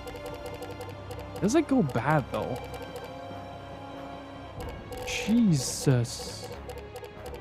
It's like half an HP bar for someone.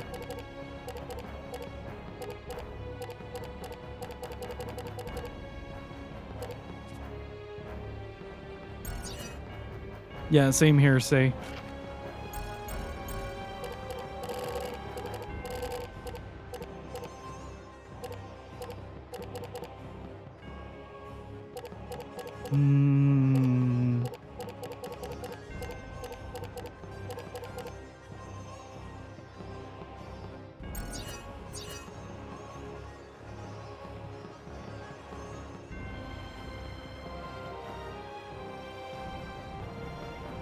What is that? And the creature designer for this game had some fun. Oh. How to brutalize an enemy. Oops. Alternatively, miss every shot you have.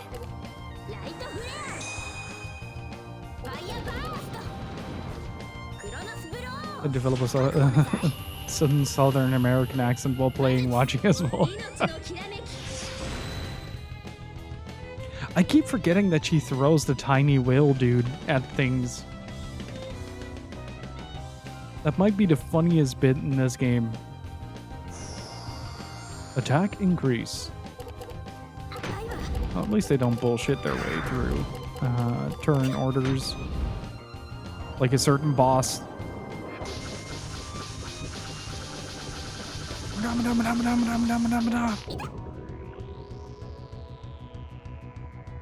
That looked like it hurt. Jesus.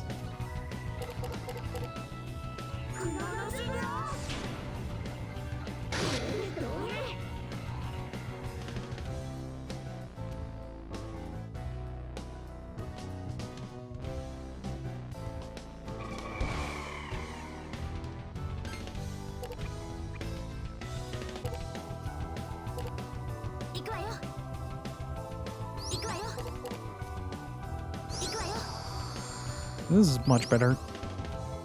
She is glass cannoning a lot, but she can also just really heavily support the rest of the crew.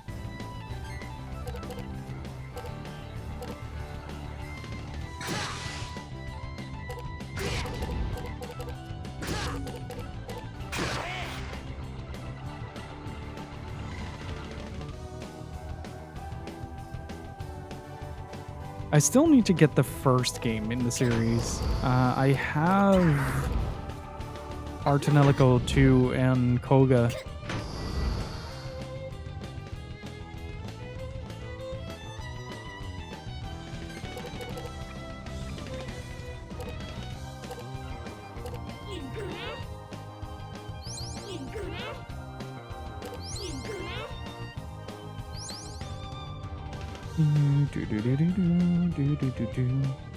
I appreciate that our healing now goes over, or easily over, the 100, or the 1,000, I mean.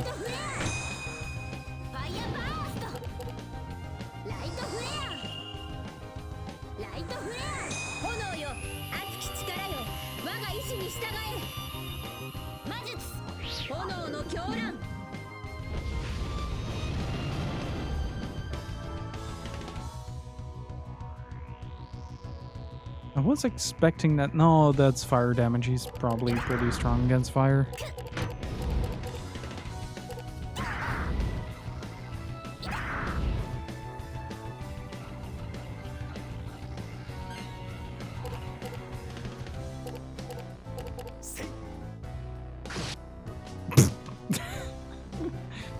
Died of food poisoning. What a way to go.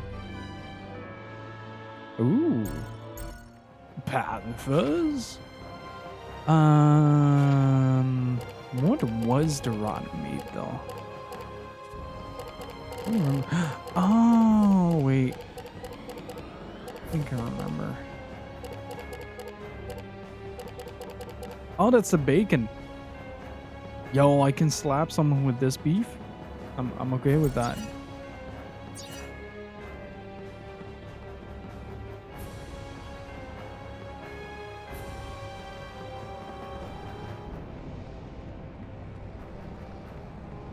Okay, you're the one I was looking for. I need that sword. These guys drop a sword that I really, really freaking want. Apple.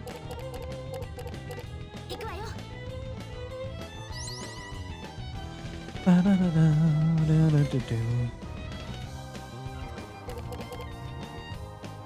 should probably play Artanelico 2. Are they connected in any way, shape, or form? Oh, that was a bit too slow.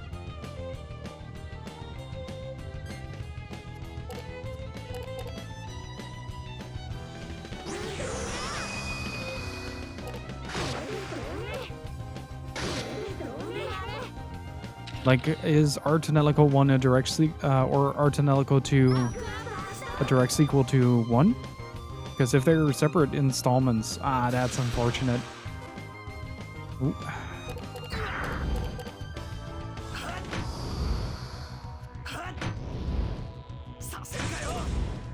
That's so much attacks coming my way.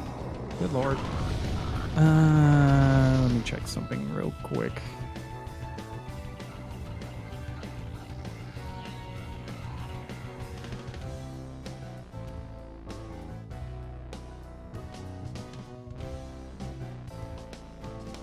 Wanted to check if our local game store, they recently stocked a lot of NTSC games, but the only one they have is Shining Tears. And while that is still a game that I want to get at some point, it is not the game I am looking for.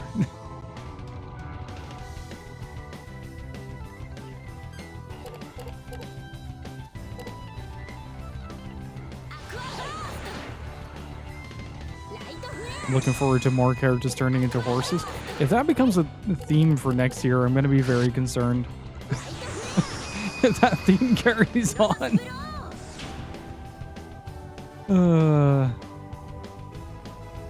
Can't believe that was even a theme to begin with. Just very disturbing. Let me check real quick. Like, if there's a PAL version, I won't be able to carry over to save because my second copy is NTSC, but...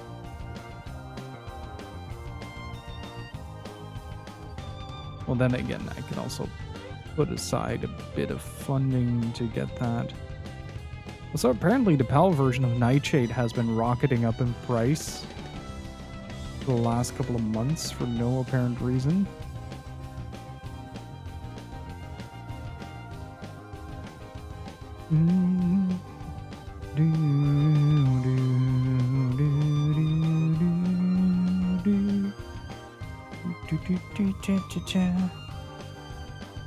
Just a second, now I'm curious. Pow.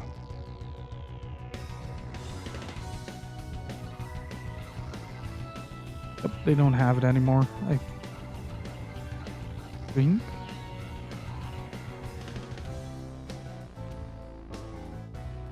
Nope.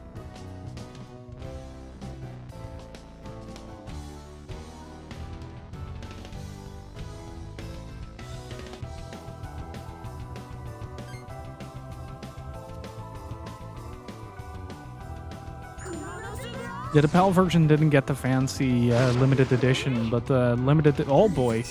The limited edition is the one that's so expensive.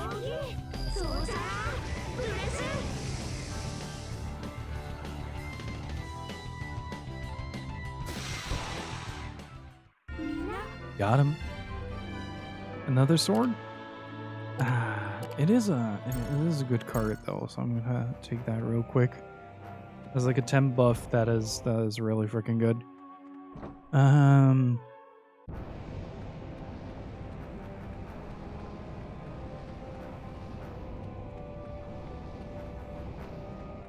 Wait, it didn't respawn? That's too bad. Oh, there it is. Hello there.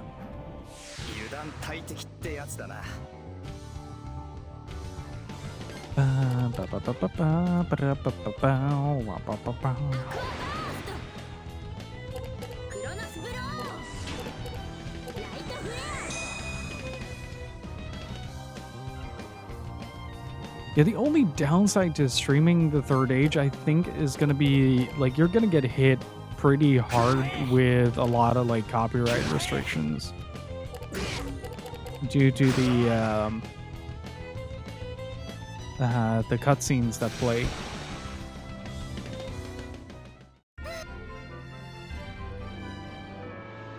I'm also good with that. Like, give me more powerful weapons and tools. It appears part of the cave's wall has been blasted. The Imperials must have blocked off the path with lava to prevent people from following them. What should we do? Didn't that old man call this place my cave? That's it, the old guy might know something. After all, it's his cave, right? But the Third Age is a fantastic game. It's one of those very, very underappreciated RPGs that if you weren't a Lord of the Rings fan at the time, you just didn't play. And it's just so freaking good. Oops.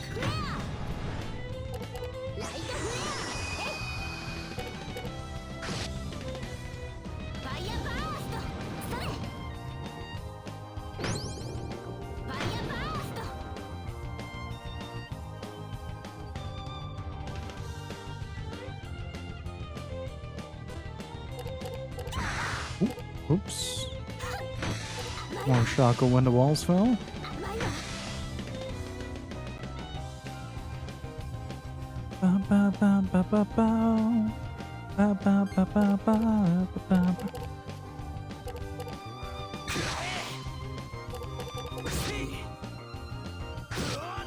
All right, Molotov.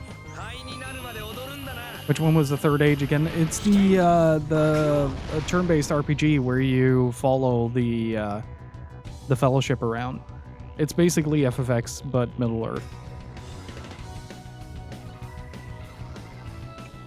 Funnily enough, I am still very thoroughly convinced that the developers played Shadow Hearts before that because it has the Judgment Ring. Like, certain attacks require you to input at a very precise moment in order to trigger an attack. Particularly with casting spells with the Elfin Mage.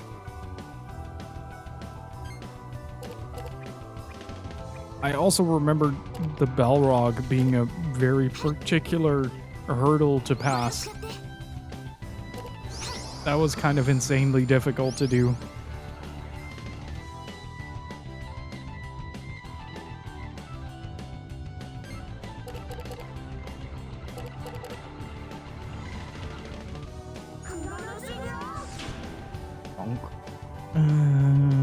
Let's see. What do we have? No offensive options. I'll take it.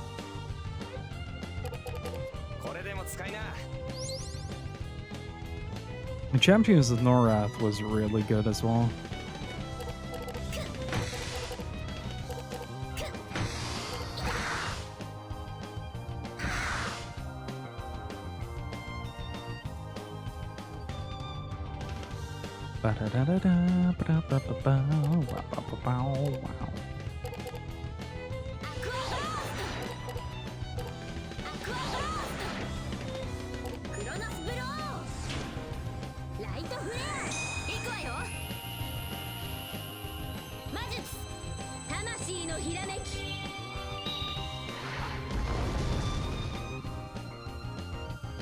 Nice, that's some good damage.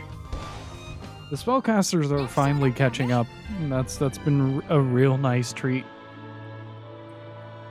Just a quick second. I have to check something before I forget again.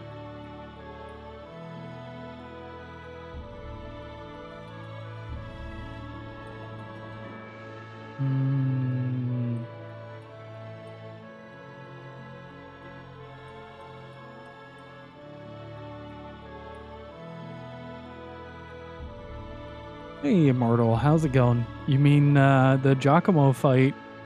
That was a real pain to get through. The Colgate had way too much HP. But now he's minty fresh in the grave. I hope. Another one of these. Yes! Yes! Grant me power!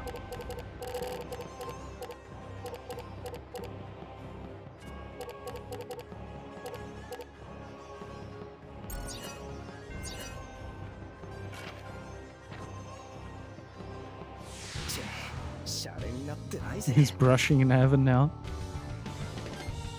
Hey, at least heaven is now capable of good dental hygiene.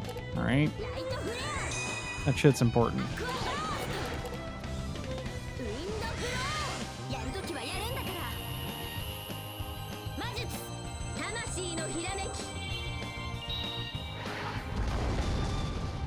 But is it actually possible to fully soft lock in that area? Been wondering about that.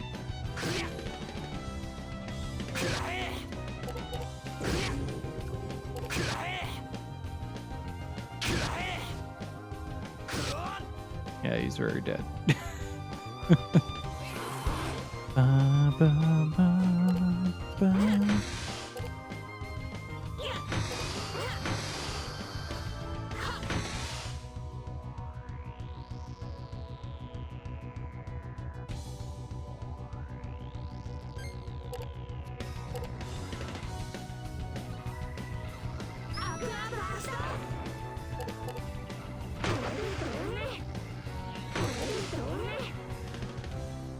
I'll take it.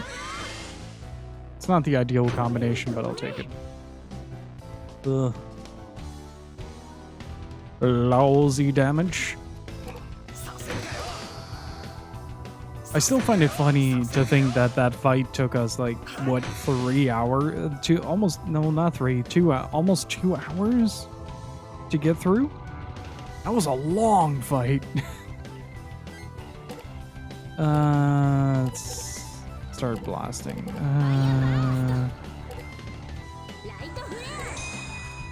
I'll take that.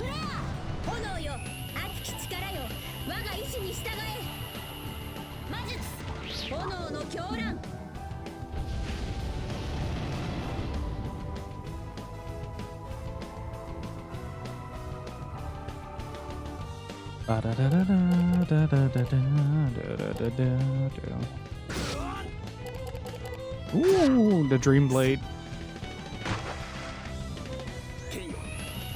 腰の痛みを現実に変えよう。危険。無事。 So much damage. Just that Dream Blade alone does so much.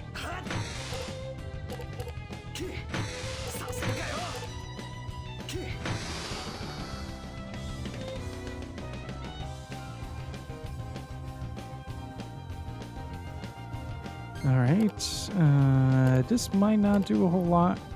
Chicken.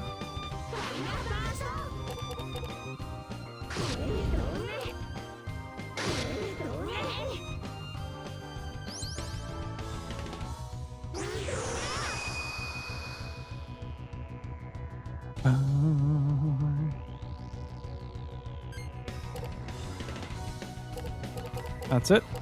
That's all you're getting from me.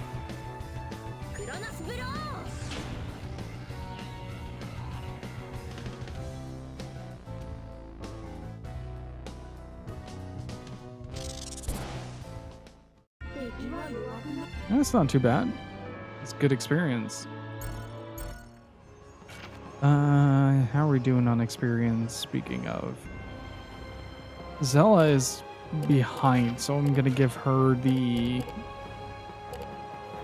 3,000 experience. I think Mizuti requires the extra defensive because small HP pool.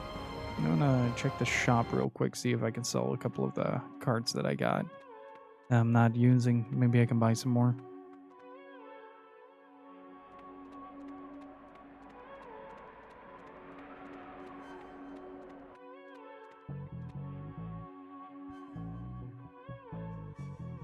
I still find the shopkeepers in this game really creepy. I can't help it.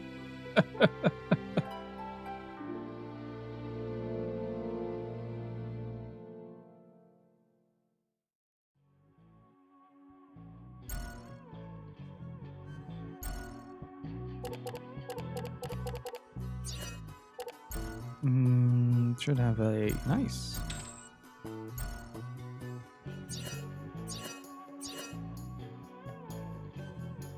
There's a bit of lotion on the skin vibes. Very particular, but yes, it does.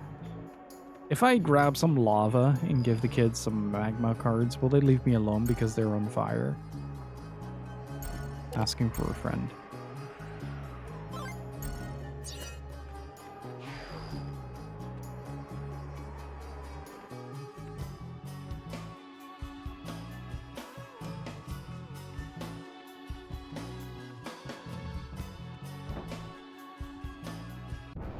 I do hope that I get another one of those light swords. The dark swords are really nice too, but that light sword is just Why, hi there.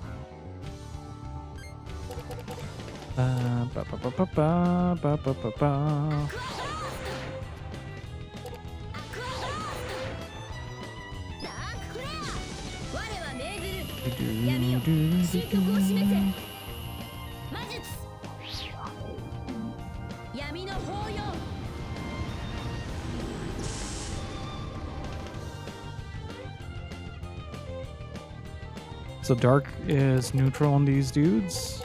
I'm gonna use that to my advantage. Eat Viking helmet. That might still be one of the my favorite interactions with this game, is just Kalas grabbing a Viking helmet and starting to bash someone's head in with it. Today is one of those days. What kind of day are you having? Is it one of those days? That particular kind of day?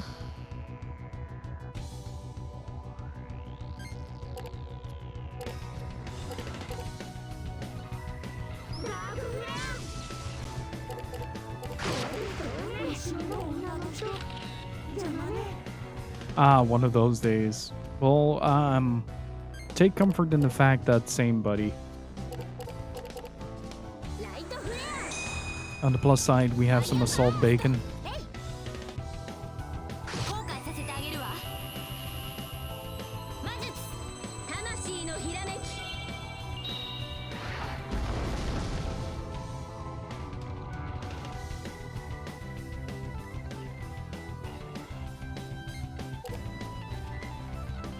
Oh, wait. Whoops. I thought it was defending. こ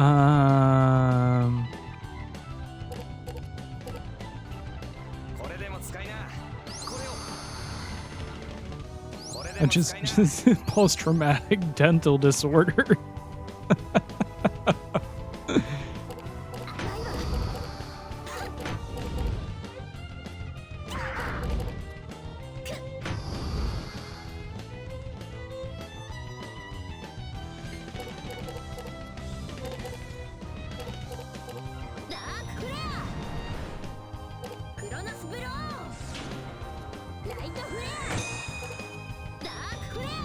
Oh, I'm not paying attention.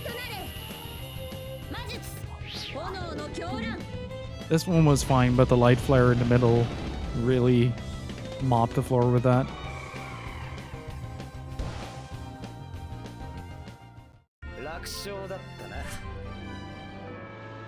Some good experience points though, goddamn. I'll take that. Next fight.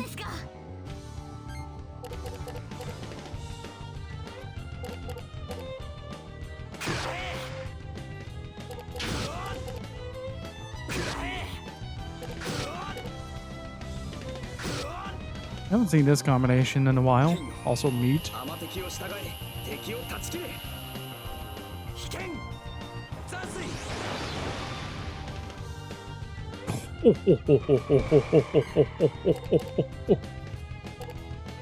Oh, that looked like it hurt real bad.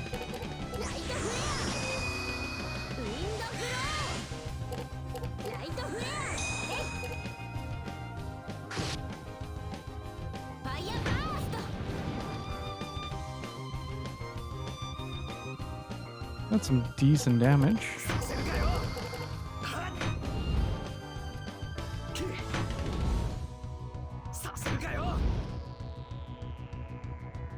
I do like that Callus has a sort of caveat to his ability to use swords to block. Like, you do need that that second part of the combo kind of deal before you can actually do something with it.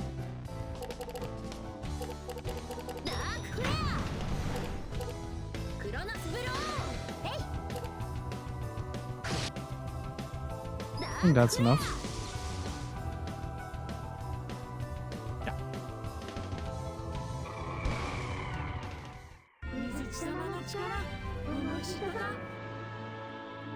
Also, I am going to take a short break. I'm going to grab something to drink and use the bathroom, stretch a little. So I recommend you all do the same, and I'll be right back. Don't go anywhere. Alrighty, I'm back. Hopefully everybody is doing well.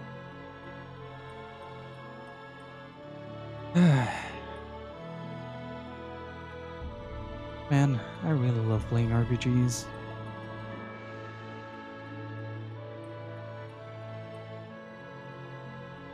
What's up, buddy? Feeling a bit sorry for what you did.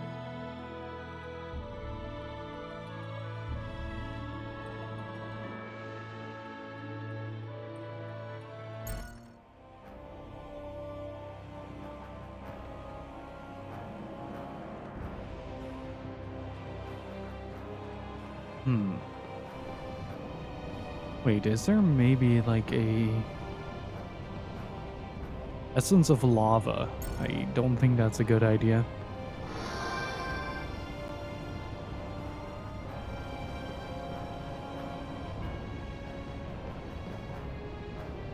And thank you all so much for supporting the channel, just being here, hanging out. If you are having a good time, do consider hitting that follow button. We're trying to reach 5K before the end of the year. So it's a win-win if you enjoy hanging out here. Ooh, get the Aqua Burst there. Did I just completely not pay attention and do light, dark, fire, water in a row? Yeah, negates some of my own damage. Yeah, that's not entirely surprising if I have to be honest.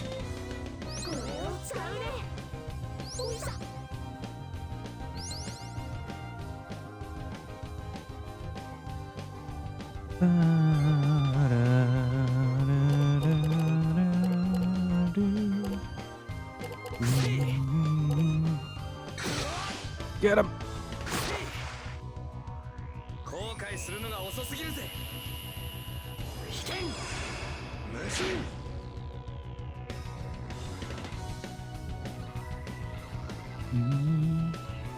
I could have killed there if not.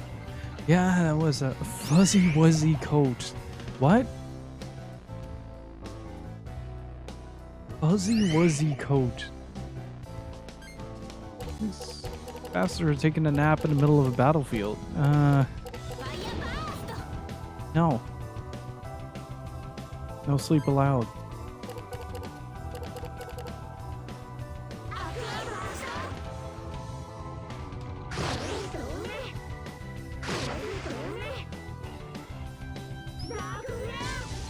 This dead Dutch. I like seriously, you don't want me to start speaking Dutch in this channel. It's a cursed language.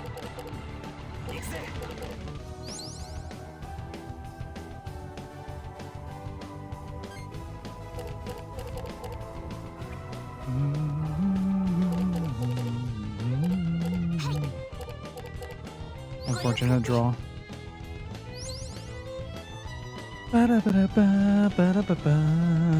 No, you don't want that. Trust me.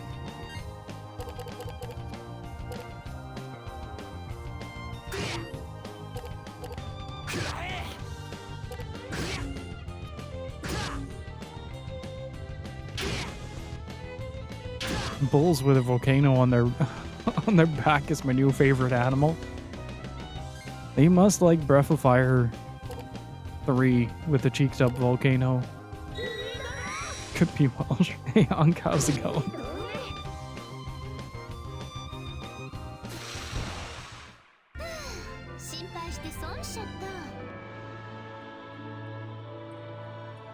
Good fortune, nice. Wait, is that a free 300 HP heal? That's no drawbacks, right?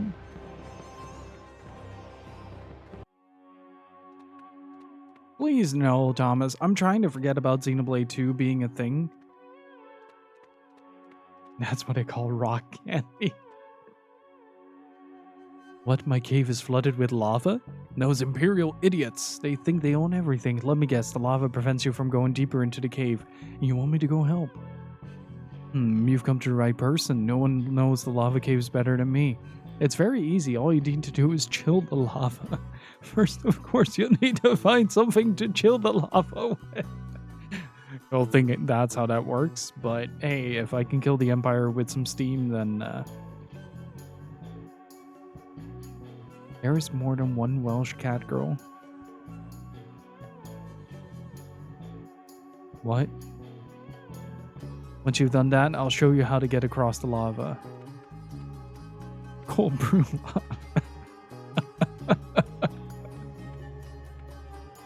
I'll have a venti cold brew magma.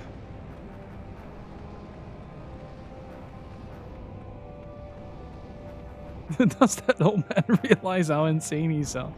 It's perfectly logical in his mind. Who is the second Welsh cat girl? Why am I so concerned with this? Dumpy volcano.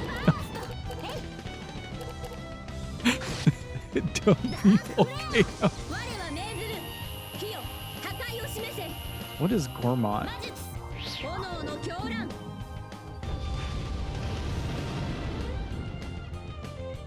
Yeah, but see, here's the thing. Thomas, I'm trying to forget about Xenoblade Chronicles 2.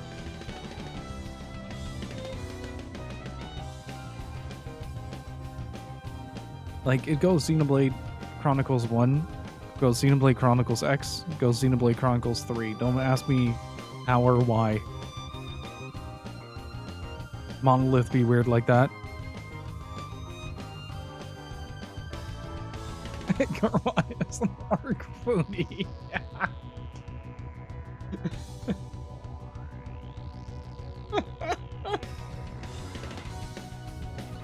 Oh, just imagine that as a D&D character. An orc food critic. We meet at the end.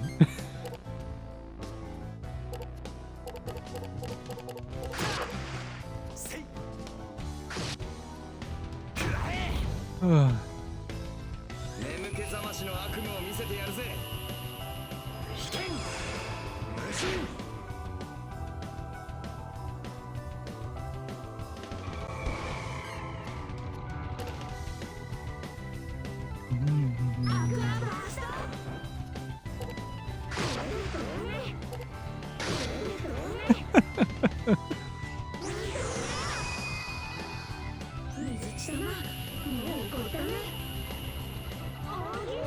As an ogre that calls himself a gourmand, that has to be a crit roll reference.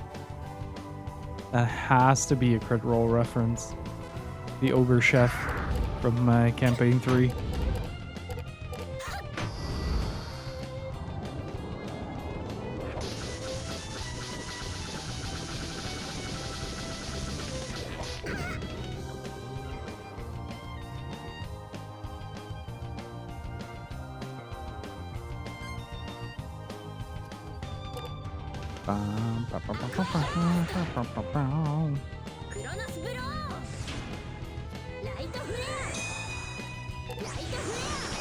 That ogre chef was a thing. That ogre chef was the best thing about campaign 3.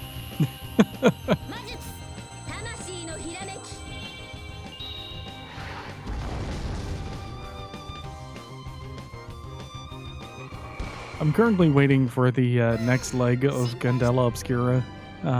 Hoping that the DM will be less talking through players.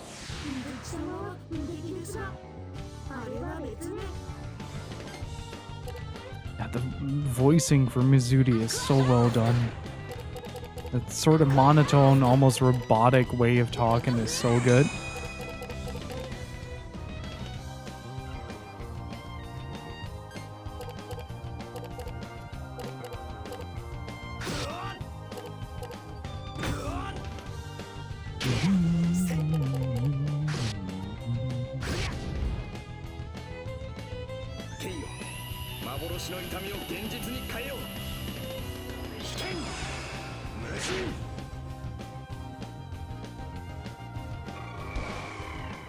Got him.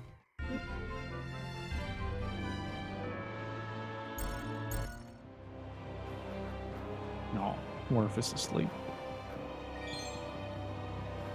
Flame ice.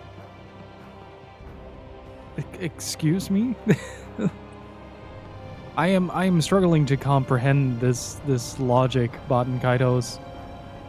Fire is hot, therefore ice is cold.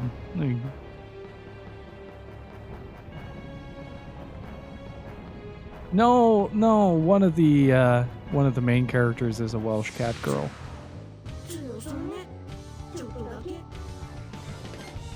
But then again, like, that entire game is just kind of unfortunate.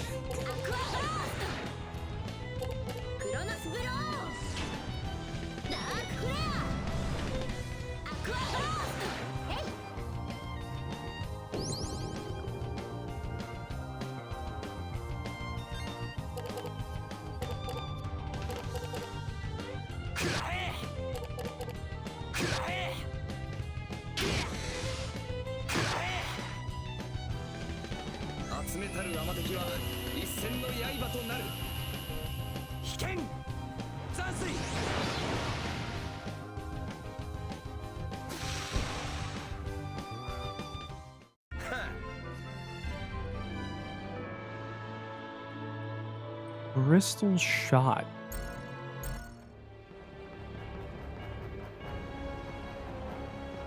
Let's head back to the old man place. Wait.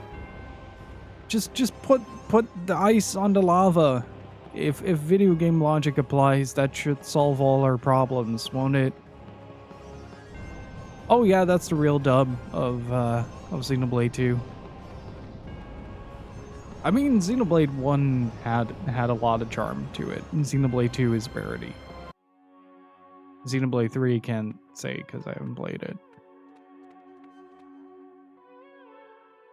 But as a little heads up for anybody designing a video game, there is a special layer in hell for people that make gacha mechanics part of main story progression.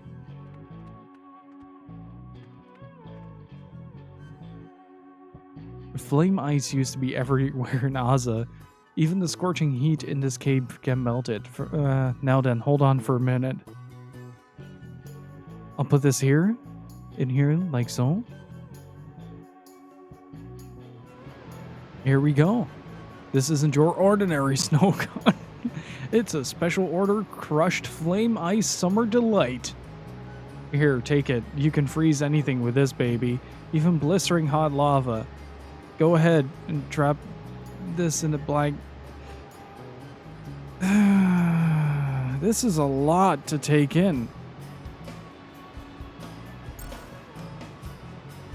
I'm probably gonna have to do this multiple times, so I'm already gonna grab a few.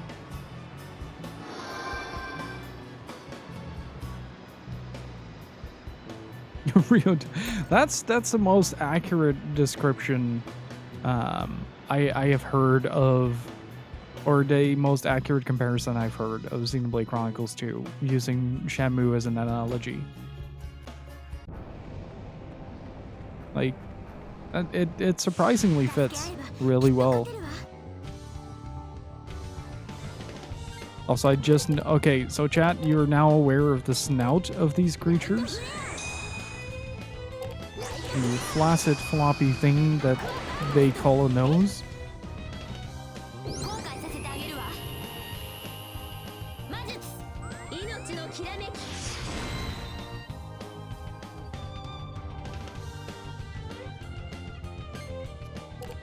I would just imagine that one sequence near the end of Shenmue where Ryo goes to the harbor. What was he called? Terry? To fight Terry? And Terry will only fight you if you give him Supersonic from the gacha. That's the only way.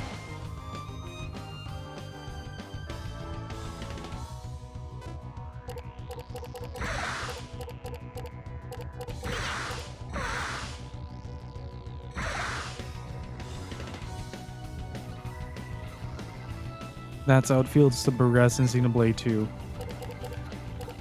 Like, the closest comparison I have is pulling teeth without anesthetic. You don't need to pull the teeth, but like, they're coming out whether you like it or not.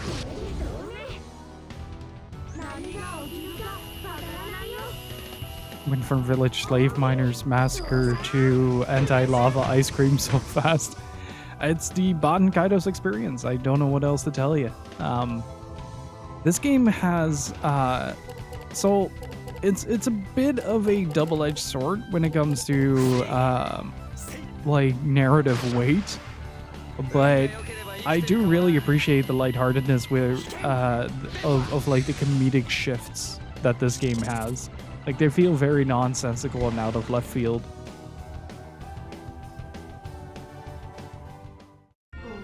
But at the same time, like, there's also a pretty heavy story underneath, so like them making not entirely light out of it, but like how to put it? It's sort of, you know how after a jump scare you have that moment of relief? It's sort of that. But the jump scare is lava ice. And war crimes. In rapid succession of one another.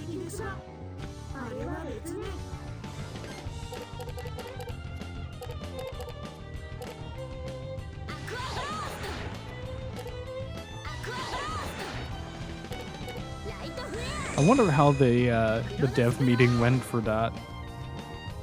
But this lava is very hot. Yeah, but this ice is very cold. And they just both look at each other and go, ah. That's how I imagine that meeting went down.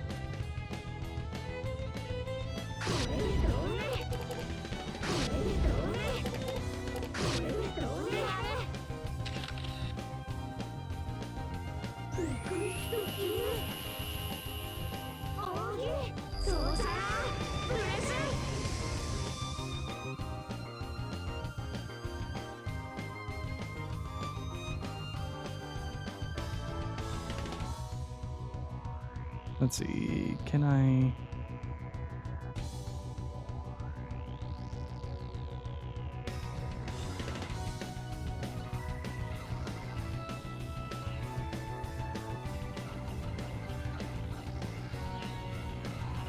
I can't flip the Kim Champ, but it's basically like this, but like facing each other. It's fire ice. Just deal with it. See, this is why video games are the greatest. Like, even without logic, this makes perfect sense. Like, ah, yeah, that... My point-and-click adventures from the 90s have reprogrammed me to deal with this.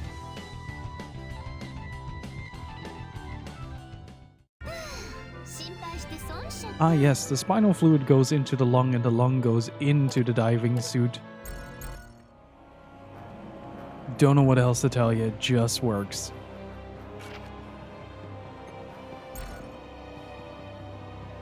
You love it to see it. You've heard freezer burn, so it makes sense. Oh boy. Don't think any of this is working as intended. Not yet. I wouldn't put it past Callus, to be honest. Like, seems very much his MO to just kind of go like, hey, I need to use the phone. Here's some poison. Just dials a random number, starts yelling, Giacomo! Into the phone.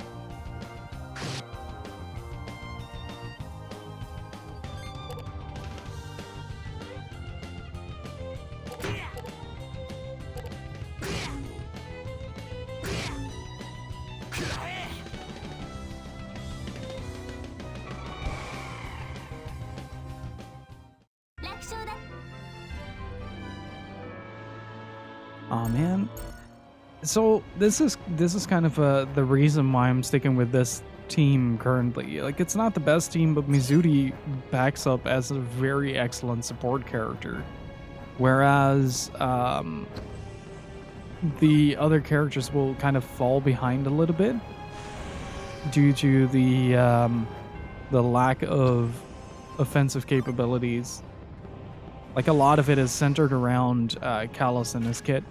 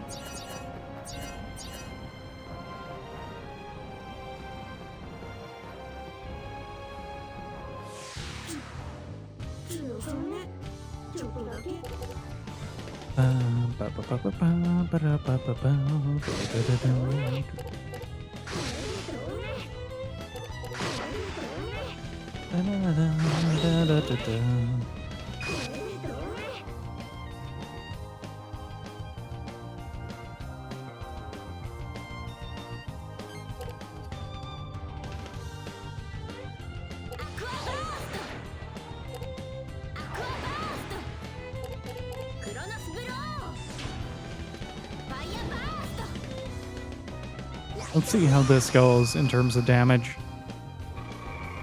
Oof. Look at that. Look at that damage bonus that I got from this.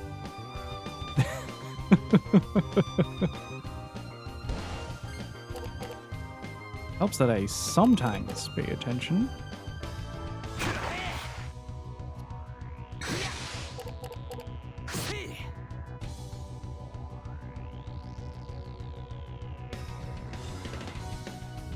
Doesn't happen often though. I will admit that.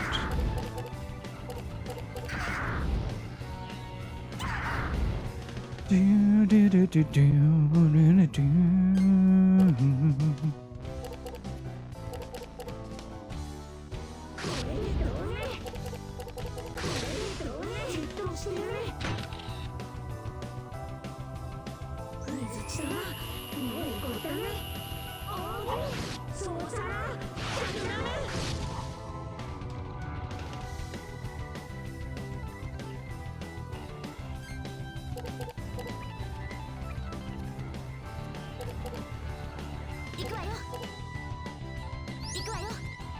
What if I slap myself with some bacon? I want to see what happens.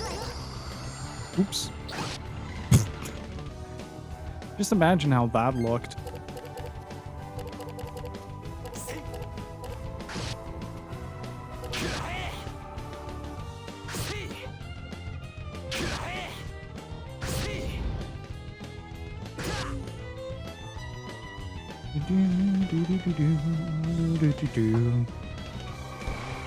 Got him? さてと、お宝でもいただくか。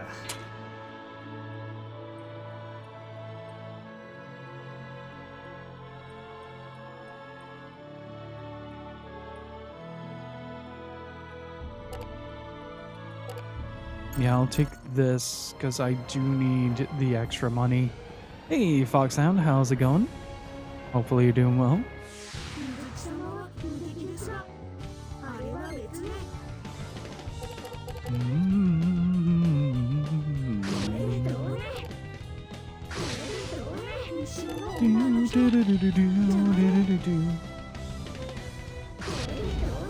Okay, it's not much, but I'll take it.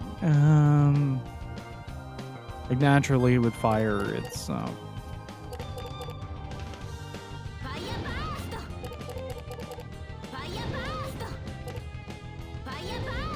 how's the game? I've been loving it.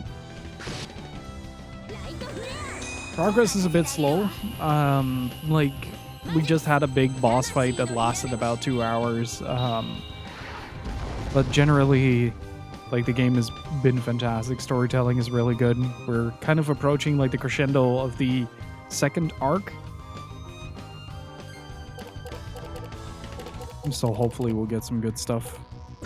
Aw, man, really? I was hoping to get a bit more out of that, but that's okay.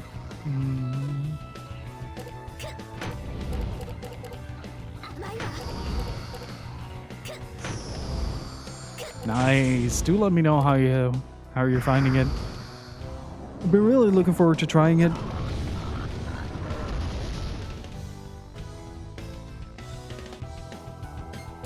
But it's gonna be a bit more on my list for later next year. I do have fun with it though. I heard some really good things about it. Nice. Nice amount of healing. Very nice.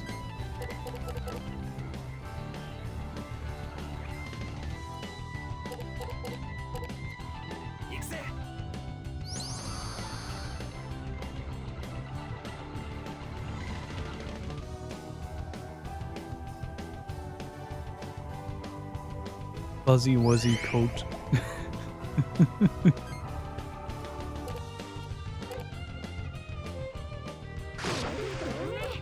Ooh, that's gonna ramp up. I tried to avoid trailers for it, so I'm interested to see all the new stuff. Nice. Yeah, going into a playthrough for Yakuza completely blind is one of the most satisfying experiences. Just letting that story sweep you off your feet is incredible.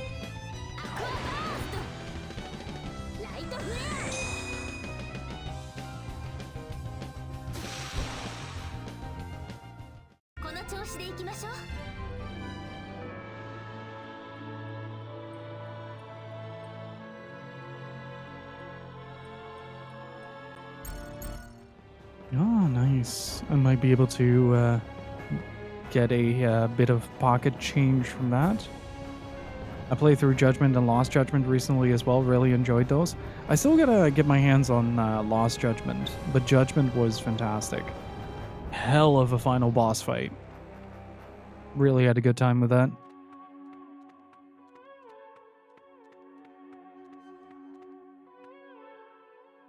I think this might be my favorite theme in the game.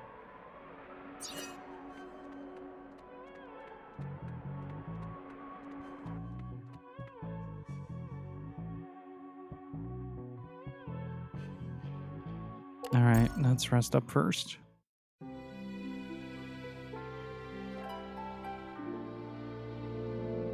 Me spamming extracts and Judgment. I think I ran out of healing items by the time I got there.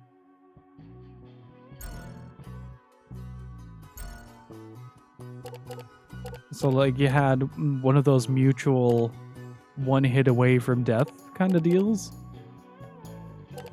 Yeah, let's just stockpile a bunch of these just in case. I just downloaded Like a Dragon. Man, I am so excited for you to try to. Oh boy, what the hell? Why is that so much?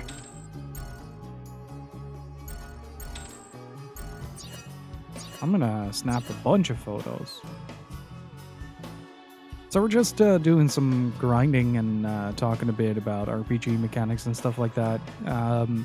Mostly because we really got our asses kicked in the last boss fight.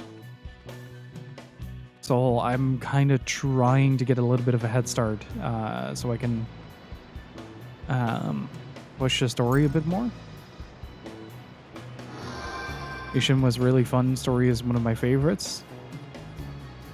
I need to play Ishin in English. We have it, and I'm waiting for Gypsy to finish it. But after that, oh boy. I've been really wanting to replay the Yakuza series, but I'm also always kind of careful when getting overly enthusiastic about it, because like the last time I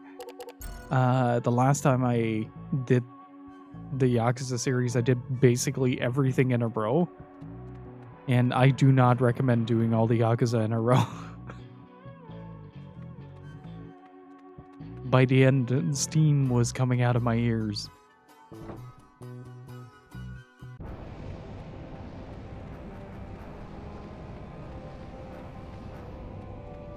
I think by the end of 6, though I will say, like, the emotional impact was worth it, because Yakuza 6 absolutely destroyed me in so many levels. But, like, it took a bit.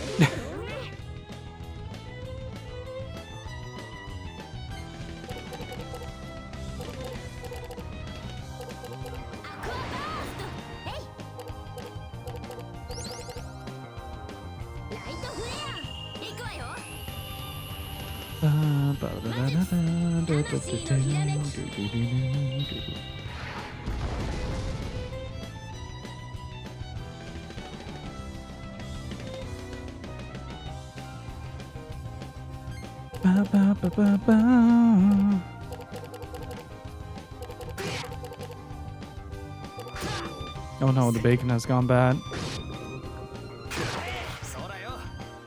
I do like that you can actually use food as a sort of multi-tool. Like at first you use it for healing, but later on you quickly start using it in a more offensive capacity. Allows you to really start messing with things. Let's see. Boop. Do you still have some on there? No. Get rid of mold. I still find it a very ambitious way to present your battle system.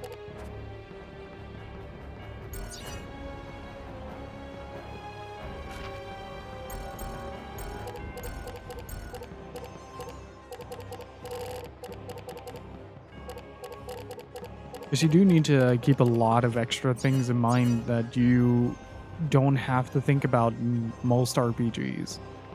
Like, oh, I have this food item that is gonna allow me to heal my characters for an X amount of time. But at the same time, you're also running into the problem that, like, oh, this food might actually go bad, and you need to think about, like, expiration dates and stuff like that. It's a very bizarre set of circumstances and a very bizarre set of mechanics to work with, but it really does add a very unique flair to Baten Kaitos as a whole. Like, I can't think of any other game that does it in a way that is even remotely similar to this. Oh wait, shit. Shouldn't have done energy wave, should have left it there.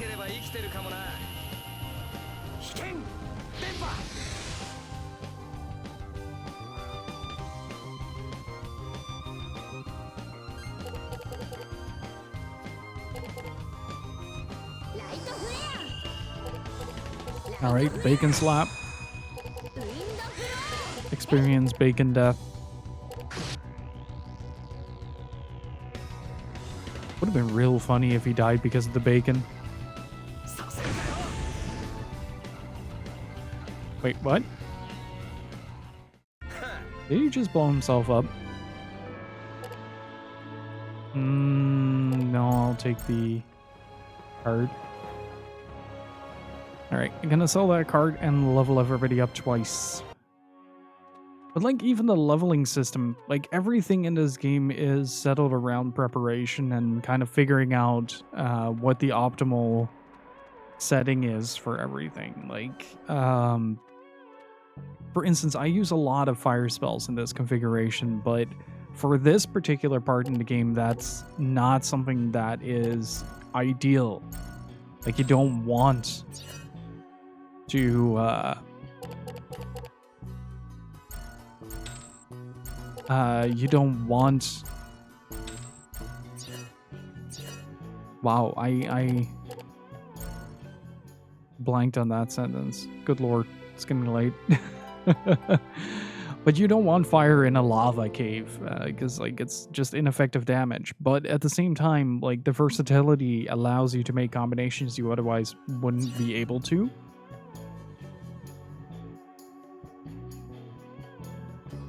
We haven't really found that many yet, mostly because my playstyle is mostly surrounding trying to take as much elemental advantage as possible.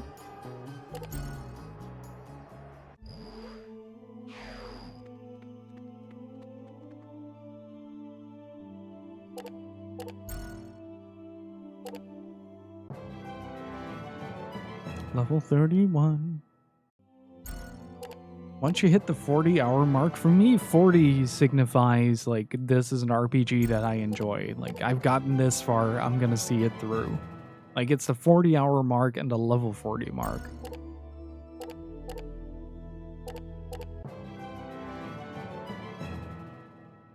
I don't know what paused that, to be honest, but...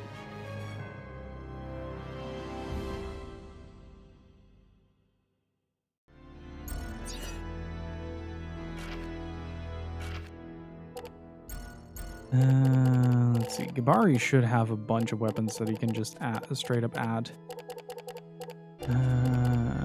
As well as just that. That. Add healing, just in case.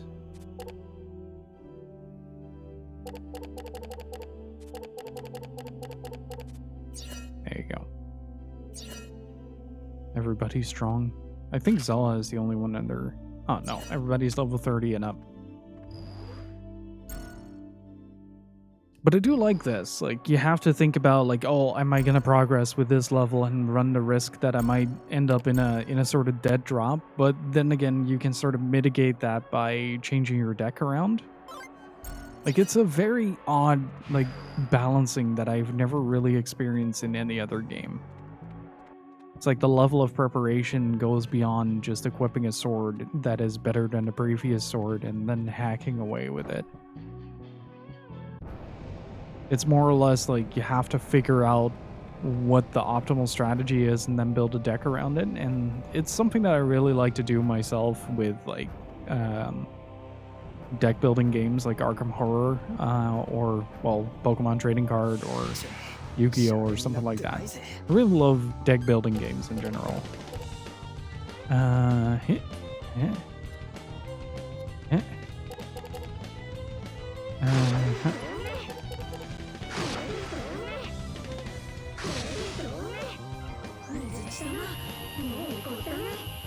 Like, we haven't really found a lot of combinations though, because like I really tried to create a theme around characters, so that might come as a detriment to the overall effectiveness of everything. I haven't really looked that deep into it. Oh, granted, I think Baten Kaitos is one of those games that the first time around you're just basically fucking around, and then from the second playthrough onward is where you really start configuring your decks towards certain specifications that you have for it.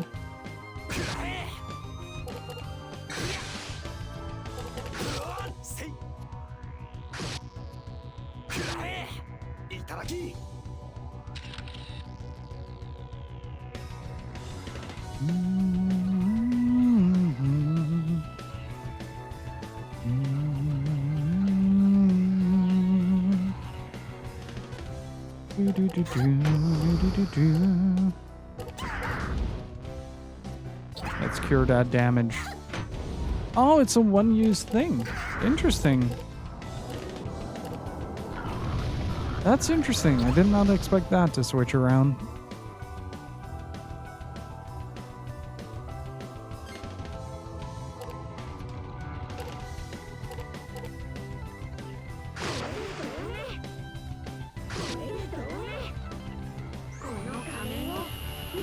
You know, I'm actually really curious about Origins. Like, this collection contains 2 games, the Baten Kaitos 1 and the prequel series. And I never got around to playing the prequel because it never came out in Europe. So I'm very excited to try that out for the first time. Ooh, this is tempting. I'm just gonna go with the Crystal Nails because I need some additional weaponry for certain characters. Oh wow, I did not realize that it was touching that.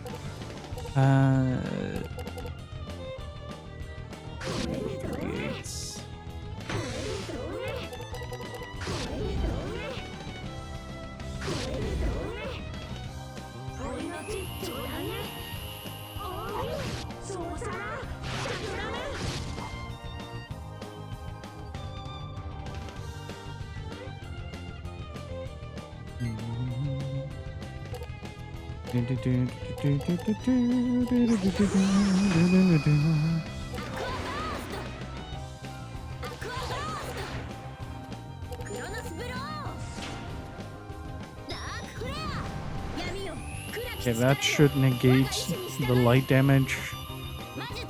And then the final attack, the Dark Embrace, should do additional dark damage. At least to hit him real freaking hard. Yeah, there you go.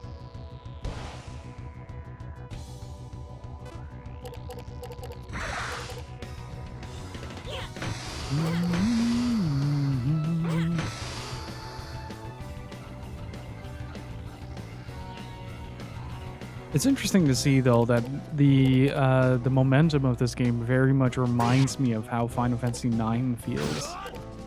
Oops, that's my bad. Like this sort of slower paced feel.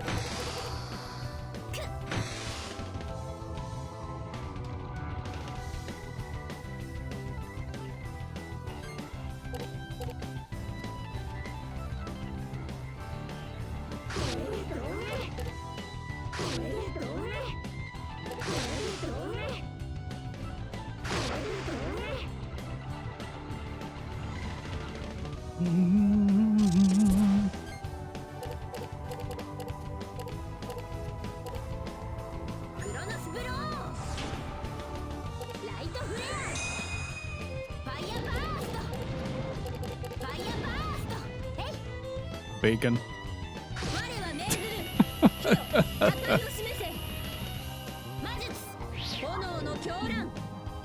You know what would be really funny?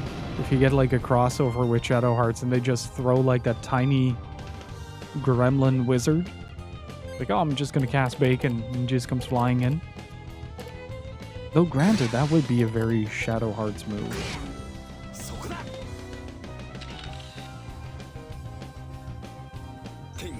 I'm still very excited to see how Penny Blood is gonna be, and Armed Fantasia. We should be getting the physicals for both. I'm very excited for that. I like this idea that the people behind specific specific RPG series that are beloved by so many, that they just kind of go like, oh yeah, we're branching out into this new IP that's kind of what you know and love from the games that we made. So like Ayuden is basically just the Suikoden sequel. It's Suikoden 6. I'm kind of hoping that they do that for Breath of Fire as well, so we eventually get our Breath of Fire 6. We need to get Simon from D-Pad to do the art. He did a crazy mock-up of what Breath of Fire 6 would look like, and I am very pro Breath of Fire 6.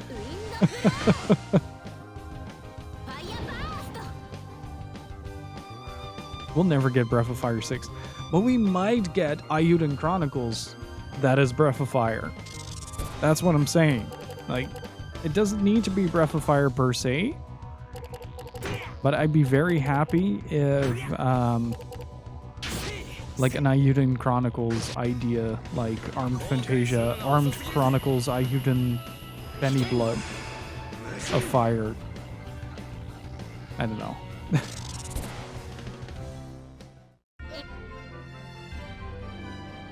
Just to kind of see the minds behind a lot of these fantastic series come together to create something that they love, by virtue of hell they don't let us make Suikoden, therefore get bent. We're making our own Suikoden with blackjack and hookers. Though I will say that while I'm happy that Gates of Ruin, the Suikoden HD collection, is a thing, I am very wary of the execution behind it because, well, Metal Gear is a thing. And it wasn't a very good thing. Wanted it to be a very good thing, but it wasn't.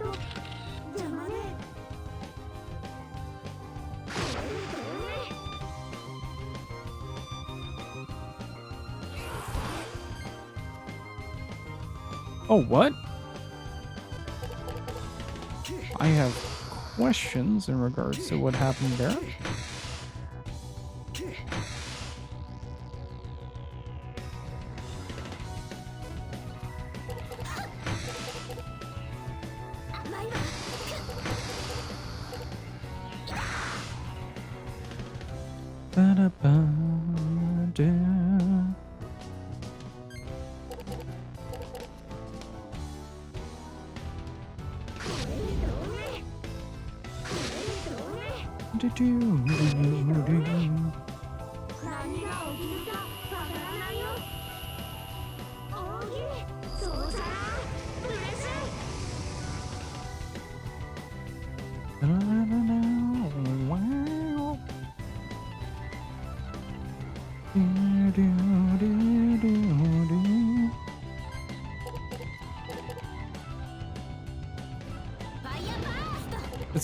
It kind of goes the same way for Star Ocean. Like, I really wanted to get my hands on the Second Story R, but at the same time, when I played the demo, something about it felt a little off. Like there felt was like a disconnect going on that I couldn't quite place. Oh, that sort of turned me off on playing the game. You heretic? I'll play the original.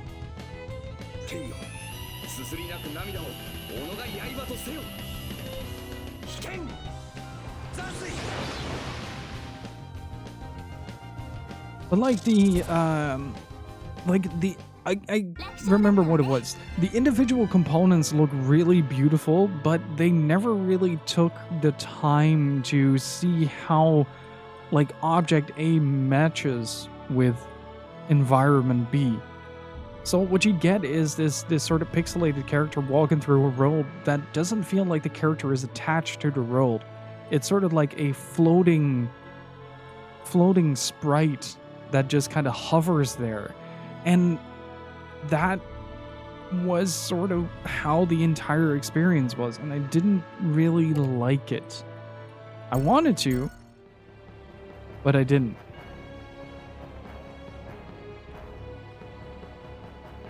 Like, Odin Sphere was miles better, but then again, the original was barely playable.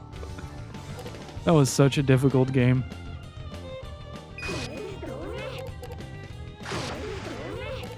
Especially the PAL version, that just slows down to a crawl in the late game.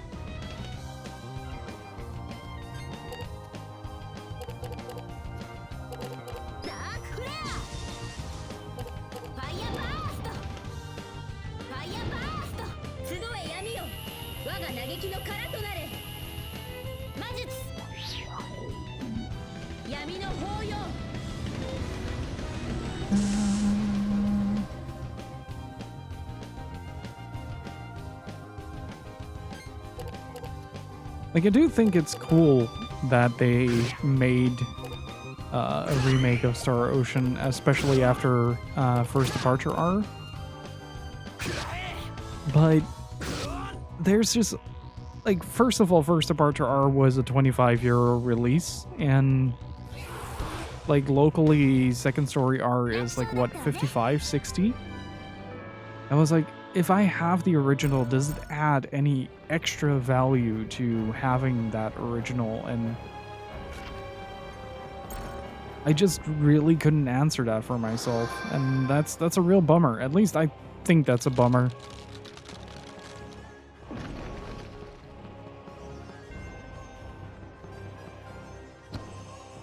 What's that? Another solar saber. Don't mind if I do. I just kind of wish that when it comes to this kind of stuff, that Square would either make things like this more accessible, or yeah, how would I change it personally? Just make it an expanded version of the PSP game, I guess. Like, maybe introduce new art, but leave it at that.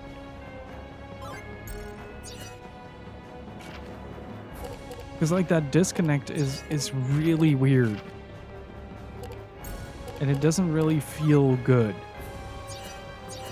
As for me, I had one choice: Kiryu beat 'em up minigame or Star Ocean. I chose the former, much cheaper, and got damn curbs along the game. I mean, tried and true to the name, right? おいシェラ、このペンダント、お前が持ってたやつじゃないのか。本当だわ。鏡の迷宮でエイミに奪われたペンダント。これがここにあるということは。ああ、用済みってことだろう。ゲルドブレインはもう最後のエンドマグナスの守護者を呼び出したんだ。おそらくこの先に。時間がないわ。急ぎましょう。And that said, though, if you have the capacity and really want to enjoy a really good Star Ocean 2 is probably one of the best ones out there. どうやらギリギリのとこで間に合ったみたいね。サビナ、どうしてここに？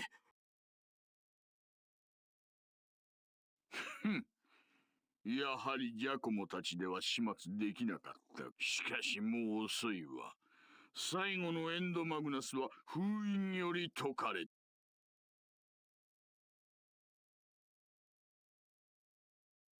塔の扉が開かれる。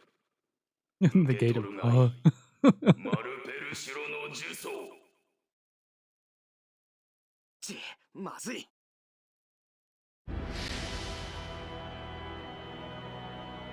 ついに揃ったぞ。5つのエンドマグナスが。見るがいい。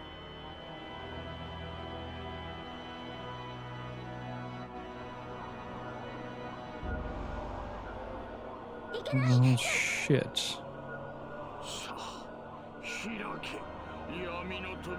So if a certain old man was like 5 minutes earlier and just opened a goddamn door, I feel like a lot of this could have been prevented.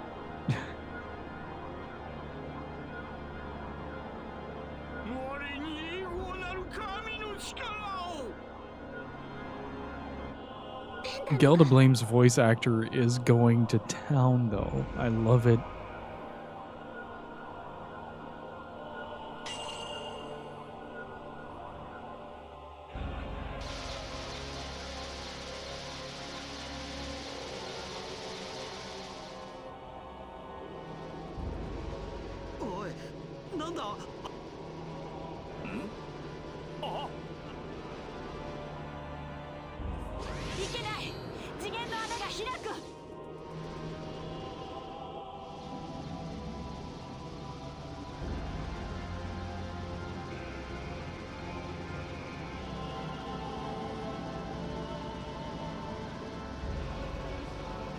Okay, that is very cool. That is a very cool visual. The classic space satellite. 5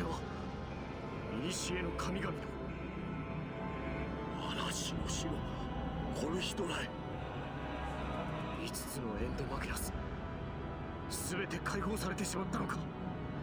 カラスたちは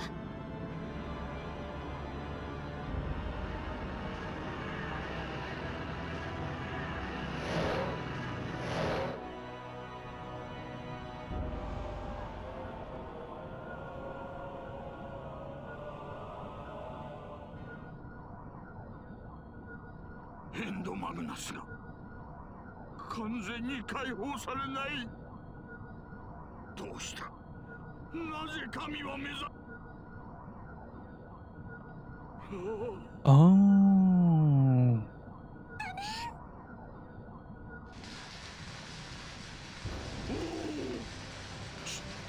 力がみなぎる。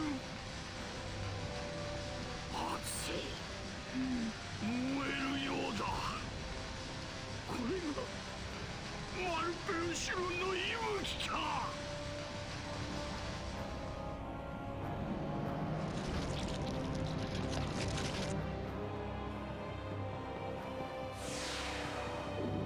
I am not sure how to feel about this boss.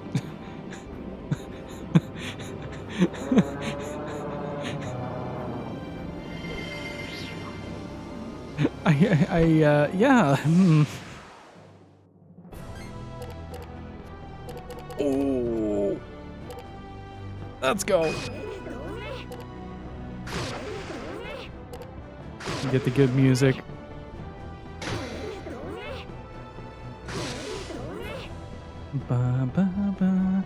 The other thing is you only have one way to show companies who want more of something buying the game. Doesn't tell them why you want more of these games, but it does tell them to keep doing what they're doing. Yeah, I think that's why it's important to I think we talked about this as well, that like it's important not to just relegate a game to being just good or bad, but understand why it's good or bad, what it's doing well, what it's not, and what you would rather see, and make that into a vocal constructive feedback. Like present it in a way that, like, that's one of the benefits for social media now, is that like outside of just don't buy it, you can also just criticize a game and voice your opinion on it and publish that to the world with a simple tweet, right? God, this... Why is he licking? What is he licking? Do I want to know? I don't appreciate any of this design. I'm trying not to look at it too much.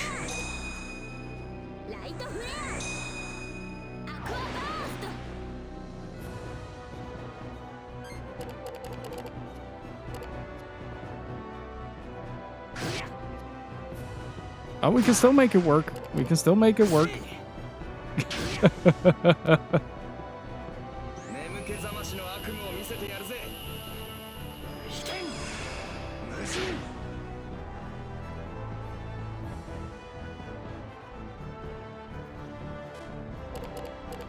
Oh no.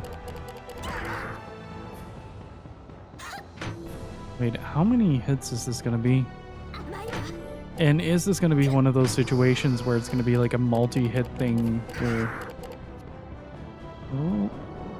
Actually kind of curious to see how much damage this does. Shit.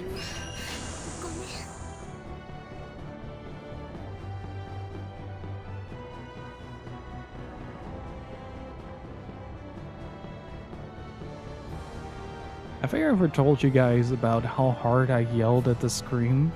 Rank up! Meow. Henry, thank you so much for the 32 months of support. Really freaking appreciate it, dude. How are you doing? Good to see ya. But have I ever told you guys about how much I screamed at my screen during the final boss of Final Fantasy 13 for this exact thing?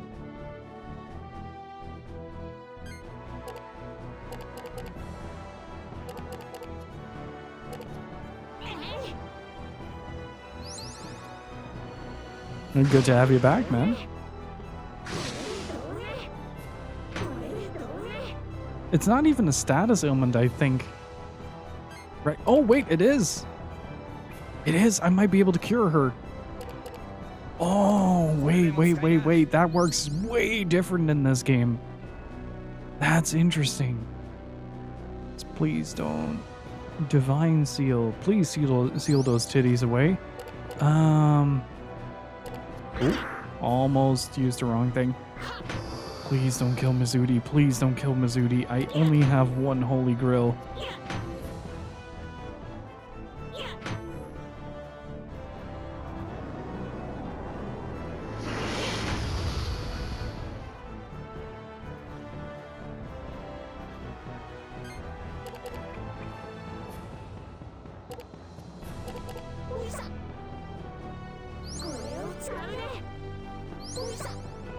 Wait, what?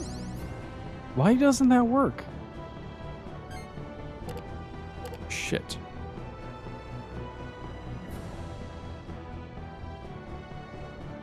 Do I have to use that multiple times or something? Because she didn't die from that. Ooh.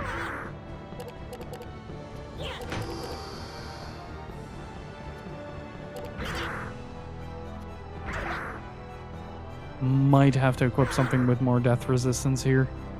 Ooh, that is a lot of damage.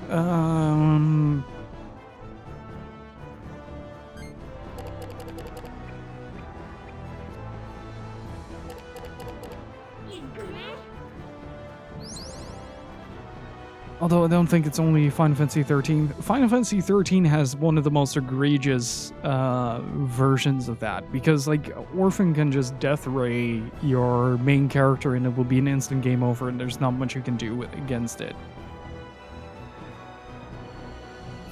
So every time he casts that attack, there's like a 1 in 3 chance that it will just straight up game over you.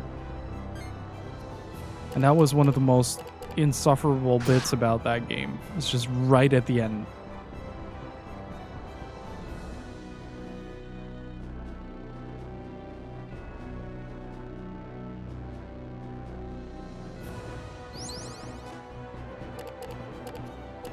Oh shit, he's healing quite a lot, isn't he?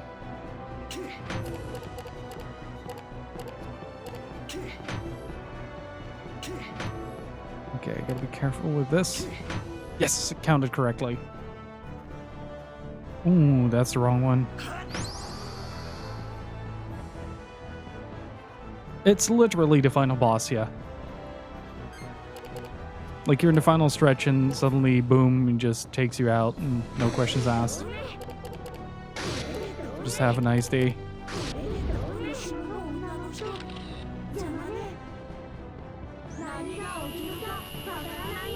I did do a pretty substantial amount of damage already, so that's at least good. Most bosses have like 3,000-4,000 HP.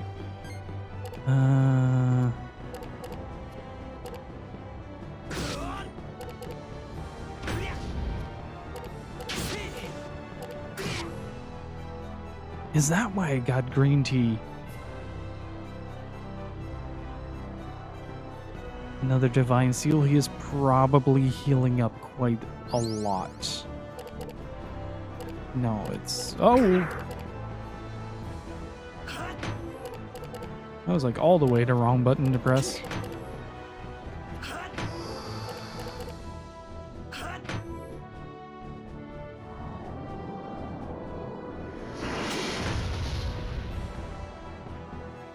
Jesus.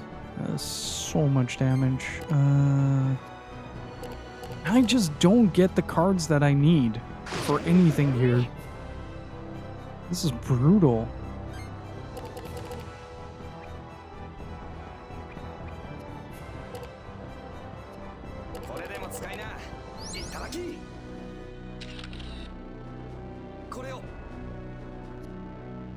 Oops. That was unintentional. Divine Seal. Okay, it's Divine Seal, big attack. Divine Seal, big attack. Divine Seal, big attack. 3, 4, 5. Shit.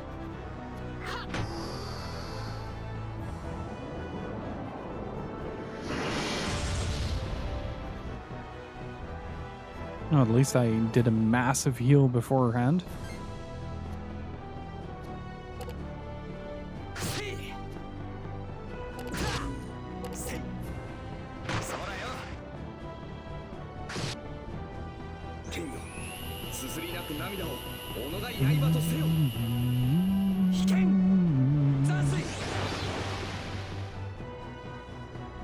It's good damage. I'll give it that. So how do status effects actually work in this game? I mean, I can grab the manual in a bit, but that's the end of Mizudi.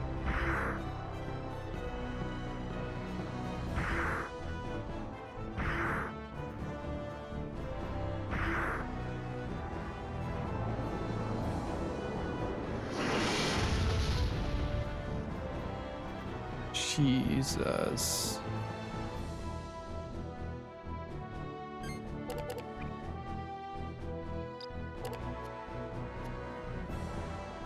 Yeah, there's not much else I can do except just throw everything I have at it.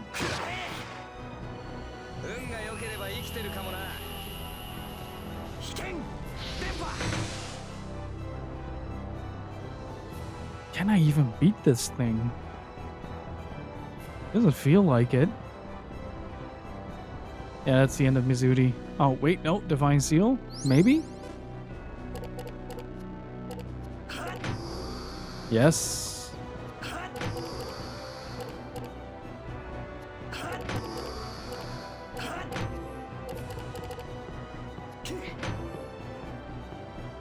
Don't do that stupid thing. Thank you.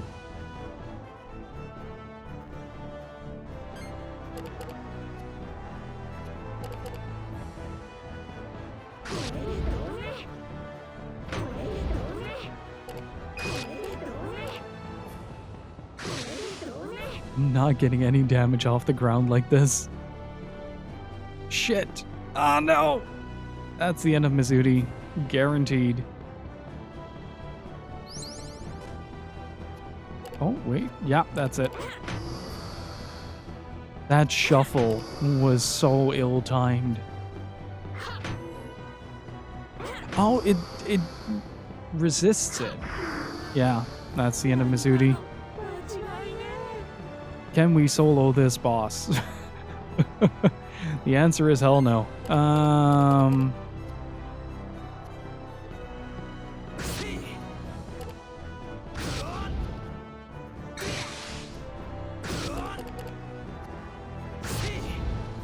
Yeah, that negates a bunch of the damage, but like, what else am I gonna do?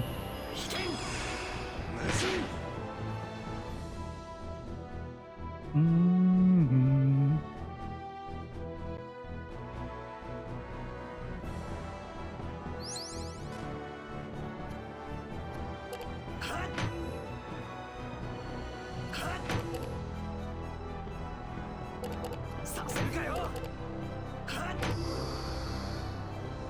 Please don't do like the instant kill thing.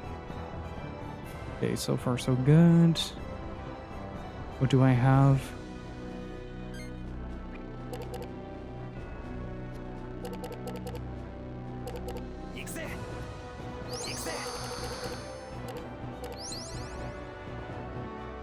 Not much.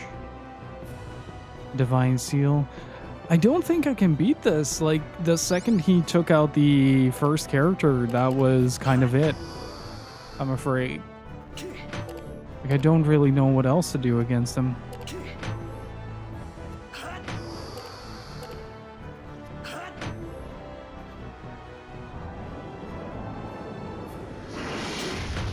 On the plus side, that blocked a lot of dark damage. A lot. Oh. Shit, no. Oh, that is too bad.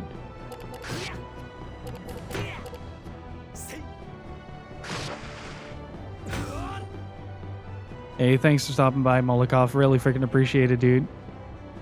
You have a good one.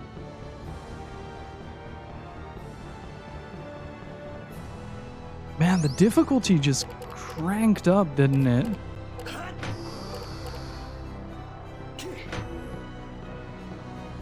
Come on.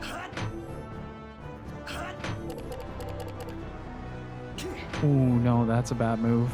If I can just hold out on this move, then it should be fine, but no, that's it.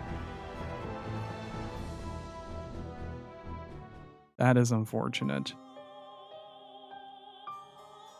Oh, buddy.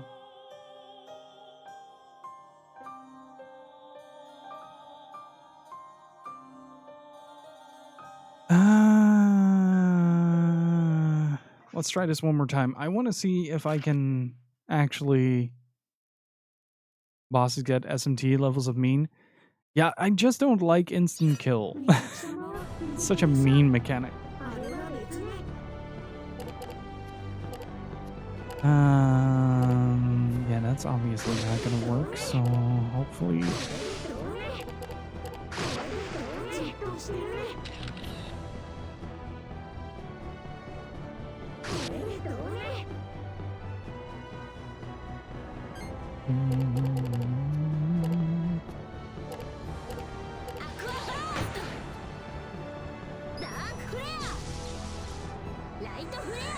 Ah, shit. Also have a rotten fruit in there.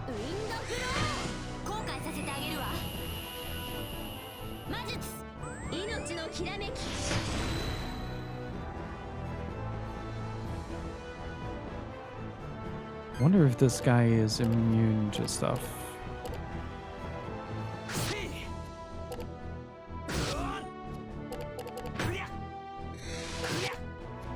Shit, no! Ah!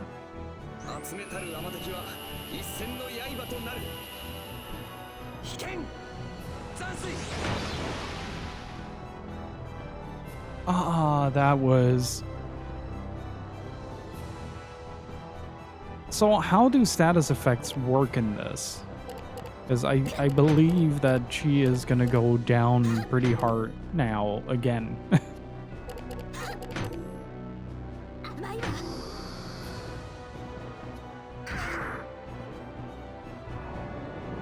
Yeah, then that's her gun. Jeez, that sucks.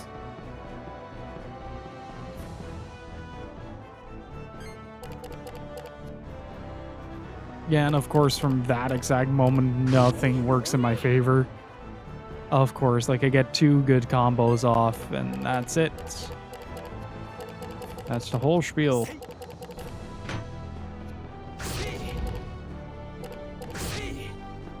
I'll take it.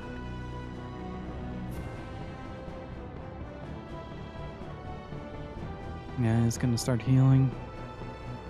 It's a shame that we don't really get to see how much he heals for, though. That would have been interesting to see.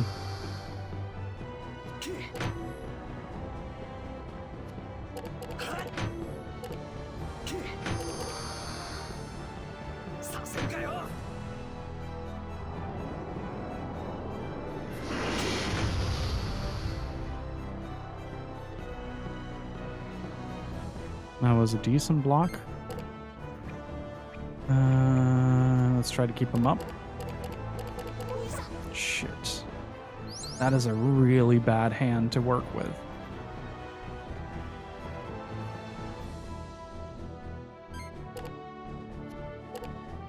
This, however, is not, I think, maybe? I'll take it. I'll take it. I'll take anything I can get in this point. This is more damage than I've done last attempt, so I can be much more offensive like this. Just hope that he doesn't get out of control as hard as he did the last time.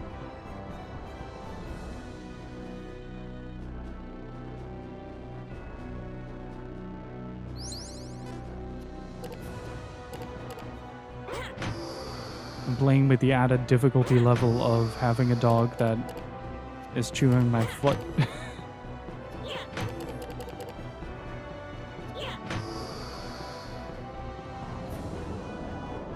I feel like there are only like 2 or 3 real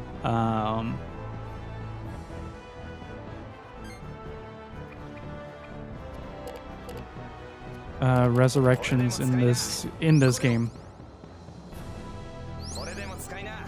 Okay, that's at least something. Mizudi back to full. Oh, it skipped because of the paralysis. Yeah, gotcha. Shit.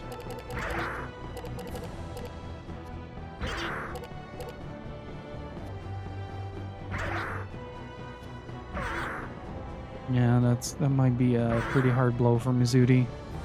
At least know whose turn is it?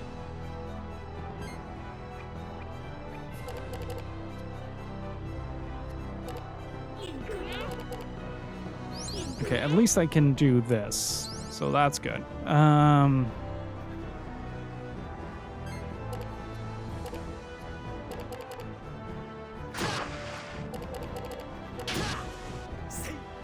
Don't use that until the next round.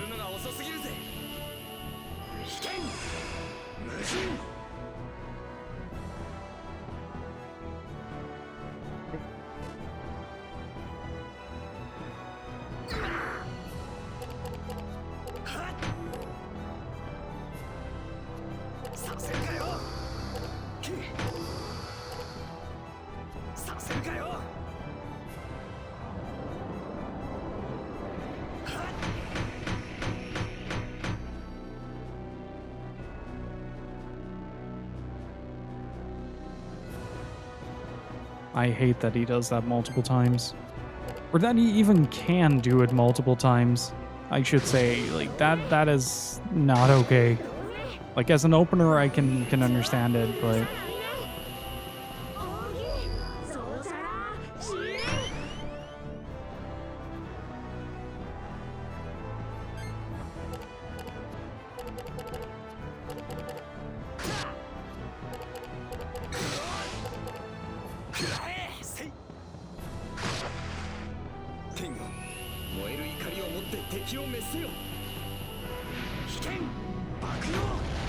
Yeah, and of course I missed that one really good move earlier, which also doesn't help. Is there a way to... has there been determined how much he heals with the Divine Seal?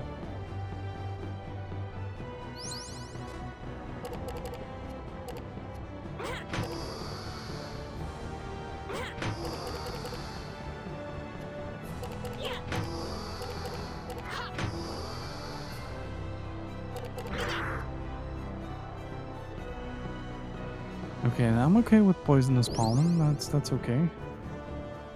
That's okay. 375, I can live with that. Can I...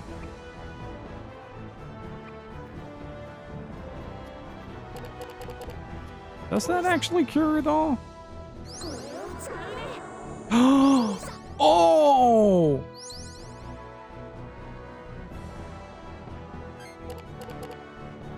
That is wild. We are so back, baby.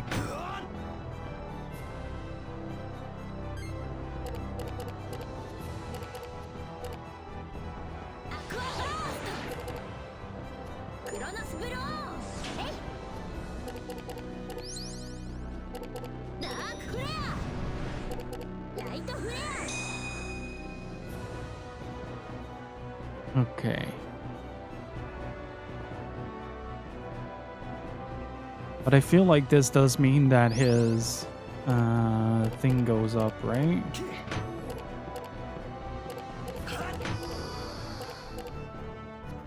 Ah, shit.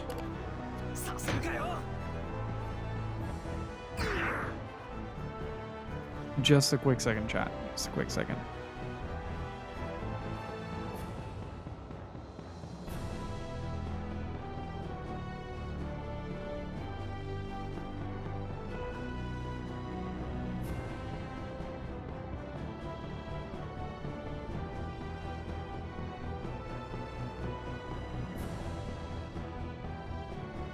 Okay, so Sacred Water is an excellent healing tool for that. I didn't realize that until now. Haven't been really bothered too much to check out the Oh, I'm okay with this. Just remove the L.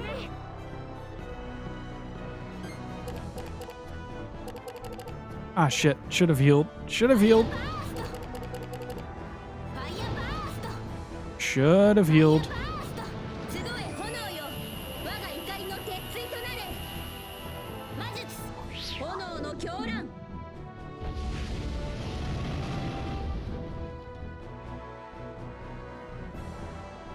At least I'm doing some damage.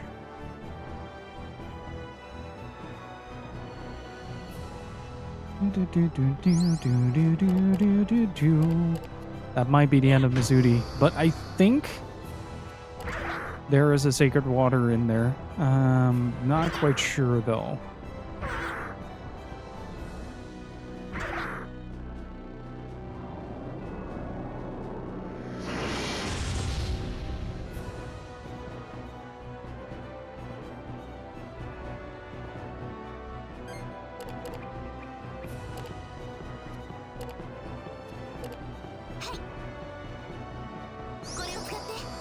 Wait, what happened to my descriptions? What did I press? I am not getting any descriptors anymore. Why am I not getting any descriptors anymore?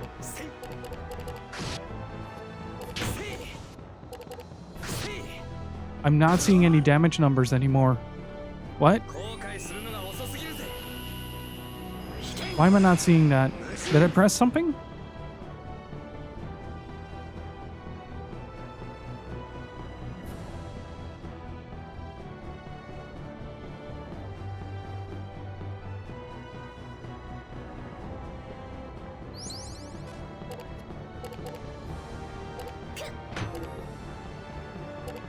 I kinda need that video game.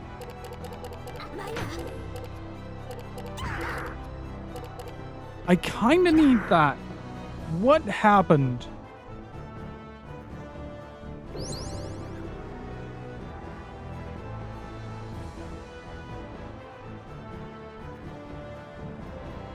Yeah, okay, that's fine.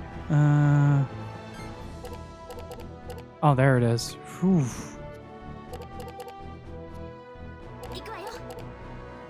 Hey, Gigazenbu, how's it going?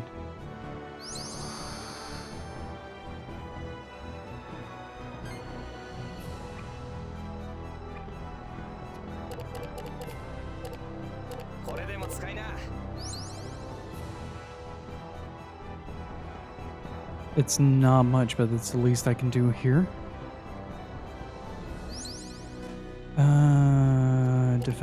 Defend.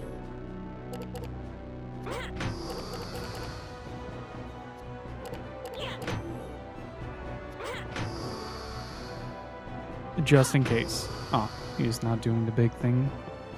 Just sleeping, trying to figure out where the internet signal is at work.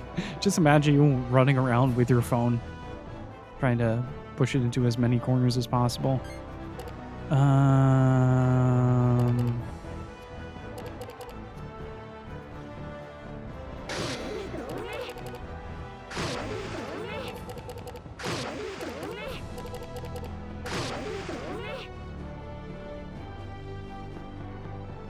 It's like one of those concrete boxes.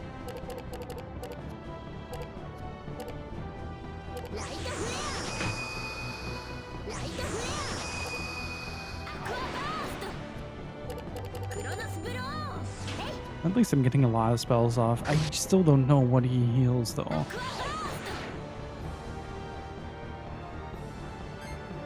Like, I genuinely don't know if I'm keeping up.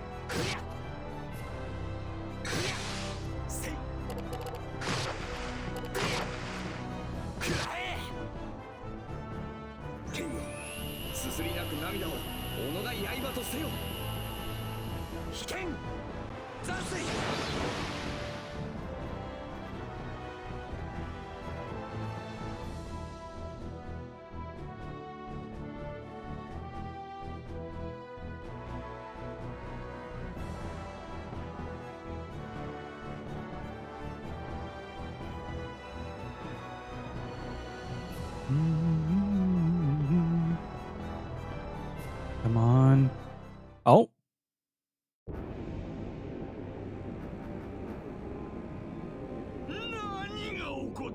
Oh. Oh. Oh, that was a stressful fight.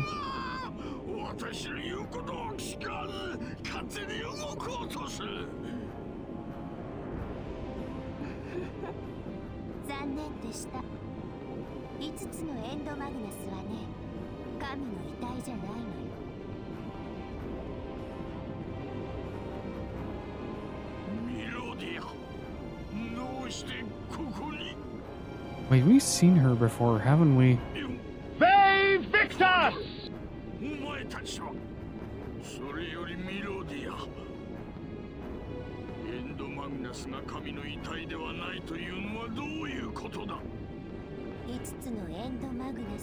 Yeah, we've seen her before. I just don't remember where.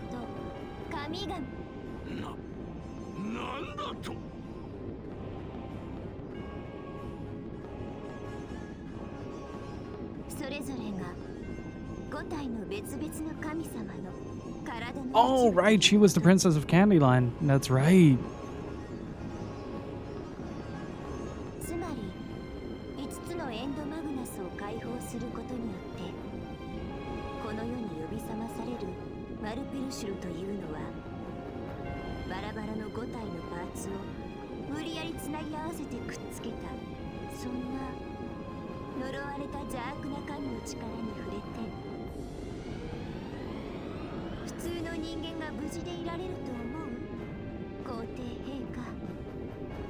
Hey, Loveland, how's it going?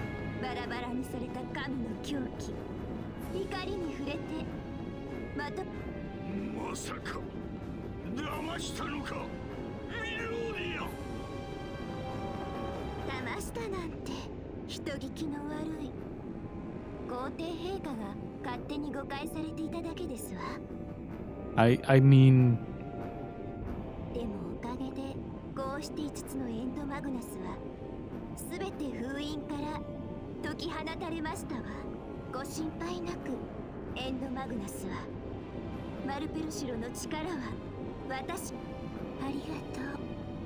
Oh, I don't like that smile. I don't like that smile at all.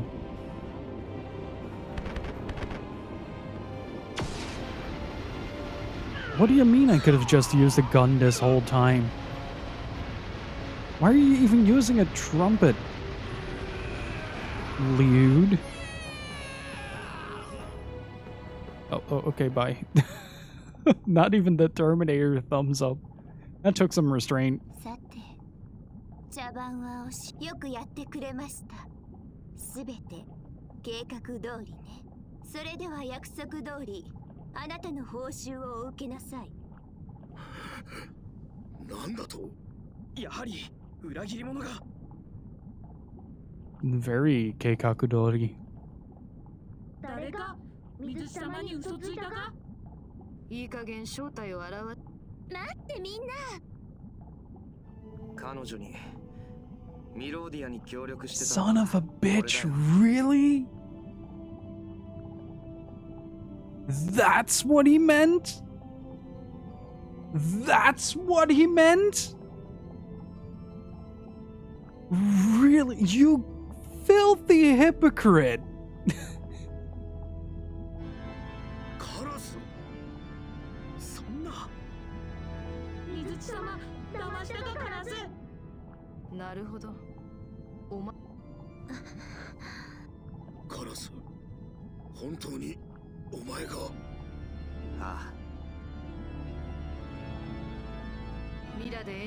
I'm so glad my memory is very shoddy of this time. I don't remember this at all. そうだ。転びそうになったミローディアを助けるふりをして、こっそりマグナスを渡したんだ。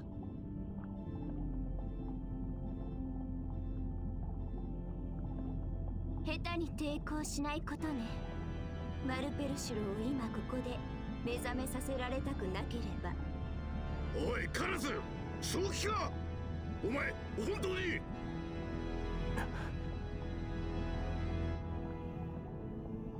あなたもグルだったの？いや、あいつはこの件に関しちゃ何、それどころか計画に反対して協力することを拒んだんだ。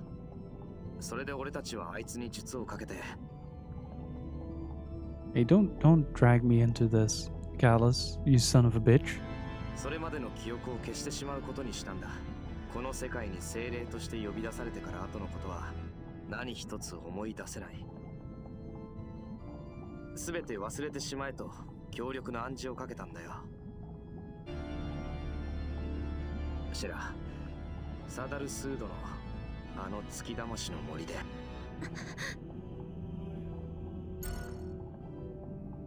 いや、もう遅いよ。今さら後には引き返せない。何としてもじいちゃんとフィーの仇を討つ。そのために俺は力が欲しかった。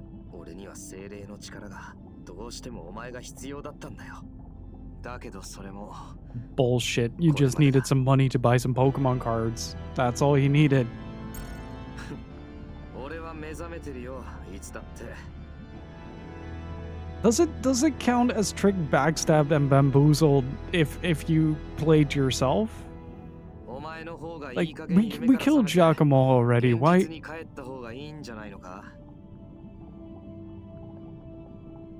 さあ、カラス。自分のなりたいものに望みのままにエンドマグナスの力に身を任せなさい。神の息吹に触れて生まれ変わるのよ、カラス。いけない、カラス、その力に触れてはダメ。 God, Callus is such an asshole. He is such an asshole. あなたなら大丈夫。精霊に守られたあなたならマルペルシュロの狂気と怒りに触れても何も。さあ、信じなさい、カラス。マルペルシュロの力を。お願い、カラス。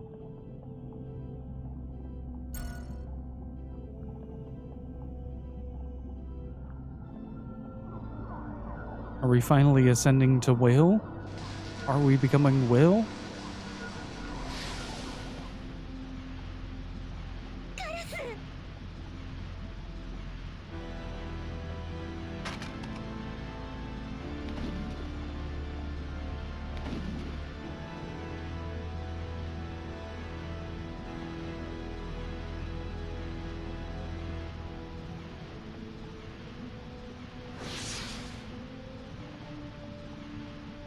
見ろ。とうとう俺は手に入れたぞ。本当の姿を。Oh god, that face. That face. Stop ejaculating feathers. It's getting awkward, Kalas.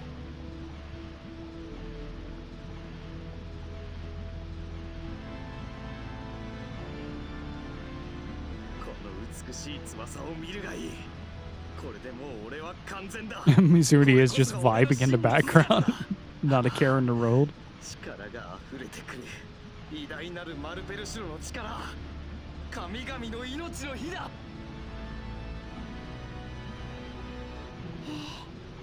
お兄様。 Fucking what? わかるだろう。俺にはもう精霊の力など必要。永遠の神の力を手に入れてしまう。残念だが、この世界にはもう誰もお前のことは必要として。お前のゲームはここで終わりだ。自分の世界に帰るんだ。 So, you like to play Castlevania? あばよ。 You haven't saved in a while. さあ、新しい時代の幕開けはすぐそこよ。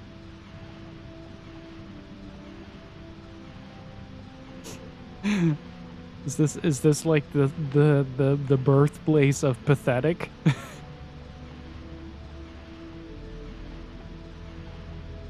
聖なる戦いが始まる。絶望という名の狂える神、呪われたマルペルシュロが。 I like that this whole scene is played off as like this massive event within the world, and then Mizuri is just kind of do do do do do in the background.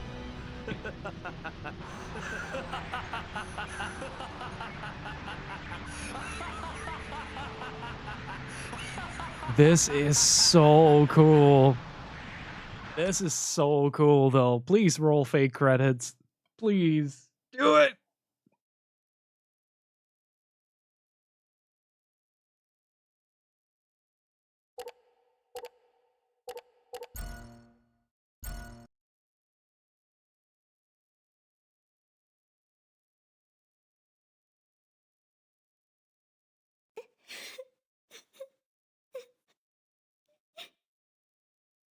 Damn it. どうしてこんなことに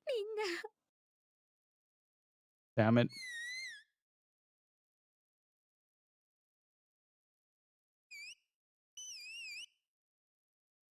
どうしたのミーマイ。 Just a quick second. I think Gypsy just came home. Gonna check real quick. False alarm. 誰かいるの？何？誰か呼んだ？私のこと。なんだか誰かがそばにいる。 I'm right here. あなたなの？ It is I. ダメ。やっぱり聞こえないわ。私に。 Can you hear me now? Hello. ねえ。もしここにいるのなら、私のところへ来て。 Back when it originally came out, I played through it.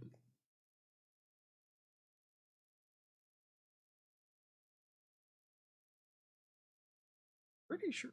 There it is.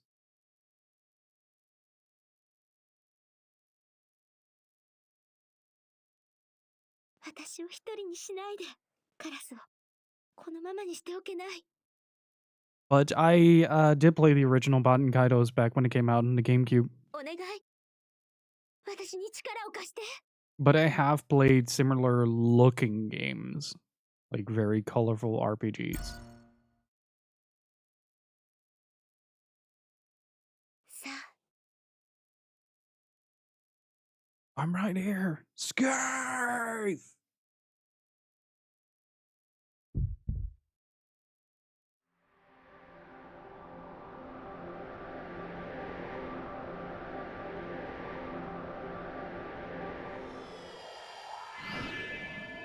Have a good food, Henry.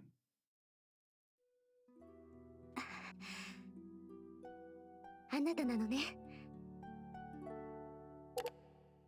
Kept you waiting, huh? 聞こえる。あなたの声が聞こえるわ。私にもあなたの声が聞こえる。ああ、なんだか胸の奥の方で温かい光が灯ったような不思議な感じがす Do you る。 enjoy your eat? ありがとう。来てくれて。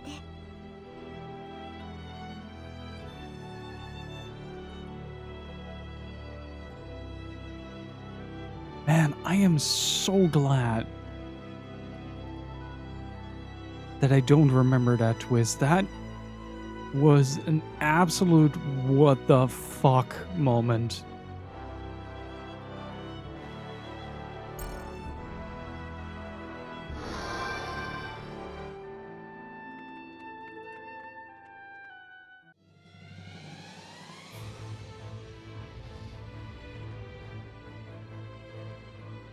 The Imperial Fortress. Wait, is there a safe point nearby? さあ行きましょう。ここは帝国の要塞よ。今はともかくここから逃げ出さない。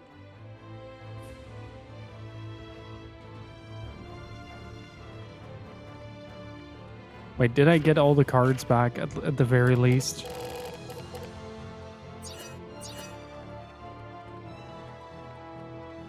Hmm.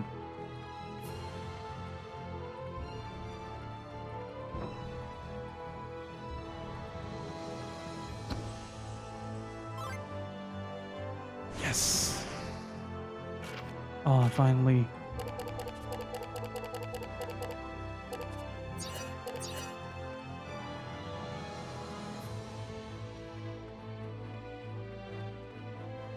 I don't think I've ever had a rug pull that effective. We're asking if if my cock is alright.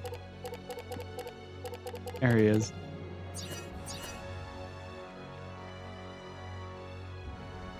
Bit of a personal question, but you know, I'll take it.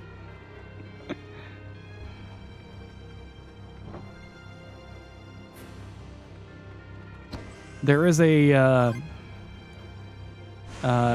card called the Rooster, which I have dubbed the cock card.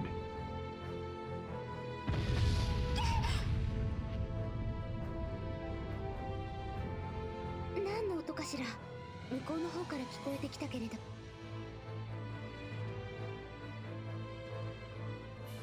考えていても仕方ないわね。行ってみましょう。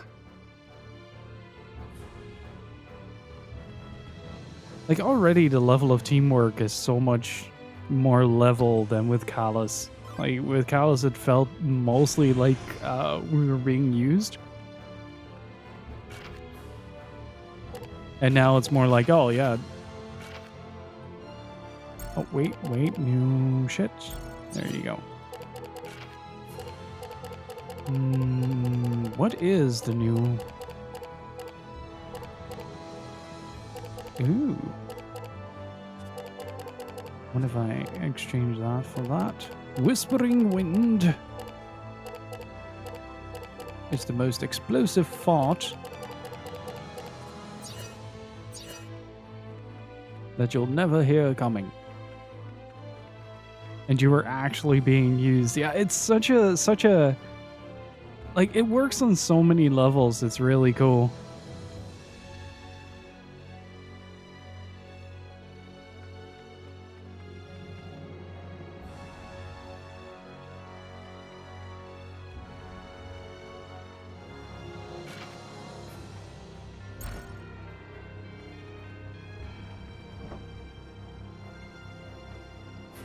Hey, Ray, how's it going?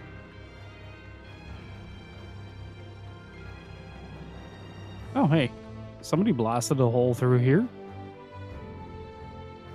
I do really... Wait, who are you guys? Why are you a bird? ご無事で何より。さあ、こちら。仲間はすでに船でよそへ連れ去られた。今はここから無事に逃げ出す。後々のことはそれから考えるとします。脱走だ。娘が逃げたぞ。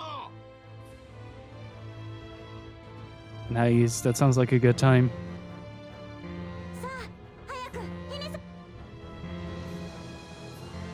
Wait, new party?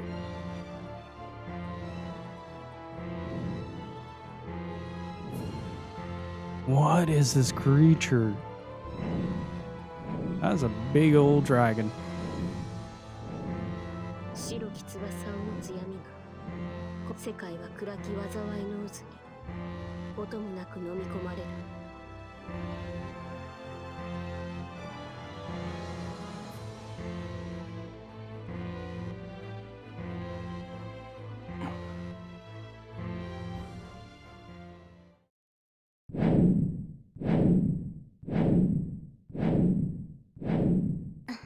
帰ってくる。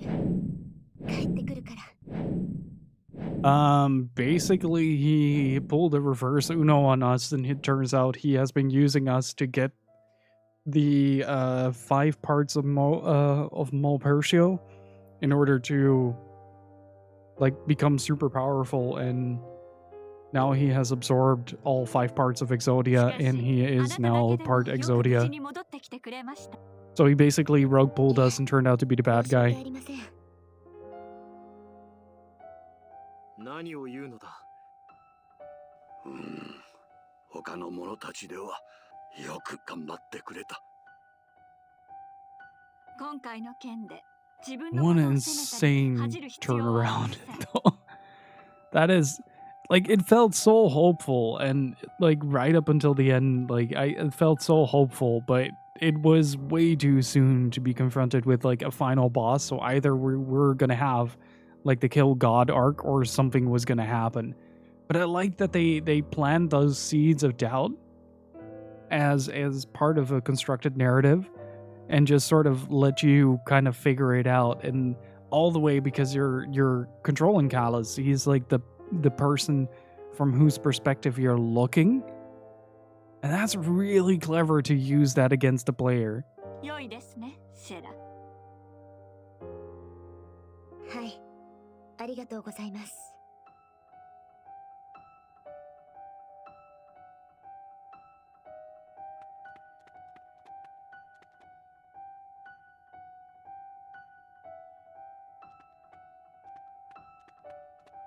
Man, that's kind of insane. 幸いにもまだコルヒカの者どもが全面的に打って出ないのは、未だエンドマグナスが仮にも神の力を封じたマグナス、そう簡単に解放できるものではありません。Like, I've seen games with asshole protagonists before. Hell, one of my favorite games of all time has a glorified dickweed as a protagonist for half the game. And never have I experienced it to this degree, where it just kind of felt betrayed by my own doing. That's nuts.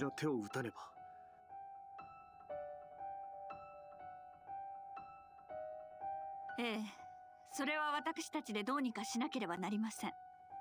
しかし、ミローディアはどうやってエンドマグナスを解放するつもりなのでしょう。I have a tendency to replace information from different games with one another. So, like, if I have like a big twist in a video game that I haven't played in the last 10 years or something like that, there's a guarantee that I'm only going to relive that after the fact. So the moment stays fresh because I don't remember it, but the consequences of it and the story flow after that have, because like I swapped, for instance, like the Exaria thing with Tales of the Abyss with this moment in my brain. 一体この世の誰にそのような力が。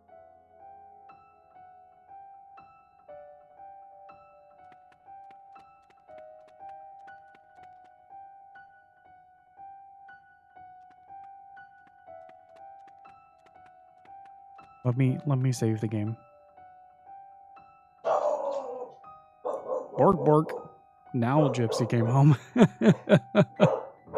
Just a second, be right back. Hello, I'm back.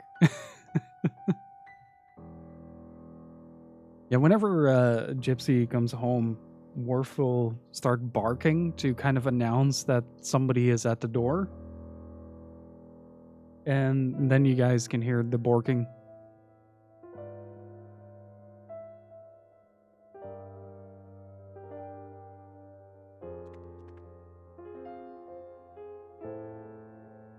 It doesn't push it further though. It's mostly just to announce someone at the door. Oh right, he was Melodia's dad.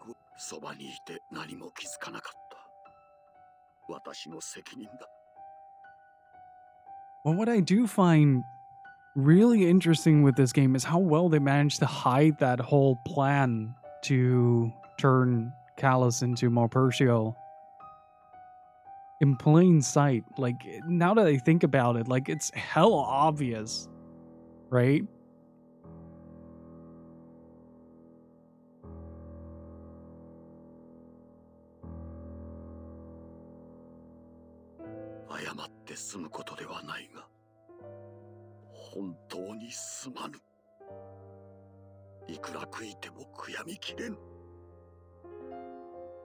Kobe をお上げください、カルブレンコ。今は起きてしまったことを悔やんだり、泣いたりするよりも、これから先どうすればよいかを考えねばならぬと。反省や後悔は後にいくらでもできましょう。さよ。共に力を合わせ、この事態を何とか収めてみせましょう。Yeah, but that's why he asked Callus to join, right? Because he knows he's technically already on their side. Just the fact that Giacomo was like the target of their ire, of his ire. That's the only reason he said no at that point. But the whole fake out where you think that Callus is sort of opening up towards the rest of the party and sort of dropping his selfish attitude a little bit, it's so well done. It's so freaking well done. わかりました。何としてもミローディアの目を覚まさねばなりません。このカルブレン、老い先短い命を賭して。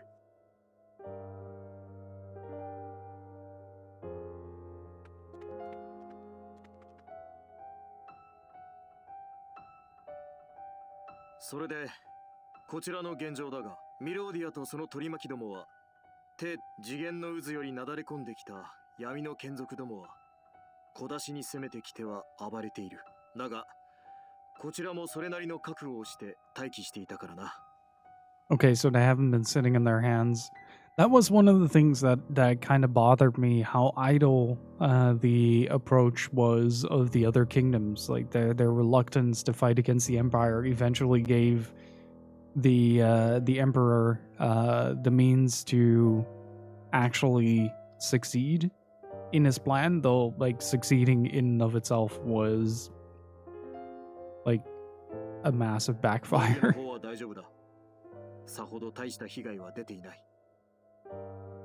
それからサダルスードの領主は館に引きこもって震えているよ。まあ、その気持ちもわからないではありませんが。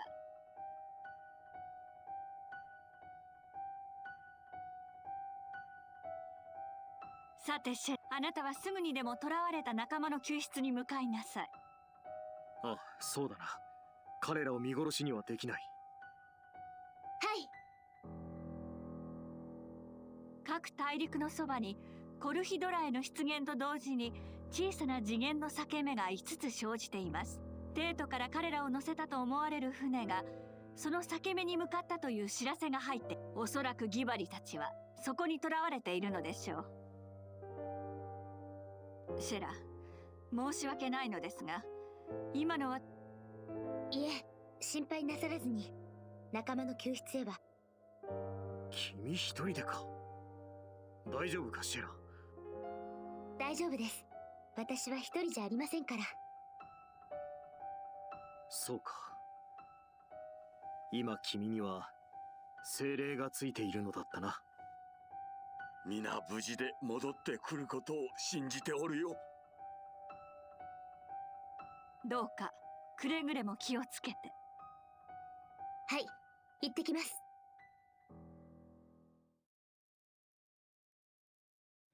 Man, this game.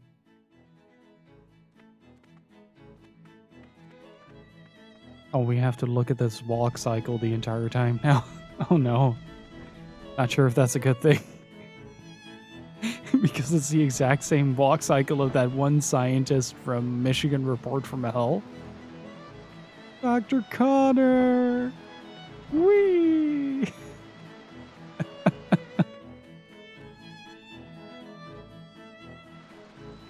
Alright, I'm gonna save it up here and leave the next leg of our journey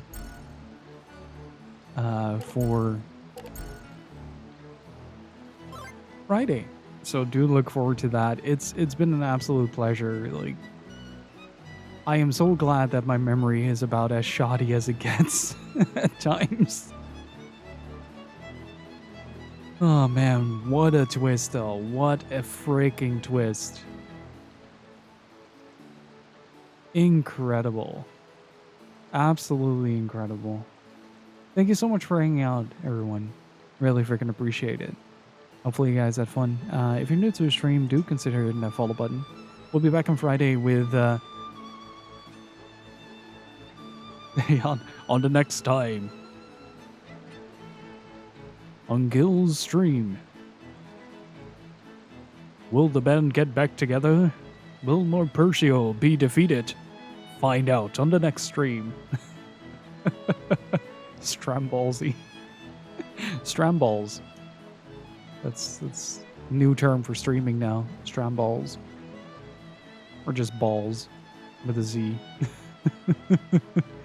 Well, thank you so much for hanging out. Really freaking appreciate it. An extra special thank you to Molokov, Sabaru, and Henry. Really freaking appreciate the continued support. Thank you so much for the resubs. And we also have a Discord where you can hang out if you enjoy hanging out with this community. A main YouTube channel where I post video, essays, and all that. And a VOD channel where I post the VODs of this channel. And a new review for Tanuki Chicken Attack is in the works. We'll be dropping this Friday. We'll be closing out the horror month with The Devil in Me, the final chapter of Season 1 of the Dark Pictures. After which we'll be heading towards the Doshin the Giant review. So thank you so much for hanging out. Really freaking appreciate it. And hopefully see you all on Friday. And until that moment arrives, remember to stay beautiful, keep on gaming, dudes. And we'll see you all next time. Have a good one. Bye-bye.